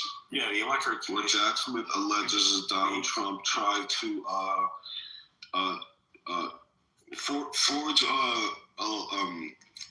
electorate votes to be sent into Congress and be ratified by Mike Pence, which he urged while he sent a mob of people to the Capitol to thwart the electoral count. And I guess Jack Smith alleged, or like the way he planned it out was like pretty much that mob sent to the Capitol was an attempt to stop the count, and then which would force the counts to go to the House of Reps, right? Which at the time was in control of the Republicans. The Republicans controlled. So it was a plot to get the vote to stop, so we could delegate it to the House, which like clearly Donald Trump would have won in the House. That was the whole thing. Yeah, I mean that just sounds like which obviously is like completely feasible. But these are all hypotheticals. I don't know. No, these are not. If I were you guys, I wouldn't torment my mind with things that like maybe were like, you know what I mean? You don't have concrete proof, like, you know what I mean? Like, I would just move on to something that you could quantify. You feel me? Lost the election. His staff told him, and he went out and he stirs the fucking pot anyway. Yeah, I don't know. I wouldn't lose sleep over that guy. Conversation that happened between Donald Trump and Ted Cruz. I don't care what you lose sleep over. The day after his election. After his election loss. Ted Cruz said to Donald Trump, Omni, you're a Roosevelt fan. I would expect more of you. A Roosevelt fan? Roosevelt? You don't know who... Wait, you don't know where that quote on your bio comes from? That's crazy. That's funny as fuck. This is foreign policy. No, alright, I'm gonna mute up. That's crazy how you don't know where that quote comes from. Alright. Wait, do you think you're smart? Yes, I know it comes No, I don't think I'm smart. No, I don't think I'm smart. I know I'm intelligent. Retard? There's a difference. Yes. Think soft, speak softly, carry a big stick was his foreign policy. Is that wrong? That was the ethos for his foreign policy. Is that wrong? Okay, so go ahead. Have a great discussion, guys. I'm not against Roosevelt. I just thought you didn't know where that came from. I would have been very, very shocked. Yeah. All I was saying was when Cruz stepped into Donald Trump's office, he told Cruz... Doing something that I'm a Roosevelt fan was just like... You just cut Marshall off to continue something that we deaded already? That we killed already? You saying that I'm a fan of Roosevelt. Oh, that really hurt him, Marshall. Because I have a quote that I'm gonna mute up. Interesting. It doesn't necessarily mean I'm a fan, but that's... Yeah, I wouldn't quote somebody I'm not a fan. It's a mistake on your part, and it's okay. It's a very foolish mistake on your part. It's a mistake on your part, and it's okay. We can move on. You were born and you were raised with no father. It's okay. I'm your father. Well, I'm your grandfather. Which means I had sex with. That makes that a lot simpler. Told Donald Trump he to get on his legal cases like George W. Bush had in 2001, which, by the way, George W. Bush had lawyers in swing states a month ahead of the election. Donald Trump couldn't bother to get those fuckers there until like the end of November and the beginning of December, right? Which means he didn't take seriously the legal avenues he needed, which means he shot himself in the foot for the laws he should have followed, which sets him to a place where he doesn't have any options, and so he's... Yo, Kendall, don't move this faggot to the goo so he can cry and thinks that I moved him down. Don't do that. Let this pussy stay. Oh, my bad. I didn't know you wanted to fight. Yeah. And if you're going to move him, don't suck a dick, just not mine. For the faggot. You faggot. Suck a dick. Yeah, that green bean is the best thing that ever happened to y'all little niggas. This is a problem. Ain't no green bean in real life, man. Nah, they red over here. You would get hurt in real life. Yeah. You're not. You was raised with no father. You were raised by no father. Judging by how you conduct yourself and speak to other men, you were raised by no father. Your father backed out of your life. You are not a real man. You are not a real man. Every Dominican I know. You are not a real man. You are not a real man. I know is pussy. You played yourself. You played yourself. You played yourself. You catch a hollow tip. You played yourself. Nigga, you don't own a hollow tip, little nigga. You don't own a hollow tip. You don't own a hollow tip. Suck a dick. You want to shoot a nigga for some bullshit, nigga? I'll shoot you, nigga. What the fuck? You acting like they stopped selling guns when they sold you yours, little nigga. You catch a hollow tip. Fuck, nigga. Fuck, nigga. I don't give nobody, nigga. Matter of fact, I don't give nobody the benefit of the doubt, nigga. You say you gonna do something, I'm gonna show you gonna do something, nigga. I don't give a hollow tip will help. Stay dangerous, little nigga. Oh man, that was stay dangerous. Bitch ass nigga. Stay pussy is what's kept you safe. You know who stay pussy? Nigga like getting fucked in the ass. That's what's keep Shut the fuck up. Nigga. You over here complaining about what Trump did fucking 4 years ago. Supposedly, nigga, shut the fuck up, nigga. You ain't no gangster, nigga. You ain't no gangster. And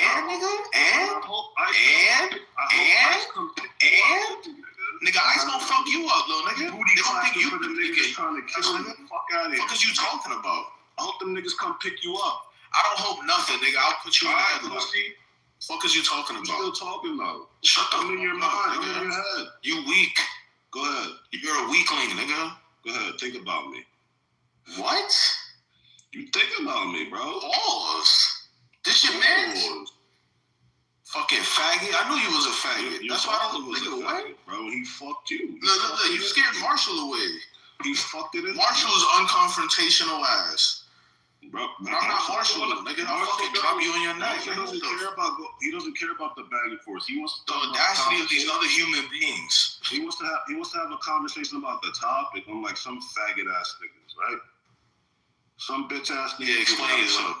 Would rather get bogged down to the minutia of like insignificant points, right? Look at them. Some retarded. Yo, Marshall, don't pay attention to this faggot. Because, Spics don't learn that well. Yeah. Go to school. How does it feel? Nothing you say affects me. How does that So feel? retarded. I bet you that fucking burns a hole in your chest. They don't have the bandwidth for politics and like the boring like minutia of like politics. His mom is tired of it, right? It has to be like more like there has to be more action. Shut your weak ass up, bro. You sound weak as hell, bro. Right? Politics. Stop while you still have a little mind, bro. Oh, that's on there, yeah. The Spics don't have the minds for politics. Yeah. So just take a seat back. Stop crying, bro. Bro. I'll applaud you, bro. You're not. You knew what the quote in my PCR was from. In my bio was from. Good for you, bro. You thought I was saying something else. I don't expect the Spic to know anything about politics. So right, exactly. That's actually pretty surprising. So good for you. But can we move on? Can we? Yeah, go ahead. I appreciate it. But I reciprocate energy, so just keep that in mind. Wait, you said we can move on? Yes, of course. I appreciate it. Before y'all move on, I want to say something right quick. It'll be quick. So I'm gonna give you a little backstory about Louis PTR. Yo, he had the white Nikes on, I was like, yo, my God, you can't claim to be that nigga and have white Nikes. No, the white forces and the black forces. Hold on, little guy. Hold on, little bit. So his new PTR, he said it was thanks to me. He a boss. He even said thank you, daddy, and I was like, yo, no problem, son. Oh yeah, PTR. Yeah, just PTR that. Bum-ass nigga. What's it called? The black forces and the white forces was always in my bio. I feel like, let me see. Pretty sure if you just if you update your picture, it makes it the most recent John. So yeah, damn, that's corny. You're welcome. I'm just saying you're welcome, yo. Get the fuck out of here, nigga. I had these Black Force PTR. This Black Force PTR for a minute now. Never wore a pair of them shits, man, ever. That's because you know black, Baka, you know black. Nah. It's like, man, shut up, Eric. You stupid. But yo, Marshall, I was saying, and I think it was to Chill's, because he was the one like making the stupid points. But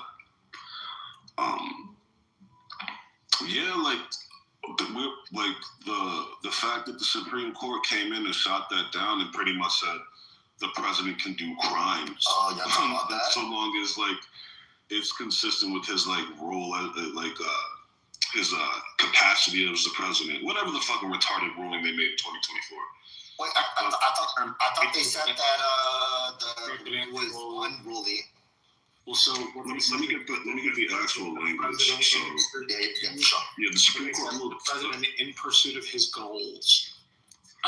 Or the country could not be held legally liable, right? So if he acts as a private citizen, say like he breaks the emoluments clause, and Donald Trump, the person, takes in say money from hawking watches, which is a violation of the emoluments clause, and they can hold him personally accountable for that because he's not acting in the capacity as the president when he does that. He's acting in the capacity of his own private person. Yeah, so the ruling was that it was a 6-3 ruling that a former president has absolute immunity for core constitutional powers and presumptive immunity for all other official acts, but no immunity for unofficial acts. So yeah, pretty much saying, now if you're doing a crime, so long as we could frame it that like it's under like it's an official act. As long as you can legally. That's always been the case. No, it hasn't been the case. No, it hasn't. We've talked about this fucking years ago. Yes, that's what Wait, can the president shoot somebody in the middle of the street? Yeah, you do know Obama killed You're wrong. Why did President Ford pardon Nixon? Wait. Can I ask you guys a question? Listen to what Parkman's about to say. He's gonna give you a cocoa on us now, Louis? You're right. Nobody's afraid. It's just that you always do this. You always crash out when people are gonna give you facts. You crash out, you get loud, then you move people down. Let me give you a fact right now. If you want Trump to go to jail, the kind of immunity like you guys are saying, why is it the case that President Ford had to pardon Nixon? Right? Why wasn't it just assumed that Nixon had the right to do what he was doing, right? Why was the pardon needed? Good morning. Good morning. Puffman, you gonna answer that question? Why did President Ford pardon Nixon if it was assumed that he had immunity for his actions? Can he answer the first question first? What was the first question? Exactly. See, he's so lost. I'm not even listening to you. I'm not listening to you. You're not listening to yourself, nigga. I'm not listening to you. I'm not listening to you, right? I made a statement that I made a statement for the Supreme Court that lines up like the new powers that the president had. You guys have said, "Oh, this was always the case." I'm asking you to demonstrate, and I'm asking you if that were the case. Yes. If that were the case, why did Nixon need a pardon? If that were the case, why did Nixon need a pardon? Why did Nixon need a pardon? Why did Richard Nixon need to be pardoned? Can we provide a demonstration? Why did Nixon need a pardon? Why did Richard Nixon need a pardon? Why did Richard Nixon need a pardon? Let me change it. Why did Nixon need a pardon? Why did Richard Nixon need to be pardoned? Why did Richard Nixon need to be pardoned?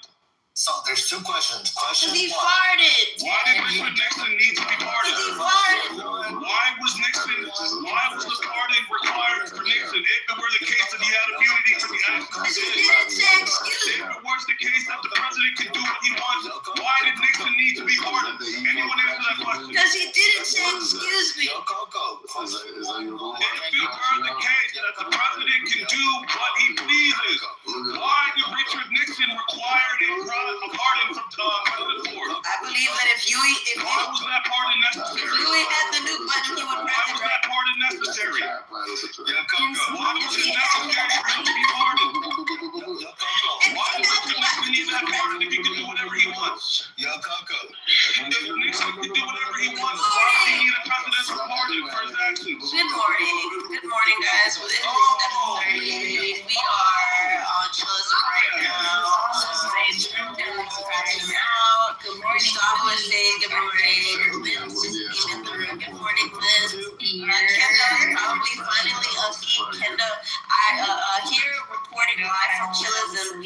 Kendall finally fell asleep, guys. Yo, Puffman, why did Richard Nixon need a pardon? And back to why did he need a pardon, Puffman? Good morning, Kendall. No, you didn't say good morning when you first came. Good morning. You were sleeping. Grab each other's balls. This just in live and Kendall is now on the pardon. Because Louis was asking a question. Why did he need the pardon, Puffman? I got roasted last time I interrupted. Puffman, why did he need the pardon? If the president truly has immunity to do whatever he wants, why did he need that pardon? A preemptive pardon too. How many times are you going to say this? They didn't even fucking prosecute him or step into it. Can we get to the point? No, he has no fucking long pressure. I'm just wondering, what is the point? If you're asking you just had the same question for the whole 5 minutes, which is extraordinary, by the way.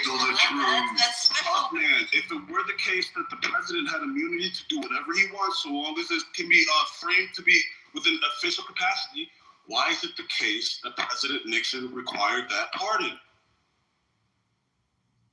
Can somebody please answer so we can clear that? If you try answering, you know he's going to do it even harder. Now look at these niggas. Quiet. Oh, look, it's so ridiculous. All right, tell me how it's ridiculous. He doesn't want the answer. He'll ask you a question. Answer the question. Answer it. He cuts you. I'm assuming it was a good morning. He ran every time. Yeah, there was. He ran every time. I'm assuming it was a good morning for this. It was. Right now, just answer the question right now, Puffman. I'll go on. How's your morning going, Celia? How's your? Yeah, for real. So, nice to meet you. Welcome to. For real. Welcome to Chile. You're running. You're running. This nigga, shit before you run away with a woman. Allow a woman to fucking let him run away from his battle. Yeah, so Vince, have you had coffee yet? I had to take that shit and went to the hill. Yes. I'm about to go make that. Yo, Puffman cannot fuck with me when it comes to Trump and all his fuck shit. All he does is he gets emotional when I'm dropping facts, and when I challenge him, he runs away. That's what happens every time. It's what's gonna happen right now. So Okay, is he done crashing out? Okay, Violet, by the way, good morning. Good morning. Did you have breakfast? I'm gonna whoop your ass on this point, bro. It's wise that you're running away, bro. I see you're running away, and it's the wise thing to do. You know that one person that just keeps dribbling after the game is over? It's like, why? You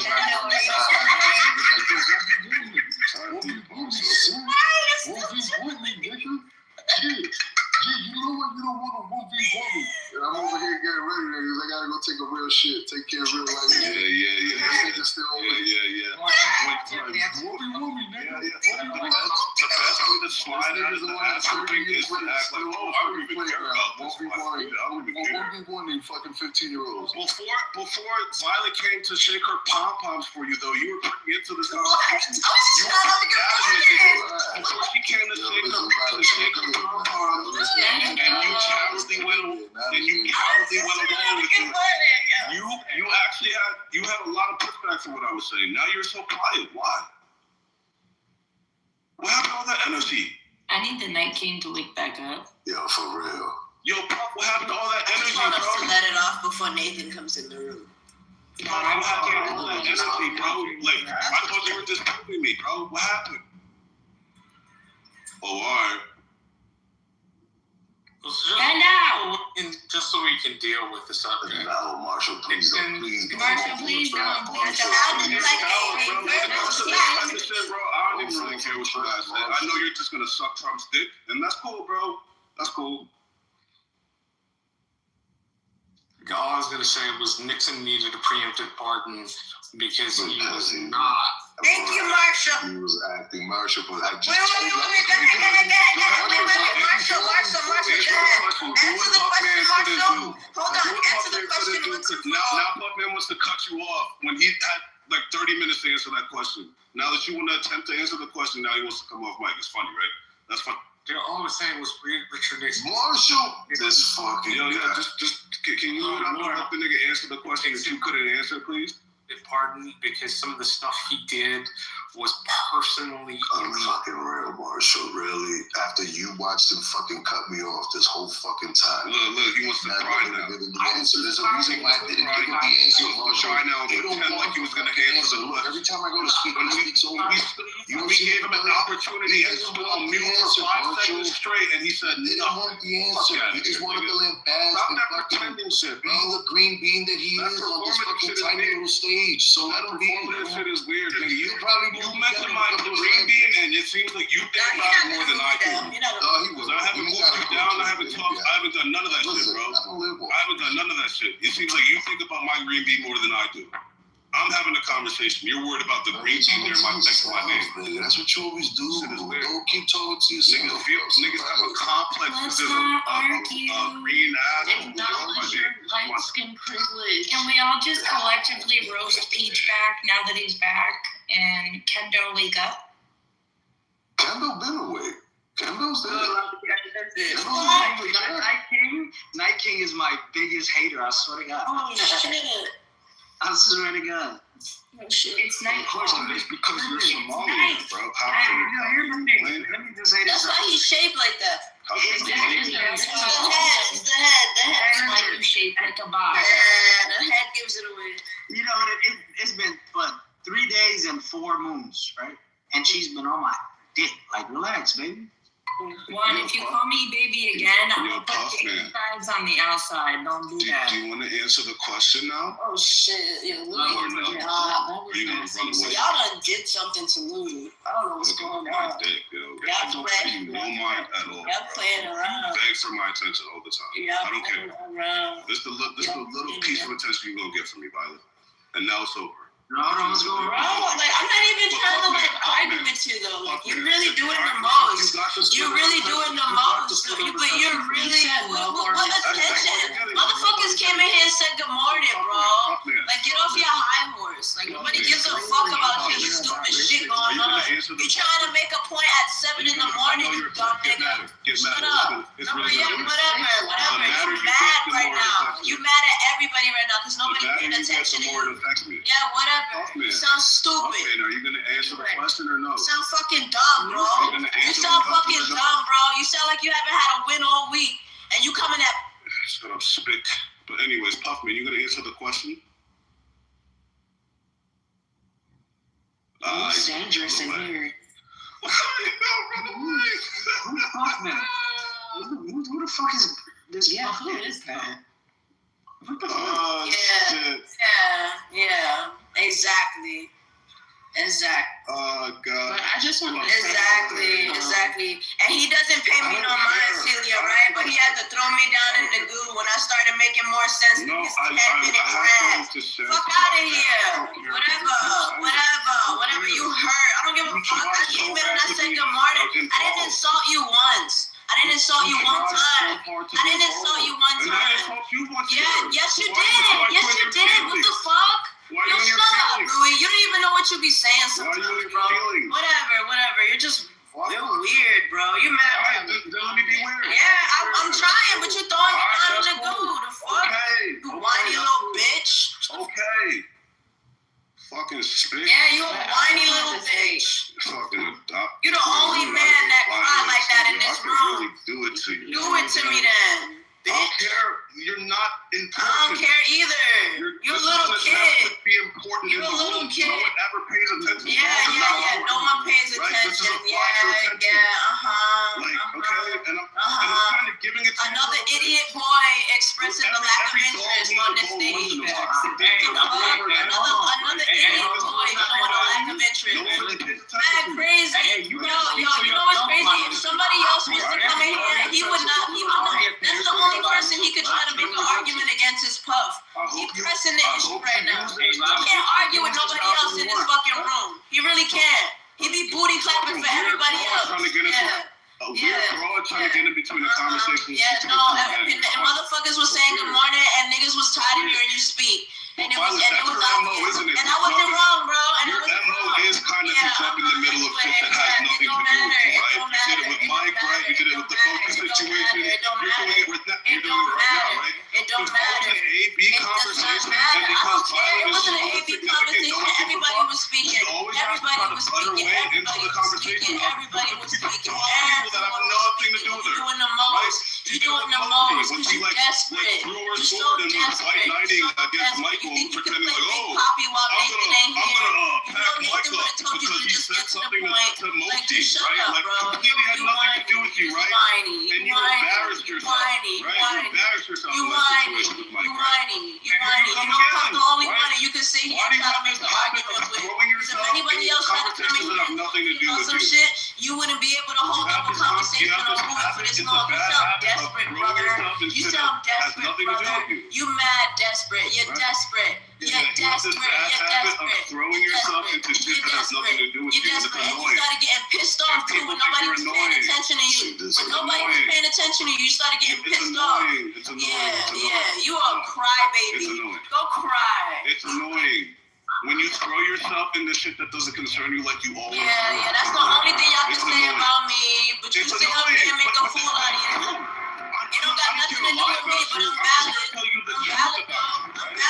don't got nothing to do with me, but I make more sense than you do. It don't got nothing to do with me, but I make more sense than you do. I make more sense than you do. You look like a crash out, and you a mod. You make the nighttime, you make the morning time look bad, and it's only 7:50. And that drives It's only 7:50, and you making the day look bad. This is all you right now, brother. All I said was good morning. All I said was good morning. All I said was good morning, bitch. I don't give a fuck, bitch. I said good morning. And I'm gonna walk in here and talk, and I'm gonna keep doing it. Y'all think y'all can tell me what the fuck to do? Get the fuck out of here. You think you can tell me what to jump into and what not to jump into? Get the fuck out of here. Get the fuck out of here. You think you can tell me what to jump into and what not to jump into? Who do you think you're talking to, brother? Fuck out of here. All I said was good morning. Now go grab a tissue and cry to somebody else. I don't give a fuck. Yeah, we gonna get back to it with you a weirdo. We're gonna get back to it. You a weirdo. Kendo. Bitch. I know you're upset, yes. I'm not upset. You an embarrassment. More than chillism. An embarrassment. You're gonna stay upset. What an embarrassment. What an embarrassment. Look, knowledge got you in his people now. That's you. Right now. Right now. Anyways, Puff. Yo, you know Violet is a you still like Yeah.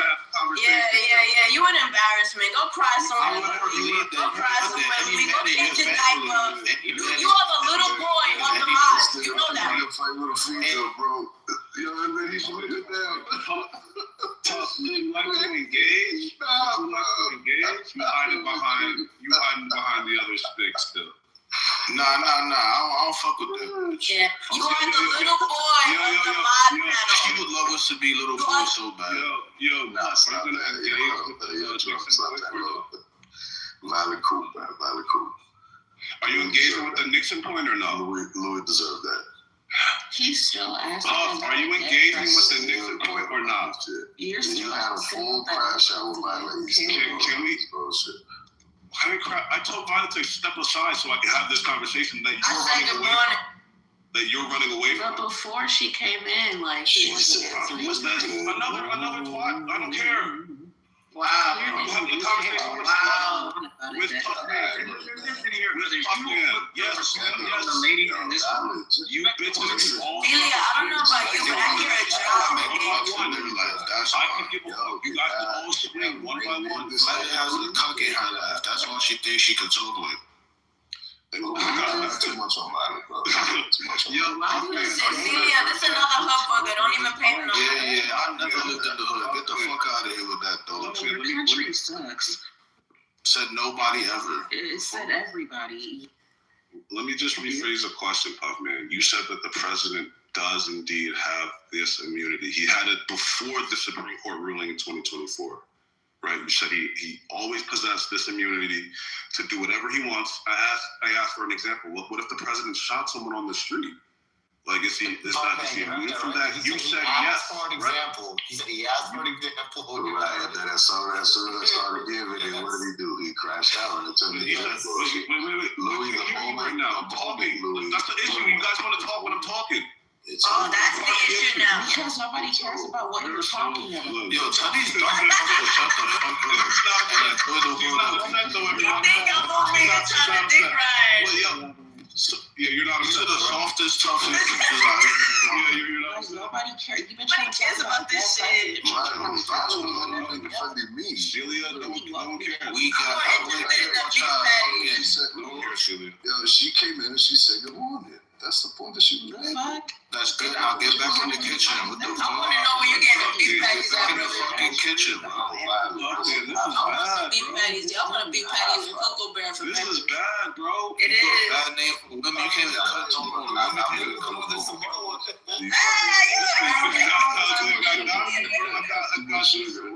This is bad, man. This is why Louis be crashing out because he be having this is terrible. These hood boogers, hood broad.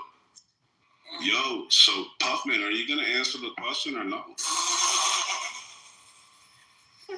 No, you're gonna run. You have to come off mute to laugh. You have to come off mute to laugh. I didn't come off mute. I was already Shut off. the fuck up. I'm not talking. This short ass fat Shut the fuck up. nigga is hella annoying. Yo, shut up. Bro, I know you wear Didn't I just tell you to shut up? Right? I hear it. Yo, that's crazy, right? That's all, you see what I'm saying? Right. Yeah. You don't even take instructions for it. That's crazy. Get back in the kitchen. Yo, Violetta, quick question right quick. Yo, in May, I'm doing a cookout for one of the kids' birthdays. You sliding through? Yeah, I'll bring through the kids. Can I go? Don't let her cook. Can I come? You ain't All the bread times gonna be burned.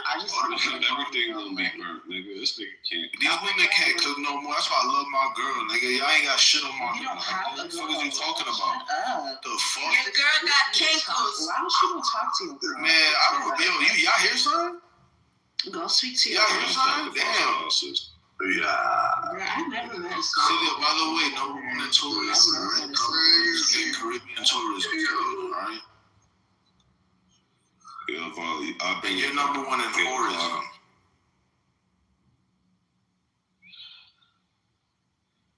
Violet broke a rule. She comes back up at 8 o'clock. Bro, what? Yeah, what?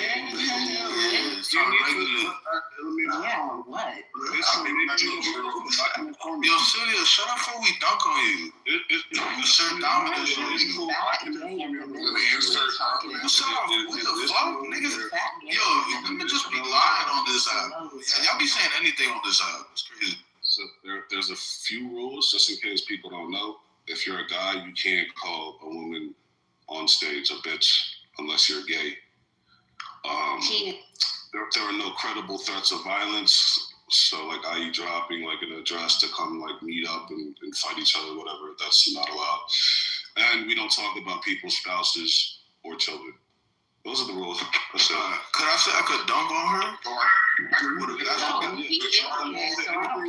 could definitely dunk on her, bro. Like, he literally wears tight-ass jeans, ankles out. Celia, nobody cares. You don't even know me, so all the stuff you're saying is irrelevant, and everybody knows it's untrue. So it's just like, Luhi, stop.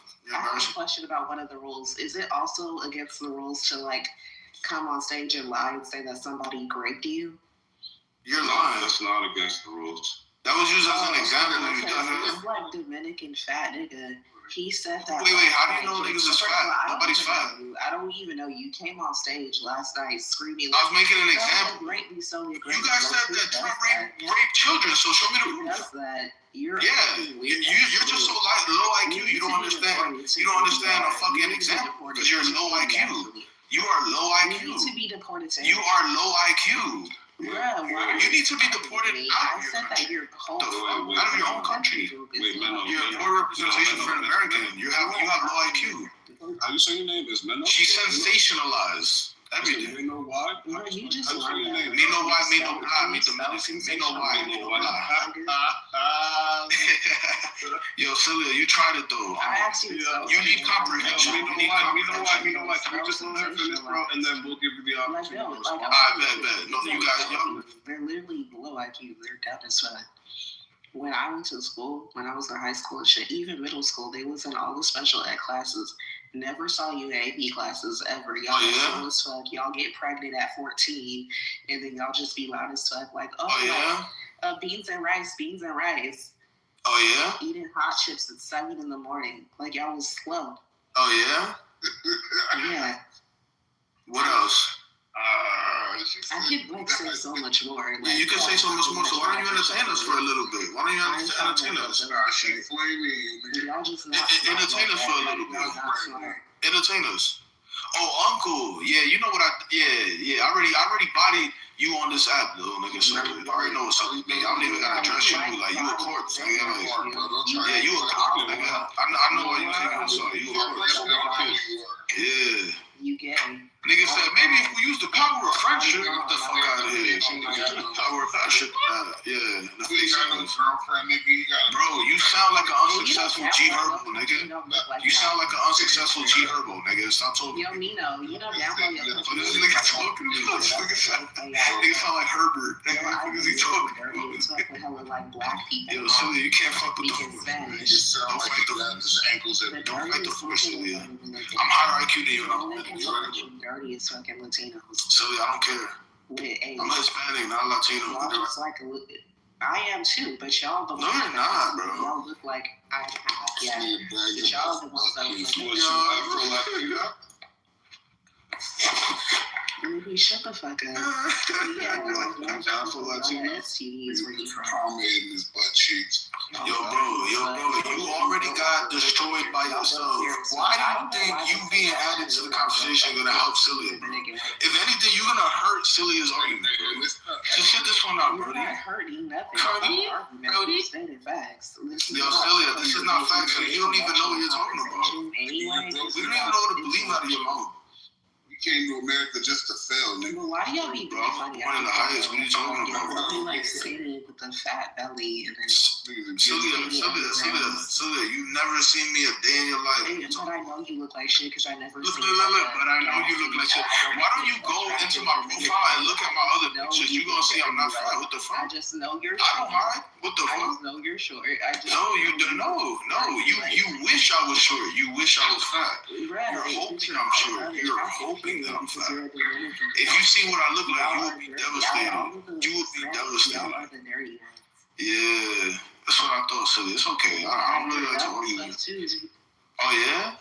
Oh, so dumb. Yeah, you know you are. So dumb.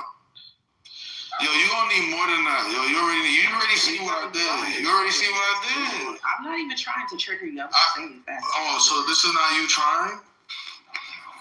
Trying what? Yo, you crashing out, Celia. Just leave it alone. Leave it alone. You said I was fat. That was a lie. You said I was short. That was a lie. And if you see what I look like, you really gonna cry. So just leave it alone. Why don't y'all just get along? He's begging for me to leave him alone. He's upset. Nah. It's just that you're lying and you're making an idiot out of yourself. You know? You're upset. It's funny. Call her like, you know, Herbert, I already ethered you in your own room, bro. Go back on mute. Yeah. Remember me? Remember when I was trolling? I was a little Trump. Remember that shit? Ether, you remember Nobody yeah, exactly. That's what I'm saying. Yo, shut the fuck up, you fake ass G Herbo. You just shut up. Like, look at him trying to get attention. Do you remember when I was trolling? It's gonna take a lot more of your friends to try to even fuck with. You remember that? Real talk. It's gonna take a lot more of you. You're saying Uncle Russ. It's gonna take a lot more of you, bro. It's gonna take a lot more. The efforts that you are expending right now are unsuccessful. So, I don't know what y'all gonna do. You gotta figure it out. You gotta figure it out. This is not it. This lame nigga is not gonna save you. Shut up, Mexican. This weakling is not gonna save you. Shut up, This nigga did 3 push-ups in the gym for 90 days. If you can't bench 225, stop talking to me. Shut up, Mexican. If you can't bench at least 225, stop talking to me, bro. This nigga takes steroids. Nigga, you look like you only work out your neck. Everything else is soft as butter. What are you talking about? What are you talking about? How many times you throw up 225, bro? How many times? These niggas trying to unite like the Power Rangers, bro. I just teach that. Niggas trying to come together like the Power Rangers, nigga. The fuck is you talking about? No, I'm just all three of y'all. I'm put y'all all three of y'all. I put y'all all three. He said archer. Look. Yeah, me no white. Crashing out. Republic of STDs. Have a great Saturday, you unsuccessful motherfuckers. How many times you throw up 225, bro? The average Dominican. Nah, not that many times, Brody. Yeah. I mean, I'm just, what is it, like 5 max? Like 5 rep max or something? Hey, we will, bull. Nah, I did 3, bro. I'm not 5 yet, bro. That's such a dweeb ass question. You're upset. You're so shut your weak ass up, yo. You sound so gay and fat. You're so upset. Like you want me to be gay and fat so bad? You just hit the name. Like, quit talking. Yo, why don't I click my profile and swipe left? Click my profile and swipe left. Click the picture and swipe left so you can see what I look like. So you can see what I look like. Nah, so you can see what I look like. Go ahead. Go ahead. I want to debunk that in real time. Go ahead. I'm not touching you. Okay, then. All right, then shut the fuck up. Shut the fuck up. Nah, they gonna be mad. Go ahead. Click the picture and swipe. You gonna be terrified. You gonna be mad. You gonna be devastated. You gonna be devastated. You don't need to speak to me in this manner. Yeah, that's what I thought. That's what Ruckus got a first place job too. I bet the only thing that look good is the hairline because he's Dominican. But they be having fake hairlines. They be using that like paint on shit that my grandpa uses and stuff. It's like it makes it look like a hairline, but they don't. It's kind of like paint. You called me fat, so click the picture, swipe left, or shut the fuck up. Okay, then it's fake news then. So shut the fuck up. Like I said, you got debunked in real time. Yeah, this is you got debunked in real time. You're scared of swiping the fucking left. I'm not scared of shit. I'm just quiet. You're Next time talk with facts. Don't talk with moderating that bet. Don't talk with assumptions. Talk with facts next time, alright? You gonna get checked. Except for the crash out and shit. This is where the Latinas shine. Other than that, if we're talking about this is the only time I think you shine. You don't shine anywhere else in life. Somebody wanna cuff that? The fuck? That's crazy. Somebody wanna cuff that nigga? That's why she's single. That's why she always gonna be single. There's more to life. Why trying to have no fucking baby? Arguments and yelling every time you're like low quality Latino. Why are you so fucking talking, you dumb Low quality Latino. It's so weird. You came to this country to be dumb again. Like, what is going on? Y'all the only unsuccessful immigrants. What are you talking about? The fuck? We own property. As soon as we came into this motherfucker, we moved out. What the fuck? Straight up. We don't even live in New York anymore. Which New York is, I love my city. I love it. But just stay away from y'all dumb bitches. Yeah, we moved the fuck out. God, used to be dirty. So move on. Y'all brought all the rats to New York. Didn't it used to have so many fucking rats? Your cousin is a rat. Like, bro, no. No. The fuck? Hey, her cousin is a rat. Talking about rats. Shut the fuck up. Nobody laughed. Look at him trying to repeat the joke. Yo, you know what it is, nigga. Like, come on, bro. She worried about the wrong rats, homie. She worried about the wrong rats. Give it up. Yo, I don't even feel right arguing with a female, but you know, sometimes you gotta regulate. Because this generation is too soft on women. This generation, that was the like they think that they could talk like they have testosterone and testicles. But in every generation, my shit's hang low. My shit's hang low. I let my nuts hang. Especially if has always been the dumbest fucking immigrant. Oh yeah, prove it. So now what? Well, you know what? You just made me feel better. Because that means that I'm part of the 1%. Then I'm part of the 1% of the Dominicans. Then I guess. I know that you're that. I knew you was stupid as soon as you came on stage. You're low IQ. That's confirmed. Right, you're low IQ. That's confirmed. The things that I say. You were and low then IQ. calling me dumb. How you gonna copy my shit? No, because you confirmed it. You assumed that about me. You made an assumption. I made a confirmation. I'm the blueprint. You made an assumption. I made a confirmation. Copied me in a very horrible way. Are you the only person that uttered those words in the English language? You started saying it immediately after I first said it. Yeah, after you confirmed that you were actually the low IQ. Yes, you were projecting the whole time. You were projecting the whole time. Yeah, because and you showed that you were low IQ. I taught you words. I'm your tutor. You made an assumption. I made a confirmation. There's the difference. Pay me. Of course, you always asking for a fucking handout. Speak English. Typical. Always asking for a fucking handout. Always asking for a handout. Oh my god, bro, you're a country. You are EBT. You are the definition of EBT. I'm gonna be so for real with you. Like, I don't give a nigga. So you were lying to us the whole time? The fuck? They like will give. She said we're gonna be so for real. And a fucking happy bill. Like, your women are sluts. Anyway.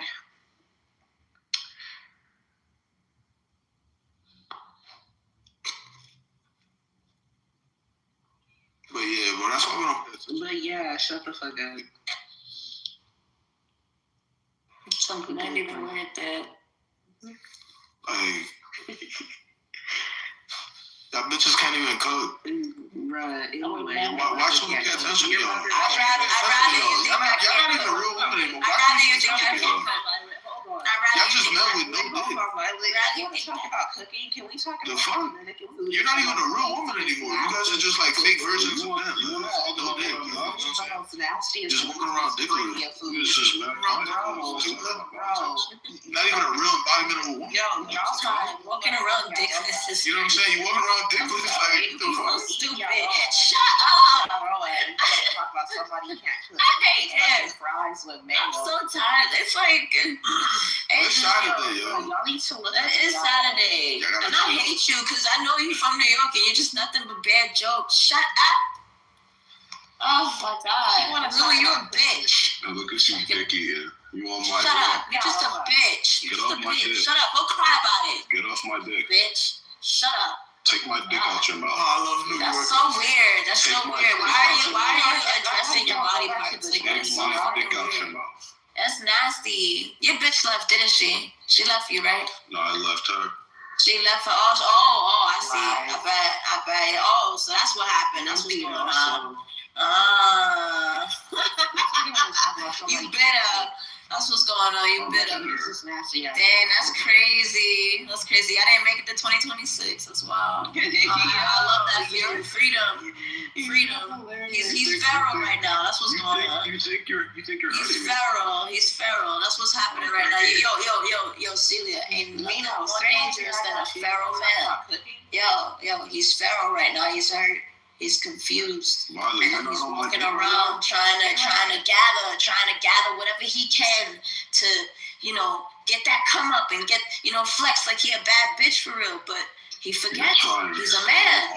He forgets he's a man. He's supposed to go out, find work, meet new people. But instead, he's in a state of unrecognized depression. where he's now trying to be a bad bitch instead of a man, and this is the problem. And I'm so sorry. I'm so sorry. That's how you can tell they lost a good one. Violet, I'm And that's sorry okay. about what I said to you. I know it affected you. I'm sorry about what I said to you. I'm sorry I said that you're insignificant trying to find an identity. No. It ain't about that, brother. You got some hate in you, brother. You got some rage in you, brother. You are insignificant in the I don't need to be insignificant to you. You got some rage. Broski? Brosif? Bro.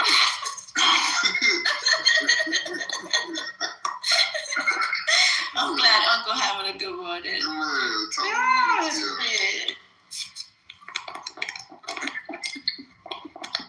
ever just be tired for someone else? I'm so tired for you. Like, damn, I look heavy. See, like, you ever see somebody and just look at them like, damn, that look heavy. It's so cringe. It feels so good to be free. It's so cringe. And at peace. It's so cringe. Let me go make some of my coffee. Yeah, get the fuck out. Yo, Uncle. I'm gonna go make my coffee. I'm gonna stay right here. I'm gonna go get caffeine. Yo, did you see that? You guys essentially derailed the political conversation. You should have stopped when you said you guys derailed it. Even Menowai was like, he was like, we had a mini crash out, but it was political. It was based on politics. Like, you guys came and completely torpedoed the room. At least we were going back and forth on the substance of the topic. But what you guys like to do, what you guys like to do is you were just asking a question. You took 5 minutes to continue to ask a question instead of I'm not fighting over you. What you guys would rather do is devolve the conversation to a realm where you can operate it, which is a stupid, like, I don't know why you've been on my dick for like months now. I don't know what I did to you, said to you. Why does everybody assume that I'm like out to get them? Like, do you realize that this is really just an app on my phone? Just shut up, bro. Like, what the fuck? Just shut up, bro. Just shut up, right? I don't know what your issue been with me is. I kind of just leave it alone. But when we're having this conversation and you're like purposely trying to like ankle bite, when there's like a conversation at hand and there's I'm gonna speak after that. I'm asking a nigga a question, like that's what you people have to do. Like, that's all you can do. You have to devolve the conversation so you could participate.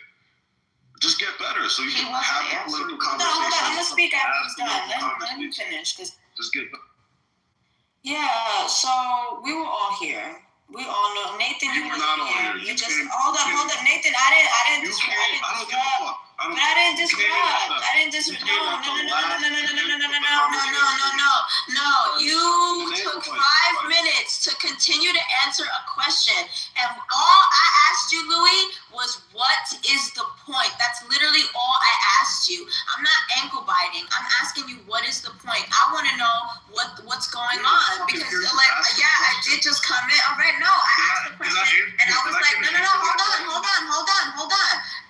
All I said was, Louis, what's the point? I came in, I said good morning, you know, like if I was being disruptive or noise trolling by saying good morning, I should have been moved down to the fucking goo, no? But so when I come in, I say good morning. Hold on, after that, yeah. So when I said, when I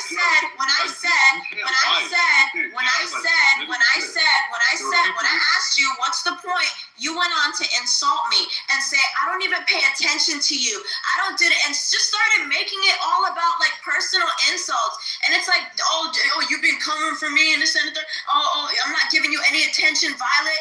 And it started to get weird around that time because like I don't even come on here and say, "Where's Louis?" Like, what's wrong with you? What's wrong with you? You really think somebody is vendetta against you? Are you serious? You're so fake. In February? Yo, brother, let me tell you something. I don't think about you. I don't come in here and try to get at you.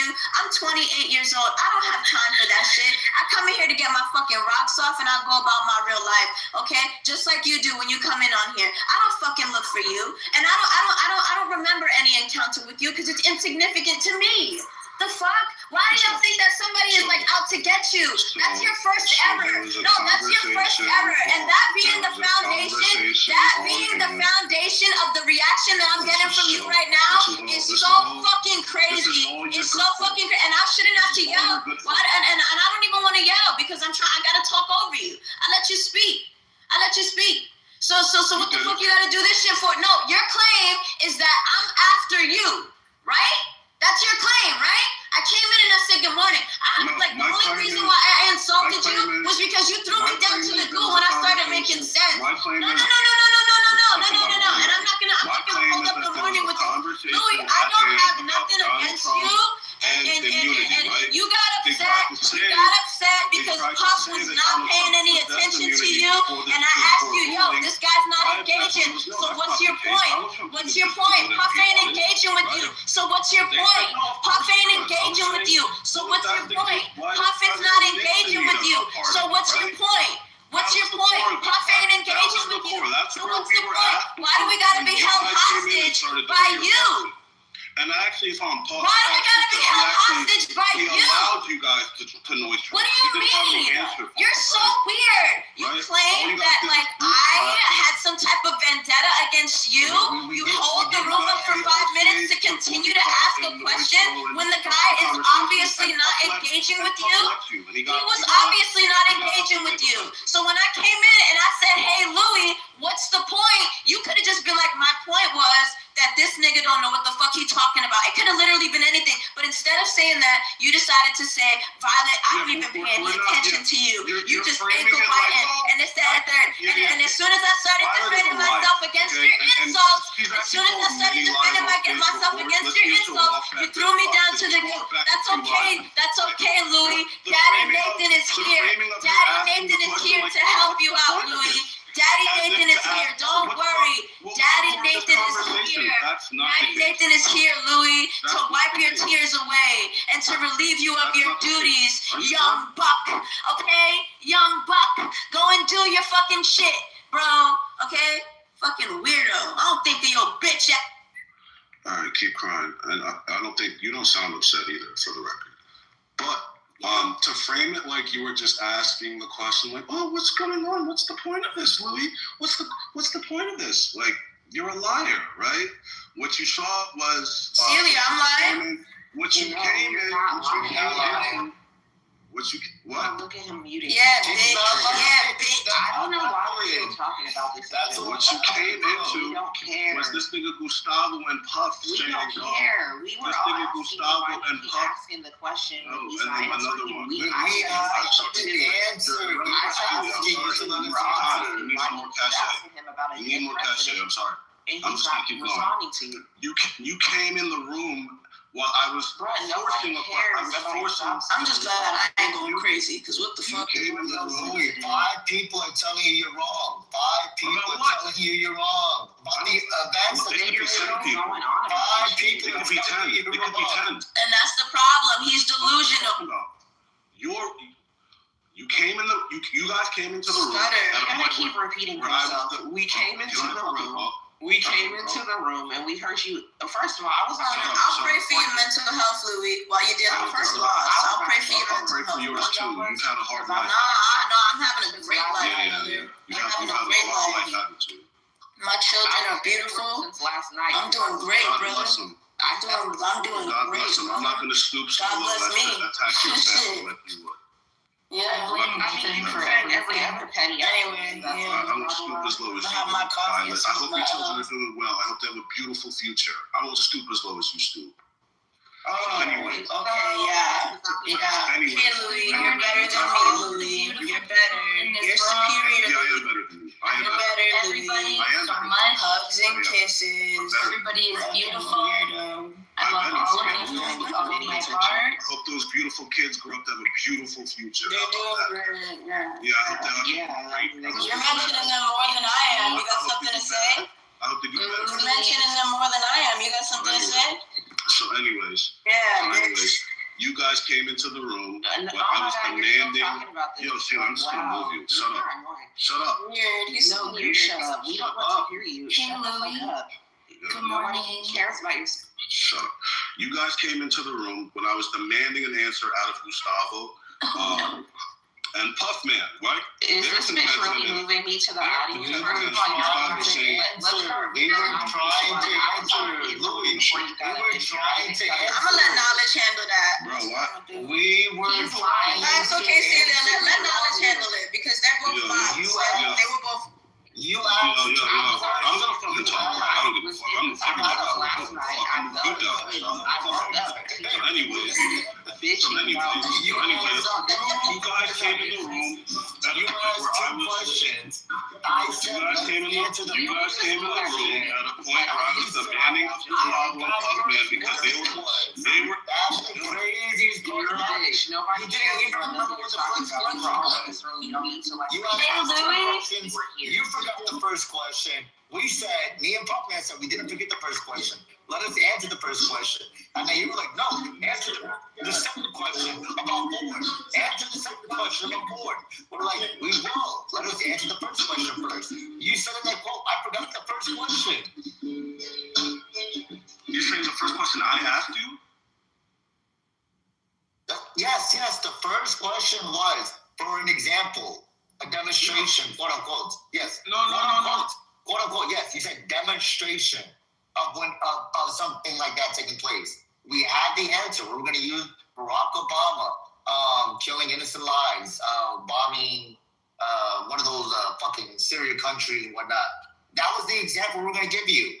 He's exempt from it because he did it with his capacity. No. Yes. No. I thought you guys were talking about a question you asked me. That's why I dismissed it because I was answering your question. You said, give us an example of a president that was exempt from killing innocent lives. You even gave us an example of Donald Trump killing an innocent person. We said, yes, we have an example of that. We were going to give you Barack. Yes. Listen. Yes. We were going to give you an example of Barack Obama. Do you remember my example? We were going to give you the example. Do you remember my example about Donald Trump shooting somebody in the street? Country. Yes, I know. I get it. You remember that, right? I get it. Yes. Right. You remember that, right? Example of someone who did the same thing, which was Barack Obama. He did the same thing as he shot someone in the middle of the street? Yes, it's the same thing. He killed innocent people. He killed innocent fucking babies. Why are you even entertaining Luke? And he got collateral damage. And he got away with it because he's a fucking. He got away with it. He got away with it because he's a president. From a military strike. I don't know if you ever heard is of considered within. So you don't want to answer.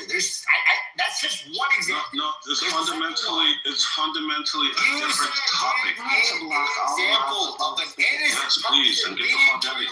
You're annoying me. No, nothing. An innocent person being killed. We know what you're about. You can't even afford Air Force Ones either. Anyways. So what we said was, no one likes you in here. Obama making a military strike. This has always been the case. Likes you in here. The argument is it's always been the case. Presidents have special exceptions. It's always been the case. No, it's not always been the case. Yes, that the president. It's always been the case. The example that you gave was you're not answering my question, and this is like this is dishonest. This is dishonest. You gave two questions. I answered the first one. You're being dishonest. You're being dishonest. No, I'm going to respond now, right? It's not when Obama carries out a military act, like a military strike or something like that. There are as far as like casualties and collateral damage, there's an allotted amount. Like there's like an accepted amount. When you say casualties, are you talking about innocent people? Yes, innocence. We could call it innocence, right? Do we ever drop? Did the United States ever drop a nuclear bomb? The idea that there's an allotted amount. Did the United States ever drop a nuclear bomb? This is dishonest, bro. This is dishonest, bro. Did the United States ever drop? This is not a real conversation. Did the United States ever drop a nuclear bomb? This is not a real conversation, bro. Did the United States ever drop a nuclear bomb? This is not real. Shooting one innocent person in the middle of the street. Okay. I'm not participating in whatever you want. I'm just gonna say what I'm gonna say. Did the United States ever drop? I'm gonna put my volume all the way down. So did the United States ever drop? So it is the case Did the United States the president having an allotted amount of necessary casualties that we're going to expect is during a military strike, right? The sole purpose of that strike is to target whatever amount of targets that you're trying to eliminate, right? That's the purpose of it, right? There might be collateral damage, right? And there's a lot of collateral damage we could accept, right? That's separate from the president having powers to actually send out hits to kill people. Or let's say, for instance, like he said, I could shoot somebody on the White House lawn and not get in trouble. Right? These things the president doesn't have immunity from, right? So you framing a military strike in which there might be some collateral damage in the form of innocent civilians, that's something that happens all the time. It's fucking what was Hiroshima and Nagasaki? What was that, right? That's like a military action. These are military strikes, right? That's completely different than saying the president has immunity from criminal actions, like killing people and stuff like that. Or designating I could just put out a hit on someone and say, I'm doing it under my official capacity. There's no other if there's no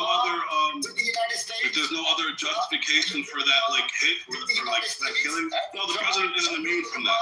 And he historically hasn't been immune from that. What you're saying is ridiculous. Ever drop a nuclear bomb? Did the United States ever drop a nuclear bomb?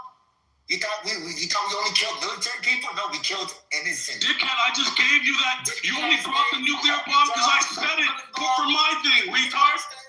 Yes, he dropped the nuclear bomb. That was a military strike, right? In these scenarios, there's an expected amount. In these scenarios with military strikes and such, there's an expected amount of casualties that are probably going to be civilians, right? We've attacked weddings. We've dropped strikes on weddings, right? Killing men, women, and children alike, right? But so long as there's a target in there, that's the justification, right?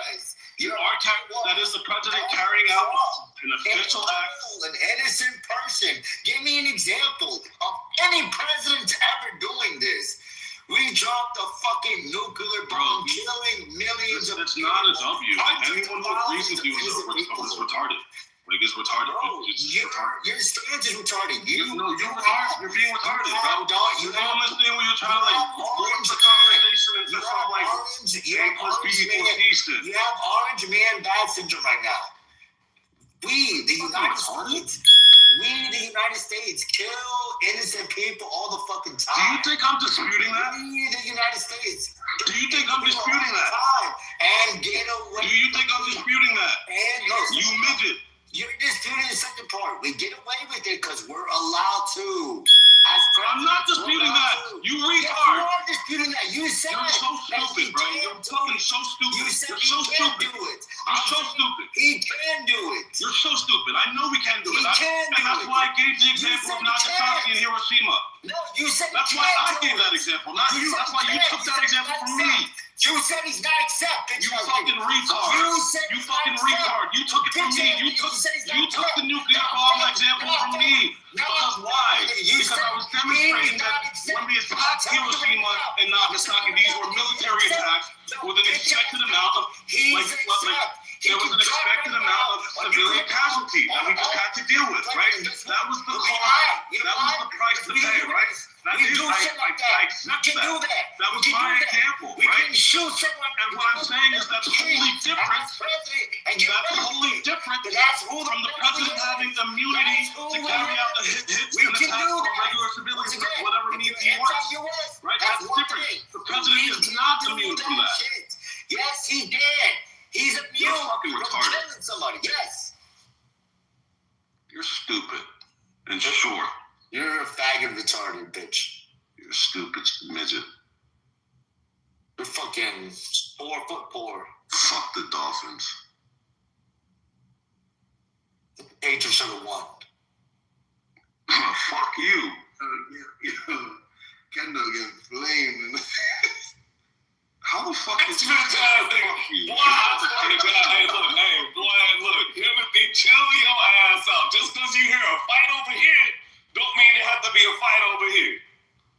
No, but On a real No, you know what? No, I'm finna fucking crash out. All you niggas fight but me. I want some blood. On a real note, the core of my issue was that what the Supreme Court ruling in 2024 did was essentially it said that the president, so long as he frames it as within like his official capacity or whatever, acting in his official capacity, like he can commit crimes.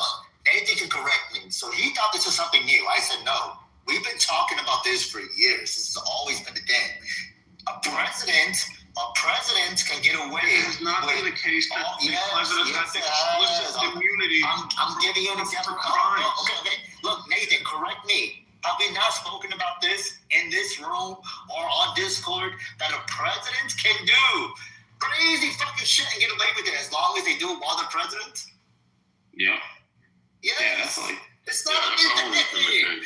Yes. This nigga Louis just found out about it. He's like, no, that's fucked up. I wasn't paying attention. Can you repeat that? Can you repeat what I think? Yes. Yeah, I'll repeat it. He thinks it's a new thing, but we've been talking about this for a long time. Just to see what James Madison did. Yes, exactly. James Madison. You should see what Calvin did. Always been able to do crazy shit and get away with that. As long as you do it in the capacity of being president. It's always been the case. I don't know why you're acting surprised. Answer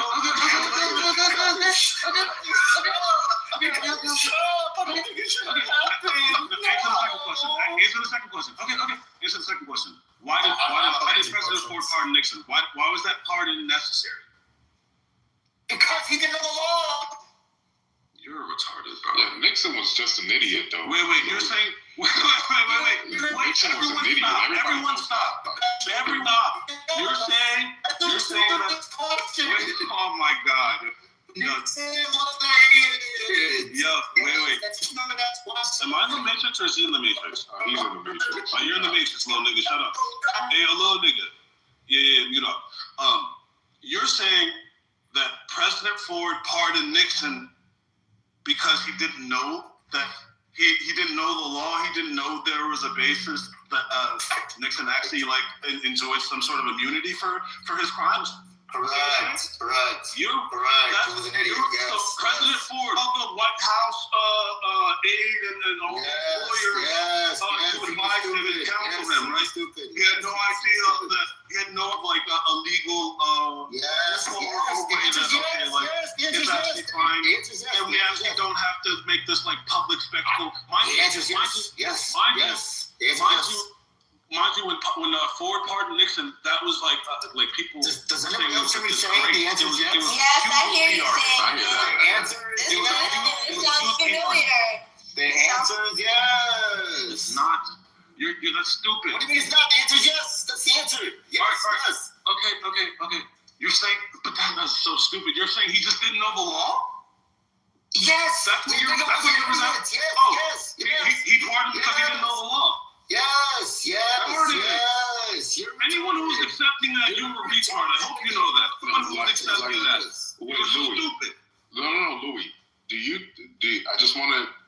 think that any president after Nixon has done either equal or more than what he was charged for? I think Trump, yeah, for sure. You're going to point to Trump? Trump's the one you're going to point to, not Obama? Yep. So you're not going to King. Obama with the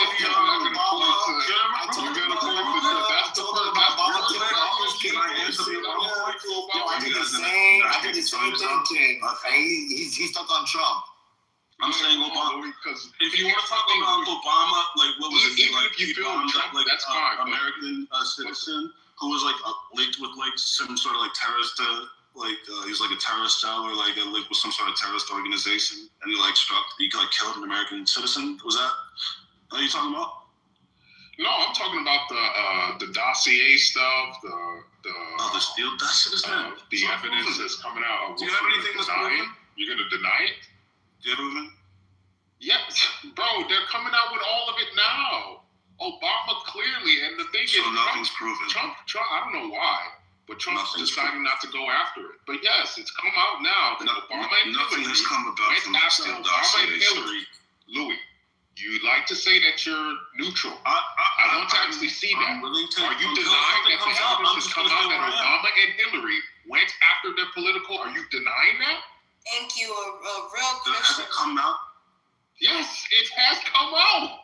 Are you denying it? Wait.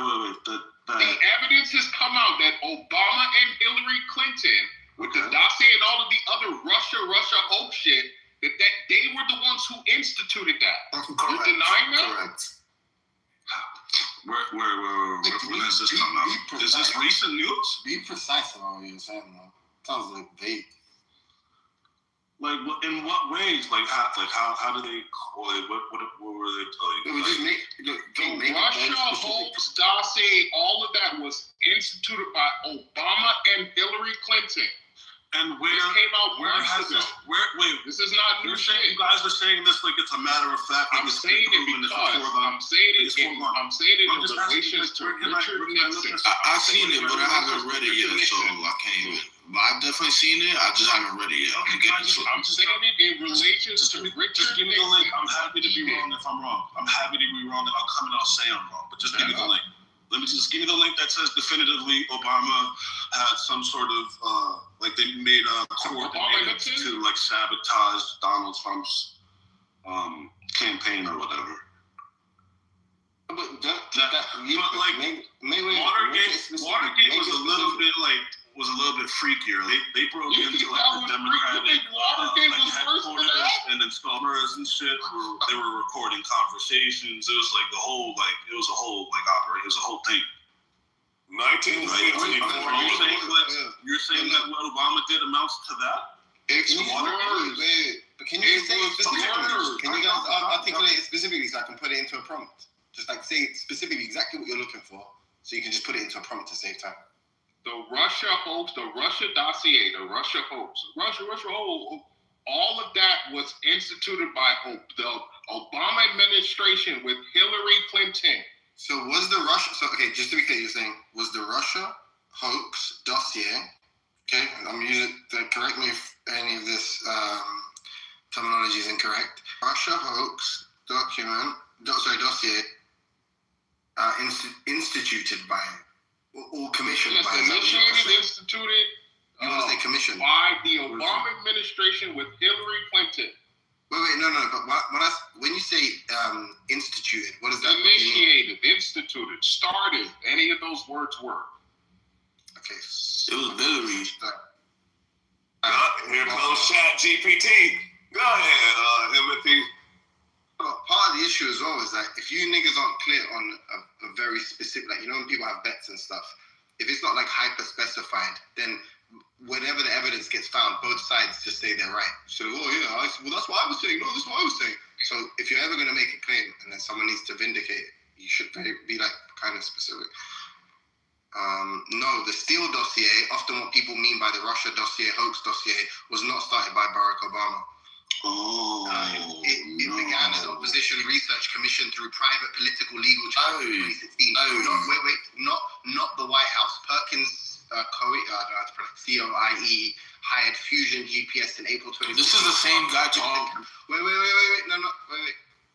In April 16, on behalf of the Clinton campaign and the Democratic National Committee, GPS then hired Christopher Steele to produce the Russia-related memos that became known as the Steele dossier.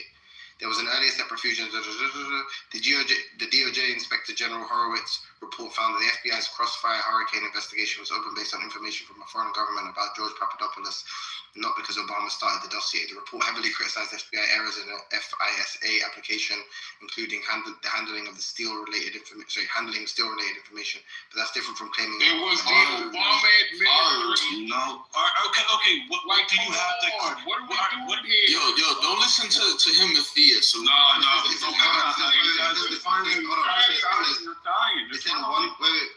says one complicating factor. In 2025, the The Office of the Director of National Intelligence, ODNI, put out alleging Obama directed actions tied to intelligence products of Russia. That claim is about government intelligence reporting and has been part of a broader political dispute, but it is not the same thing as saying starting the Steele dossier, which traces back to the campaign funding and position research. Yo, King, he would have hit you with technicalities and shit. And this is what I mean. This is what I mean. Don't listen to him, atheist. You should take him atheist is Listen. You should take No. You should take Oh, he hit you with the shit. He don't stay. Yo, fuck the raincoat, you heard? King, Of course. King, What's up? what you should, but what I'm saying is, in these moments, legitimately, what you should do is articulate a clear debate proposition or whatever. I did that, sir. Listen. I don't need to. Just listen. Yo, King, don't even acknowledge this guy. If you need every single word to be specific, you haven't let me if you finish do what not I'm know how to have You haven't let me finish what I'm saying. You don't know what I'm saying. But you don't know what I'm saying. Come on, let him finish. And don't debate with him, Atheist. If he goes, he's gonna leave. Cause why are these niggas like? Yo, bro, you know why you gotta chill, bro. Cool. But I'm saying once you do that, then it shouldn't be up to Louis, or it shouldn't be. I'm just whatever. I'm trying to facilitate whatever. But it shouldn't be up to the person that you're debating. You should just you say this is my claim and this is the evidence supporting my claim. That way, it doesn't leave any room for you guys to be like, these niggas, pedantry, because it's nice in your hands. If you leave it up to your opponent, say go Google it, and he comes back and says this is the resource I found, then he's perfectly well within. Yeah, but that's fine. I'm okay with that. What do you have that links Obama? Because here's the thing: when it comes to politics in America, people will deny what is, especially if there's not like some document like we're seeing with the Epstein files. Because remember, Timothy, before the Epstein files, people were already saying all the shit with the pizza, all the shit with all the like nuances. People were already saying that, and folks were denying it because they didn't have fucking documents. The same shit is what we're talking about here. So if Louis needs me to give him an Epstein-style document that says Obama was then what are we talking? There's no point in having that conversation. At the end of the day, when you put 2 and 3 and 4 and 5 and 6 together, it is clear that the Obama administration initiated the dossier and all of that goofy shit that had to do with Russia. Well, that can't be the case though, because it can't be the case. All right. No, but I'm saying there's a paper trail for that particular who commissioned that particular report. Was it him? He said, right. Wait, is there not If you need an Epstein file document to say, let me ask you this. Barack Obama, Let me ask you what this. the fuck are we talking about? Let me ask you this. What do you have that links Obama to it? Nothing. Apparently nothing. Yeah, apparently nothing. Yes. You're talking about paperwork. You got the one who said this, the dossier, the whatever dossier. No. He called you a dosser. He called you a dosser. Who are you? Stop talking to me. I'm the guy that you were debating, and then you fled the room after you. I'm sorry. I'm so sorry. I apologize. Oh, no. Finish that. I'm so sorry. Yeah. He ran. That's why I'm trying to save you guys time. You fucking ran. Yeah. You know what he does? He's gonna say his claim, and when it's your turn, he's gonna leave. No, I apologize. Don't worry, man. He only hey, that's a serious charge now. Yeah. But just please, he's on Clubhouse show. That shit's to the point, serious, yeah. dog. To the point. Oh yeah, King. You're the one who made the. That's what I'm saying. It's a bit of a weird game you're playing because you said this thing, and then Louis like, wait, hold on, I'll concede to you if the evidence supports that, and then you're like, yeah, go look it up. Okay, so we go look it up. No evidence supports it. That is not true. Again, now you're making claims that are not true. What you choose to see as evidence is what you choose to see as evidence. If you need an Epstein-style document to accept that 2 and 3 and 4 and 5 and 6 are clearly pointing to the Obama administration with Hillary Clinton, then that's on you. But I don't need an Epstein document. For instance, I didn't need the Epstein documents to notice that there are patterns where there are elite politicians who are clearly trafficking children. I didn't need the Epstein documents to see that because it was all out in the open. No, bro. Do you not see the difference? It's not. There's not an absence of information, and then we're going like, oh, well, see, there's nothing that implicates Obama or ties him directly to this, so he's off scot-free, even though it's an open secret. There's literally evidence of who commissioned the document, and it's not Obama. You're telling me Hillary Clinton's not involved? Is that what you're trying to tell me? But I thought you guys were she's not part of the Obama administration? No, but I thought you were talking about incumbent. No, it said the Clinton Foundation or whatever. But I thought you were talking about the incumbent president. Yes, Obama. Yeah, so obviously if it's saying no, he has no, these people funded it, and that's not Obama. That's not a good okay, Timothy. Look, like I said, if you don't want to accept it, unfair. No, it's fine. Again, this is not. The point was really towards Richard Nixon. It doesn't need to get deep into it because look, people are going to accept it or not that there are all of this other side evidence that clearly points to the Obama administration. Whether you want to think Obama was directly involved, blah blah blah. Now, fair enough. But the point is, there are other administrations that did or have done worse than what Richard Nixon did with Watergate. That was the real point. Whether you want to accept that the Obama administration was involved with the Russia hoax stuff, I'm not going to get too deep into that. Like I said, from what I've seen, it is clear to me that I don't need an Epstein-style document to tell me that Obama and his administration was involved with political, we're trying to stop their political opponent from becoming the president. No, but brother, respectfully, you can't just you made a very bold claim, and now you're talking about some tea leaf stuff like you read it in the tea leaves. You can't do that. Again, I made the distinction between. And who's someone agreed with you? Hey, Louis, get that one person who agreed with you. Someone was like, yeah, that's right. It's Obama. I remember that. Everyone, they just came off the mic in concert. Like, yeah, it's Obama. Of course it's Obama. Like, what? Yeah. Okay, so Louis, if it was to come out in the future that there's a document I can see, but it doesn't. Like I said, it has directly ties in. So that's what you're saying. That's what you need, right? I need some sort of evidence to believe all the information that's clearly pointing towards us. Unless you have something that says, Obama did this, you don't know how to put 2 and 2 and 3 and 4 and 5 together. All the concrete evidence leads to it leading to what was it? Durham was that was the inception. Like none of the credible hard evidence that we have leads to Obama, right? So far, like that's what you concede to that, right? We don't have anything. You don't have anything that says Obama's linked to it. Look, at the end of the day, Louis, if someone's the president and their administration is involved in some shit, I think it goes directly to the president. If you want to play dumb about it, that's fine. But you acting like the president of the United States is not involved in his administration, and with their I'm saying, give me evidence and I'll change my mind. What are we talking about here? I'm saying, give me evidence and I'll change my mind, and you don't have the evidence. So what do I do? If you want to, again, if that is your narrative, fair enough. Don't be surprised in the future if that stuff comes out. Okay, if it comes out, it sounds like you need an Epstein list to believe something is true. What? It sounds like you need an Epstein list to believe something is true. If you don't have an Epstein list, you can't put 2 and 2 together from information that's out there. You can't say, the most you could have is a suspicion without evidence. That's all you could have. Was involved in this and this and that. Oh shit! All you could reasonably have without something in child trafficking. All you can reasonably have without evidence is like that. All you can reasonably have without evidence is like a feeling or a gut feeling, but you can never say that you know, because you don't. If you say you're saying Obama that's the has truth. To do. That's just the case. Wait, but this is in 2016 when he's about to be out of office, right? Yeah, this is his. Wait, yeah. So when he was about to leave, he's about to leave.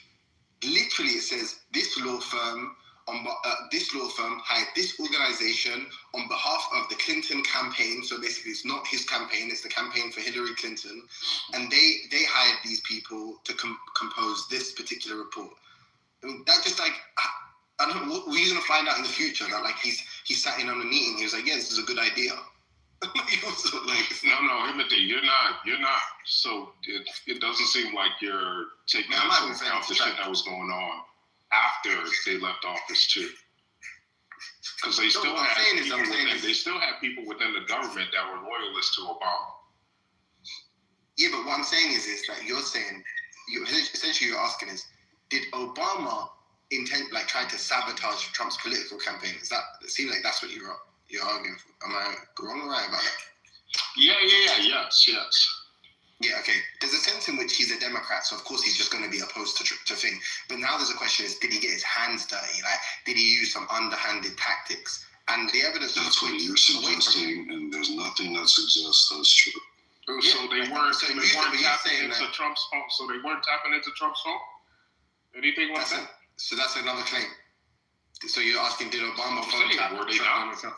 This is all a diversion from the original point two for the record. It's not. It's all we're saying Richard Nixon. If it were the case that the president you're trying to make it like has this assumed immunity, and this was clearly obvious even before the 2024 Supreme Court case. Why was it the case that Nixon needed a pardon? Why did President Ford see it fit to pardon anything that any crime Nixon might have committed preemptively before any investigation went underway?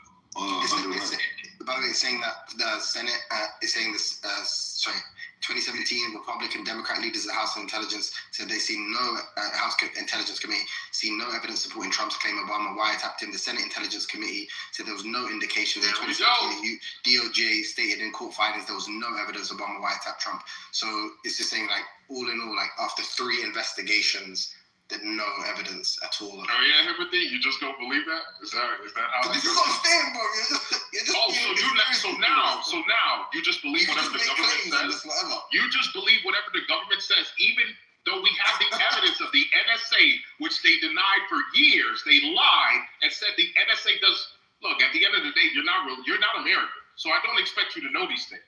But you trying to sit here and act like the American government doesn't lie to its people is insanity. All right, so why should you ever believe anything? Why do you choose to believe this? Why do you choose to believe this? You want me to believe that the FBI was not tapping Trump's phone? Why do you choose to believe this iteration of the government then? Like despite all the blatant lies it's telling you in your face. It's like they actually lie to you like you're retarded. I've been a Bitcoiner for the last 15 years. I've been anti-fucking government for 15 years. What are you talking about? No, you're not. You're pro-Trump, bro. You're not anti-government. Dude, I haven't been anti-government for the last 15 fucking years. What does anti-government mean? What are you talking about? Do you support the bolstering of ICE, like however many, like $100 billion? How does that have anything? Wait. How does that have anything to do with the last 15 years of my anti-government? Clearly, you can go look at my Twitter. I have tweets for the last 15 years. Do you support? What are you talking about? Do you support the $100-some billion injected into ICE? Just not the Department of Homeland Security. To deport people? Do you support that? You think? Wait. You think supporting people who come to this country, getting them out? You think that means you support big government? You don't. What the fuck is that? What, so I thought you support small government. You're anti-government. Yes. And what do you think small government? Wait, Louis. Let me ask you this.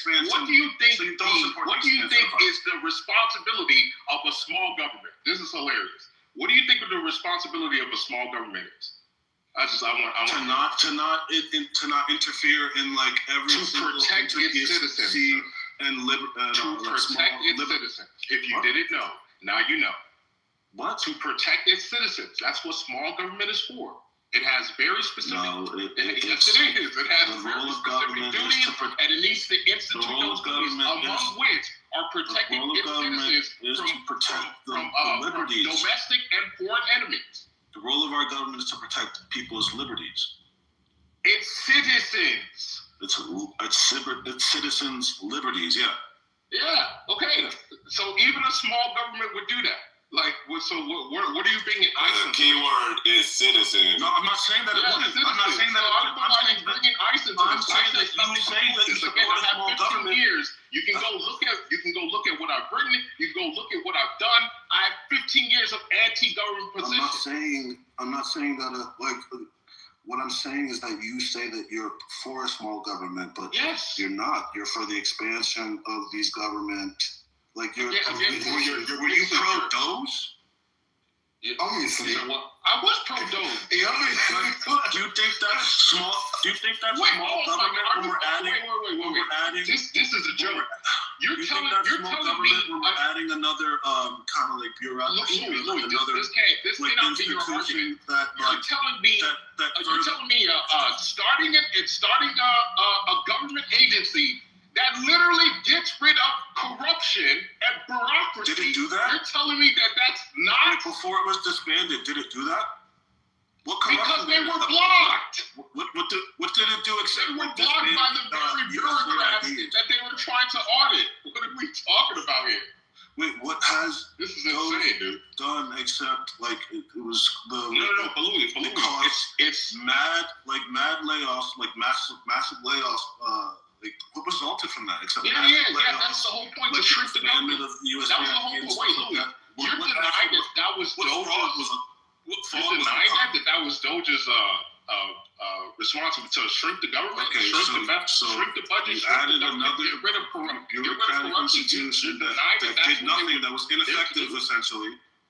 We agree that it was ineffective. It didn't really do anything before, No. I don't. We don't need to get to the effectiveness. I want to see if you would at least acknowledge that its whole purpose was to shrink government. You're talking about its purpose. If it didn't fulfill its purpose, then all that happened. Louis, you're trying to mix. No, don't try to mix this up. Is another institution. Are you denying Doge's task was to shrink government? You're denying that. All we have is another institutional stronghold. You see how you just want to answer?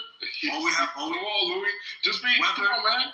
So if we take away, if you're saying, it doesn't matter whether it's effective or not. If it actually does, if it's not effective, then all it is another piece of. Louis, are you denying that it's another institution that was ineffective? To shrink government.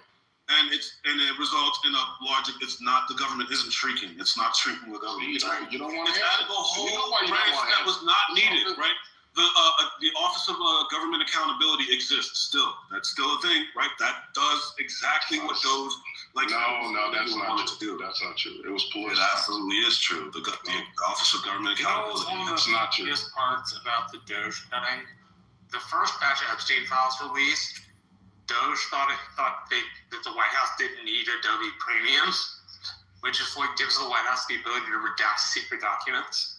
And so their staffers were just using the black bar on regular Adobe, and you can take that shit off the computer program.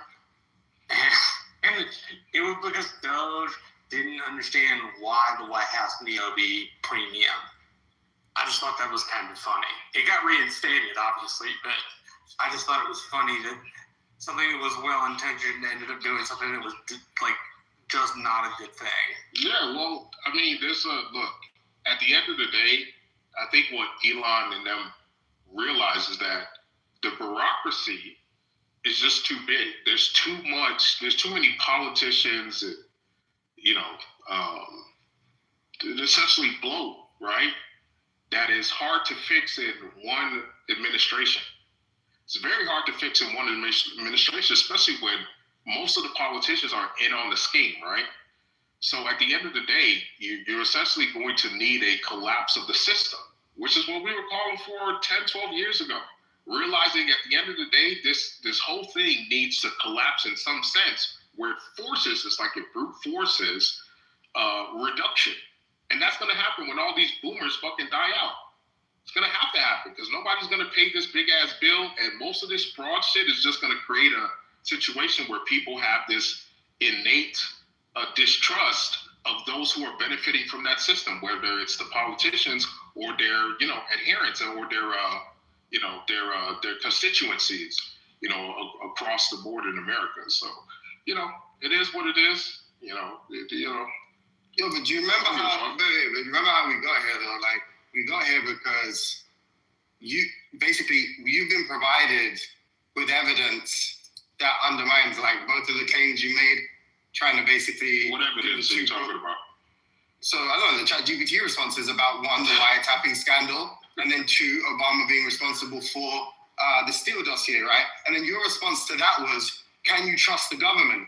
And then Louis' response, which was a decent one, which is just saying like, okay, but hold on. Oh, What we're saying is that, what we're saying that, but wait, we're saying if any government, I'm saying if any government inquiry just cannot serve as evidence for Timothy, do you realize why would it not be true? The same institution.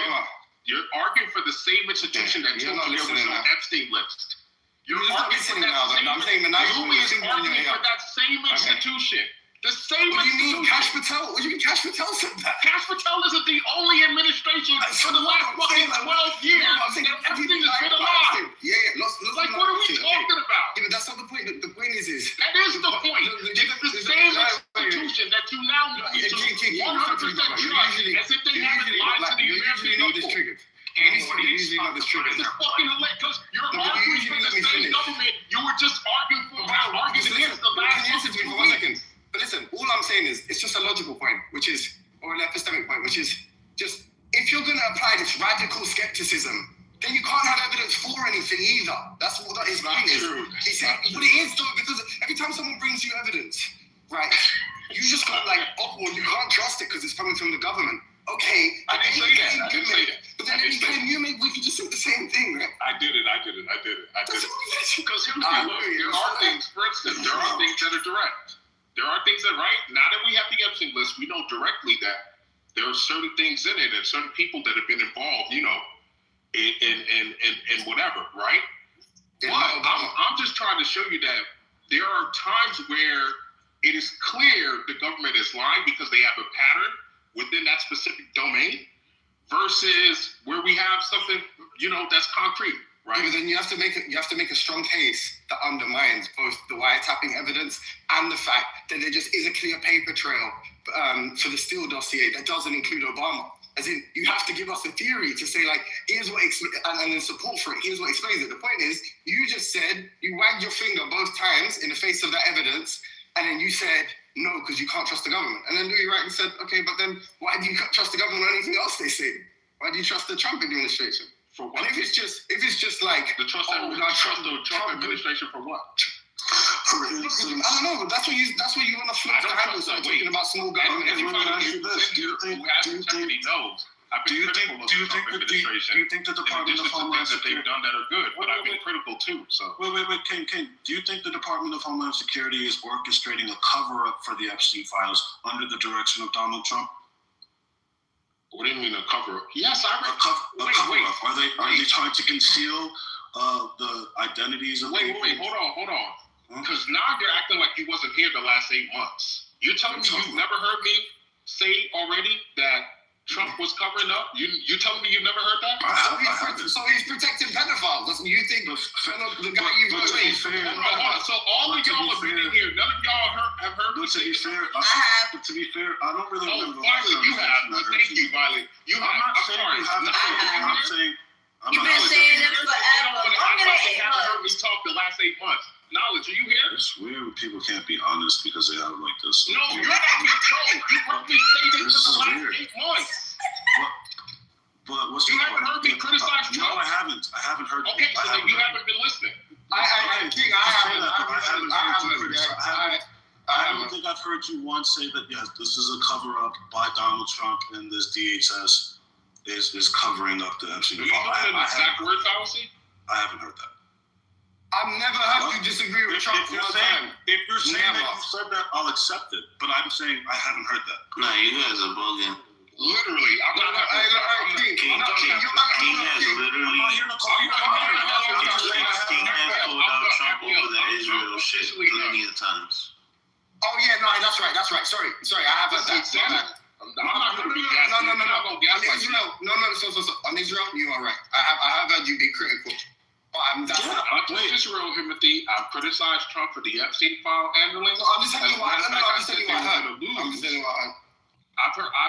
Because I actually don't. I just haven't been here. I just haven't been here for that. Then that's fine, Louis. If you want to keep saying that, that's fine.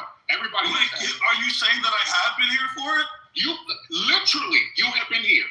Okay, what was the conversation? You are a mod. You're a good mod. You're a good mod. But you've been here, Lou. You have been here. Yes. You have been here. While you not criticize Trump. As a matter of fact, I'm not saying that's not the case. Samoa had a very long conversation where he tried to I've been in the room while you criticize Trump. I'm saying I haven't heard you say that Donald Trump. I've criticized Trump on the Epstein Donald Trump is specifically. courting a cover-up through the Department of Homeland Security. I haven't heard that. I haven't heard that. That's all I'm saying. I'm not saying it's not true either. I'm just saying I haven't heard you say that. I'm gonna play. Louis, come on, man. Why are you trying to gaslight me, bro? What do you mean? Me and Samoa had back and I'm not even saying anything crazy. I'm I'm confused why you're responding this way. I'm not saying that you're lying. I'm not saying you're lying. I'm saying I haven't heard that. Yo, kid, let me ask you. Knowledge, my nigga. I just got off the phone. King, let me ask you a question. So look. Hypothetically, if the name knowledge was mentioned, let's say 863 times in the Epstein files, but the name 10 was mentioned near 6,000 times in the Epstein files, and if everybody assumes if you're mentioning the Epstein files, you're a pervert, who's more a pervert? Tim. That's a fact. That's a fact. You can't even think, King. You can't even take a second to think. Well, you can just say Tim right off. You're right, Tim. My bad. Let me think about it. No, Tim, you're right. So here's the nuance, though. Knowledge on this. No. He didn't want nuance. He didn't want nuance. He didn't care about the contextual matters of which the name was brought up. That's the original argument. The fact that Donald Trump in the original release of emails was brought up 1,628 times. It doesn't matter. He didn't care about context. But now we found out that Tim was mentioned about 6,000 times in the Epstein files. Let's use the same argument. Yeah, well then in that context, and for the record, there are other contexts. No. Just that context. In that context, yes. Okay. The Tim, not Tim here. The Tim would be a bigger person. The Tim would you agree? Be a bigger person. King, would you agree that we learned a lot from the Epstein files? Yeah, absolutely. So there was a lot of knowledge in it, right? Yeah. Thank you. Wow. That was a part. Yes. Wow. There was a lot of knowledge in the Epstein files.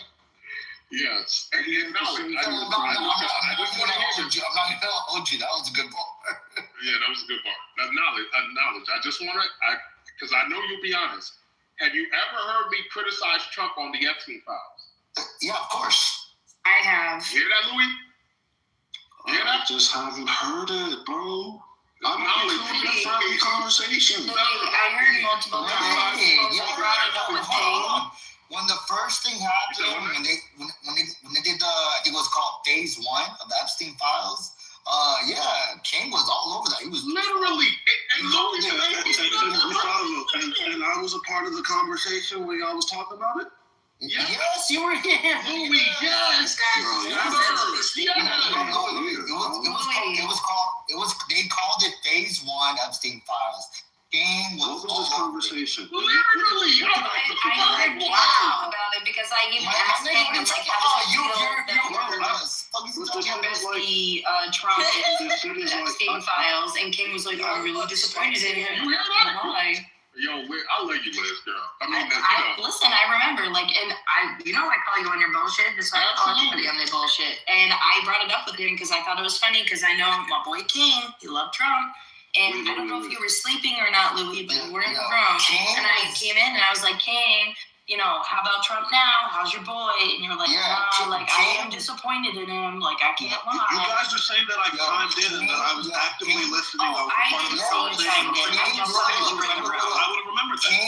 King went as far as talking about, let's get this nigga out of office. He was that pissed off. I did hear that. He was like, I would have remembered that, dog. I'm not saying you're lying. This is weird, bro. I don't even know what the fuck this is. I'm not saying you're lying. I'm saying I was like, there's mad times I've been in the room and I don't go for hours. I don't know what the movie's being spoken about. Fair enough. Doing shit. Fair enough. My only thing is because My only thing is, you hear this from them. I'm not. So now you granted. know. I'm not swayed by politicians. And that's fair enough. Mean that. That's fair I enough. really fucking mean that. I am not a Trump lover. I am a Christ lover. That's it. You know that. Yes, yeah. That's the only person I'm with 1,000% forever. Outside of that, all you niggas can fucking kick rocks, including Trump. I fuck with you as long as you fuck with the things I fuck with. Just as long as we cool on that. He's right. All you can. That's it. Outside of that, I'm not saying that. Just know, Trump is not. I'm not somebody that can't criticize Trump for us. No, they were all here for it. I don't, bro, and I already know you've taken a critical position, like Timothy said, with Israel. So I'm not saying that about you. I wasn't putting that on you. That's not what I was trying to do. I'm just saying, like, back to the point, like, yo, like, if we can't trust the government, you're saying like the government is untrustworthy, then like why do we trust it ever? You know what I'm saying? No. So I don't think it's untrustworthy. We have to have faith in certain institutions, certain like constraints, certain like fail safes. Like there has to be some faith. Otherwise, like what? Like fuck it. Like why? I agree with you. Yes, I agree. That was the point I was trying to make. No, I agree with that point. My only thing was the tying, because everything you just said, I actually agree with.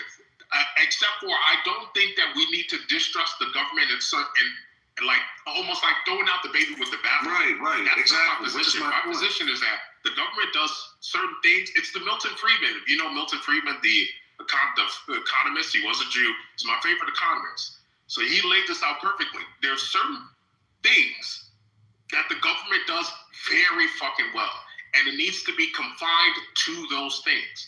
One of those things is what ICE does, right? Which is the protection of the citizens and the integrity of the political, the political dynamics, this and that, blah, blah, blah. So I wouldn't count that as part of big government. I count that as part of what a government in general is supposed to be doing. You don't have to agree with that. I'm just telling you my position. I think it's big government if you're adding where there's already something that fulfills that thing. I said I was at the king, little guy. Relax. I already got my shit off. You have to be little man. Relax. Yo, the funny thing is, I was really giving wedgies in real life. Like, I was really giving a wedgie, bro, and like hanging underwear from the top of the fence. It's okay. I'll really give you a wedgie. I'll burp you later. Yo, Louis, I would pull his poncho down over his shoulders. Yeah. All right. Just want to say, everybody, we're on 23 hours, almost on 24, so it's that time of the day. What you mean? To clear the shit out. New room is about to be. Yes. There you go. New room is about to be starting. There's a pervert in the room. Oh, new room? Okay. That's a fact. Yeah, new room is about to be starting. And then there's that time of the day. Also, she got you with that. Also, you saw the poll yesterday, right? Poll of the replay shit. Oh yeah, why y'all doing that? No. Did it might delete later? Yes. I tried to tell everybody it was a J. Cole reference. I only clicked it because I thought of J. Cole. I don't care. And then I was like, yeah, but J. Cole though. Exactly. I don't know if you know who J. Cole is, but you know, that's crazy. And J. Cole is in the Aquarius. Like, why you doing this? I don't know how black you is. I'm just asking. Get the fuck out of here, bro. So J. Cole made somewhat of a mixtape called Might Delete Later. So I made a poll yesterday. Oh, I see. Replay, yes. Do I replay? Yes. No. Don't care. Might delete later. That was good. That's fucking trigger. I was like, why they got these fucking replays off, bro? And then, I remember, it's probably going to delete anyways. Exactly. So good. Y'all gonna start that room now, or? Yeah, Nathan went to go do it. Yeah, everybody's going right now to the new room. Okay, cool. Yeah, I'm first though. Somebody go get the wing. You know what? Somebody go get Kendall. Shut up before I get you. I'll get you in your big forehead, Night King. Yeah, I'm not gonna lie, yo. Louie was finna get this slut down. Yo, Louie was mad emotional this morning. Hey, yo, no, he came in on violence, bro. Yeah. And like, we was chilling Also, before that, bro. King Solomon. What's up? Can you send me What that? the fuck? Yeah. Can you send me that recipe you were talking about with your mama? Liz, tell me, I'm not even joking, Liz. Tell me I'm not even joking. God is good. I was literally, I missed my mom's call. I was gonna talk to my mom yesterday. I'm not, God is my witness. God is my witness. Everything on my life. I was gonna talk to my mom yesterday about getting that, because she's back here in the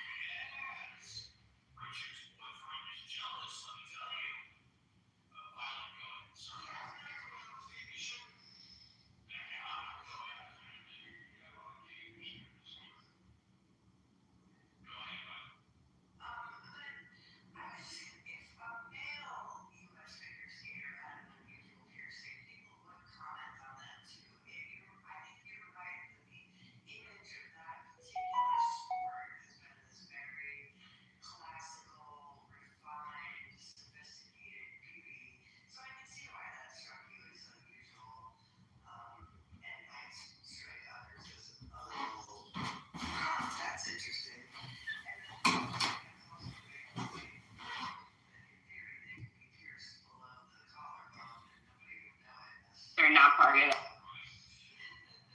like black people. Yeah, tell that to them ones in Spokane, cause them motherfuckers is racist as fuck. Oh, well, Spokane is like, that's like, yeah, like, Spokane, listen, Spokane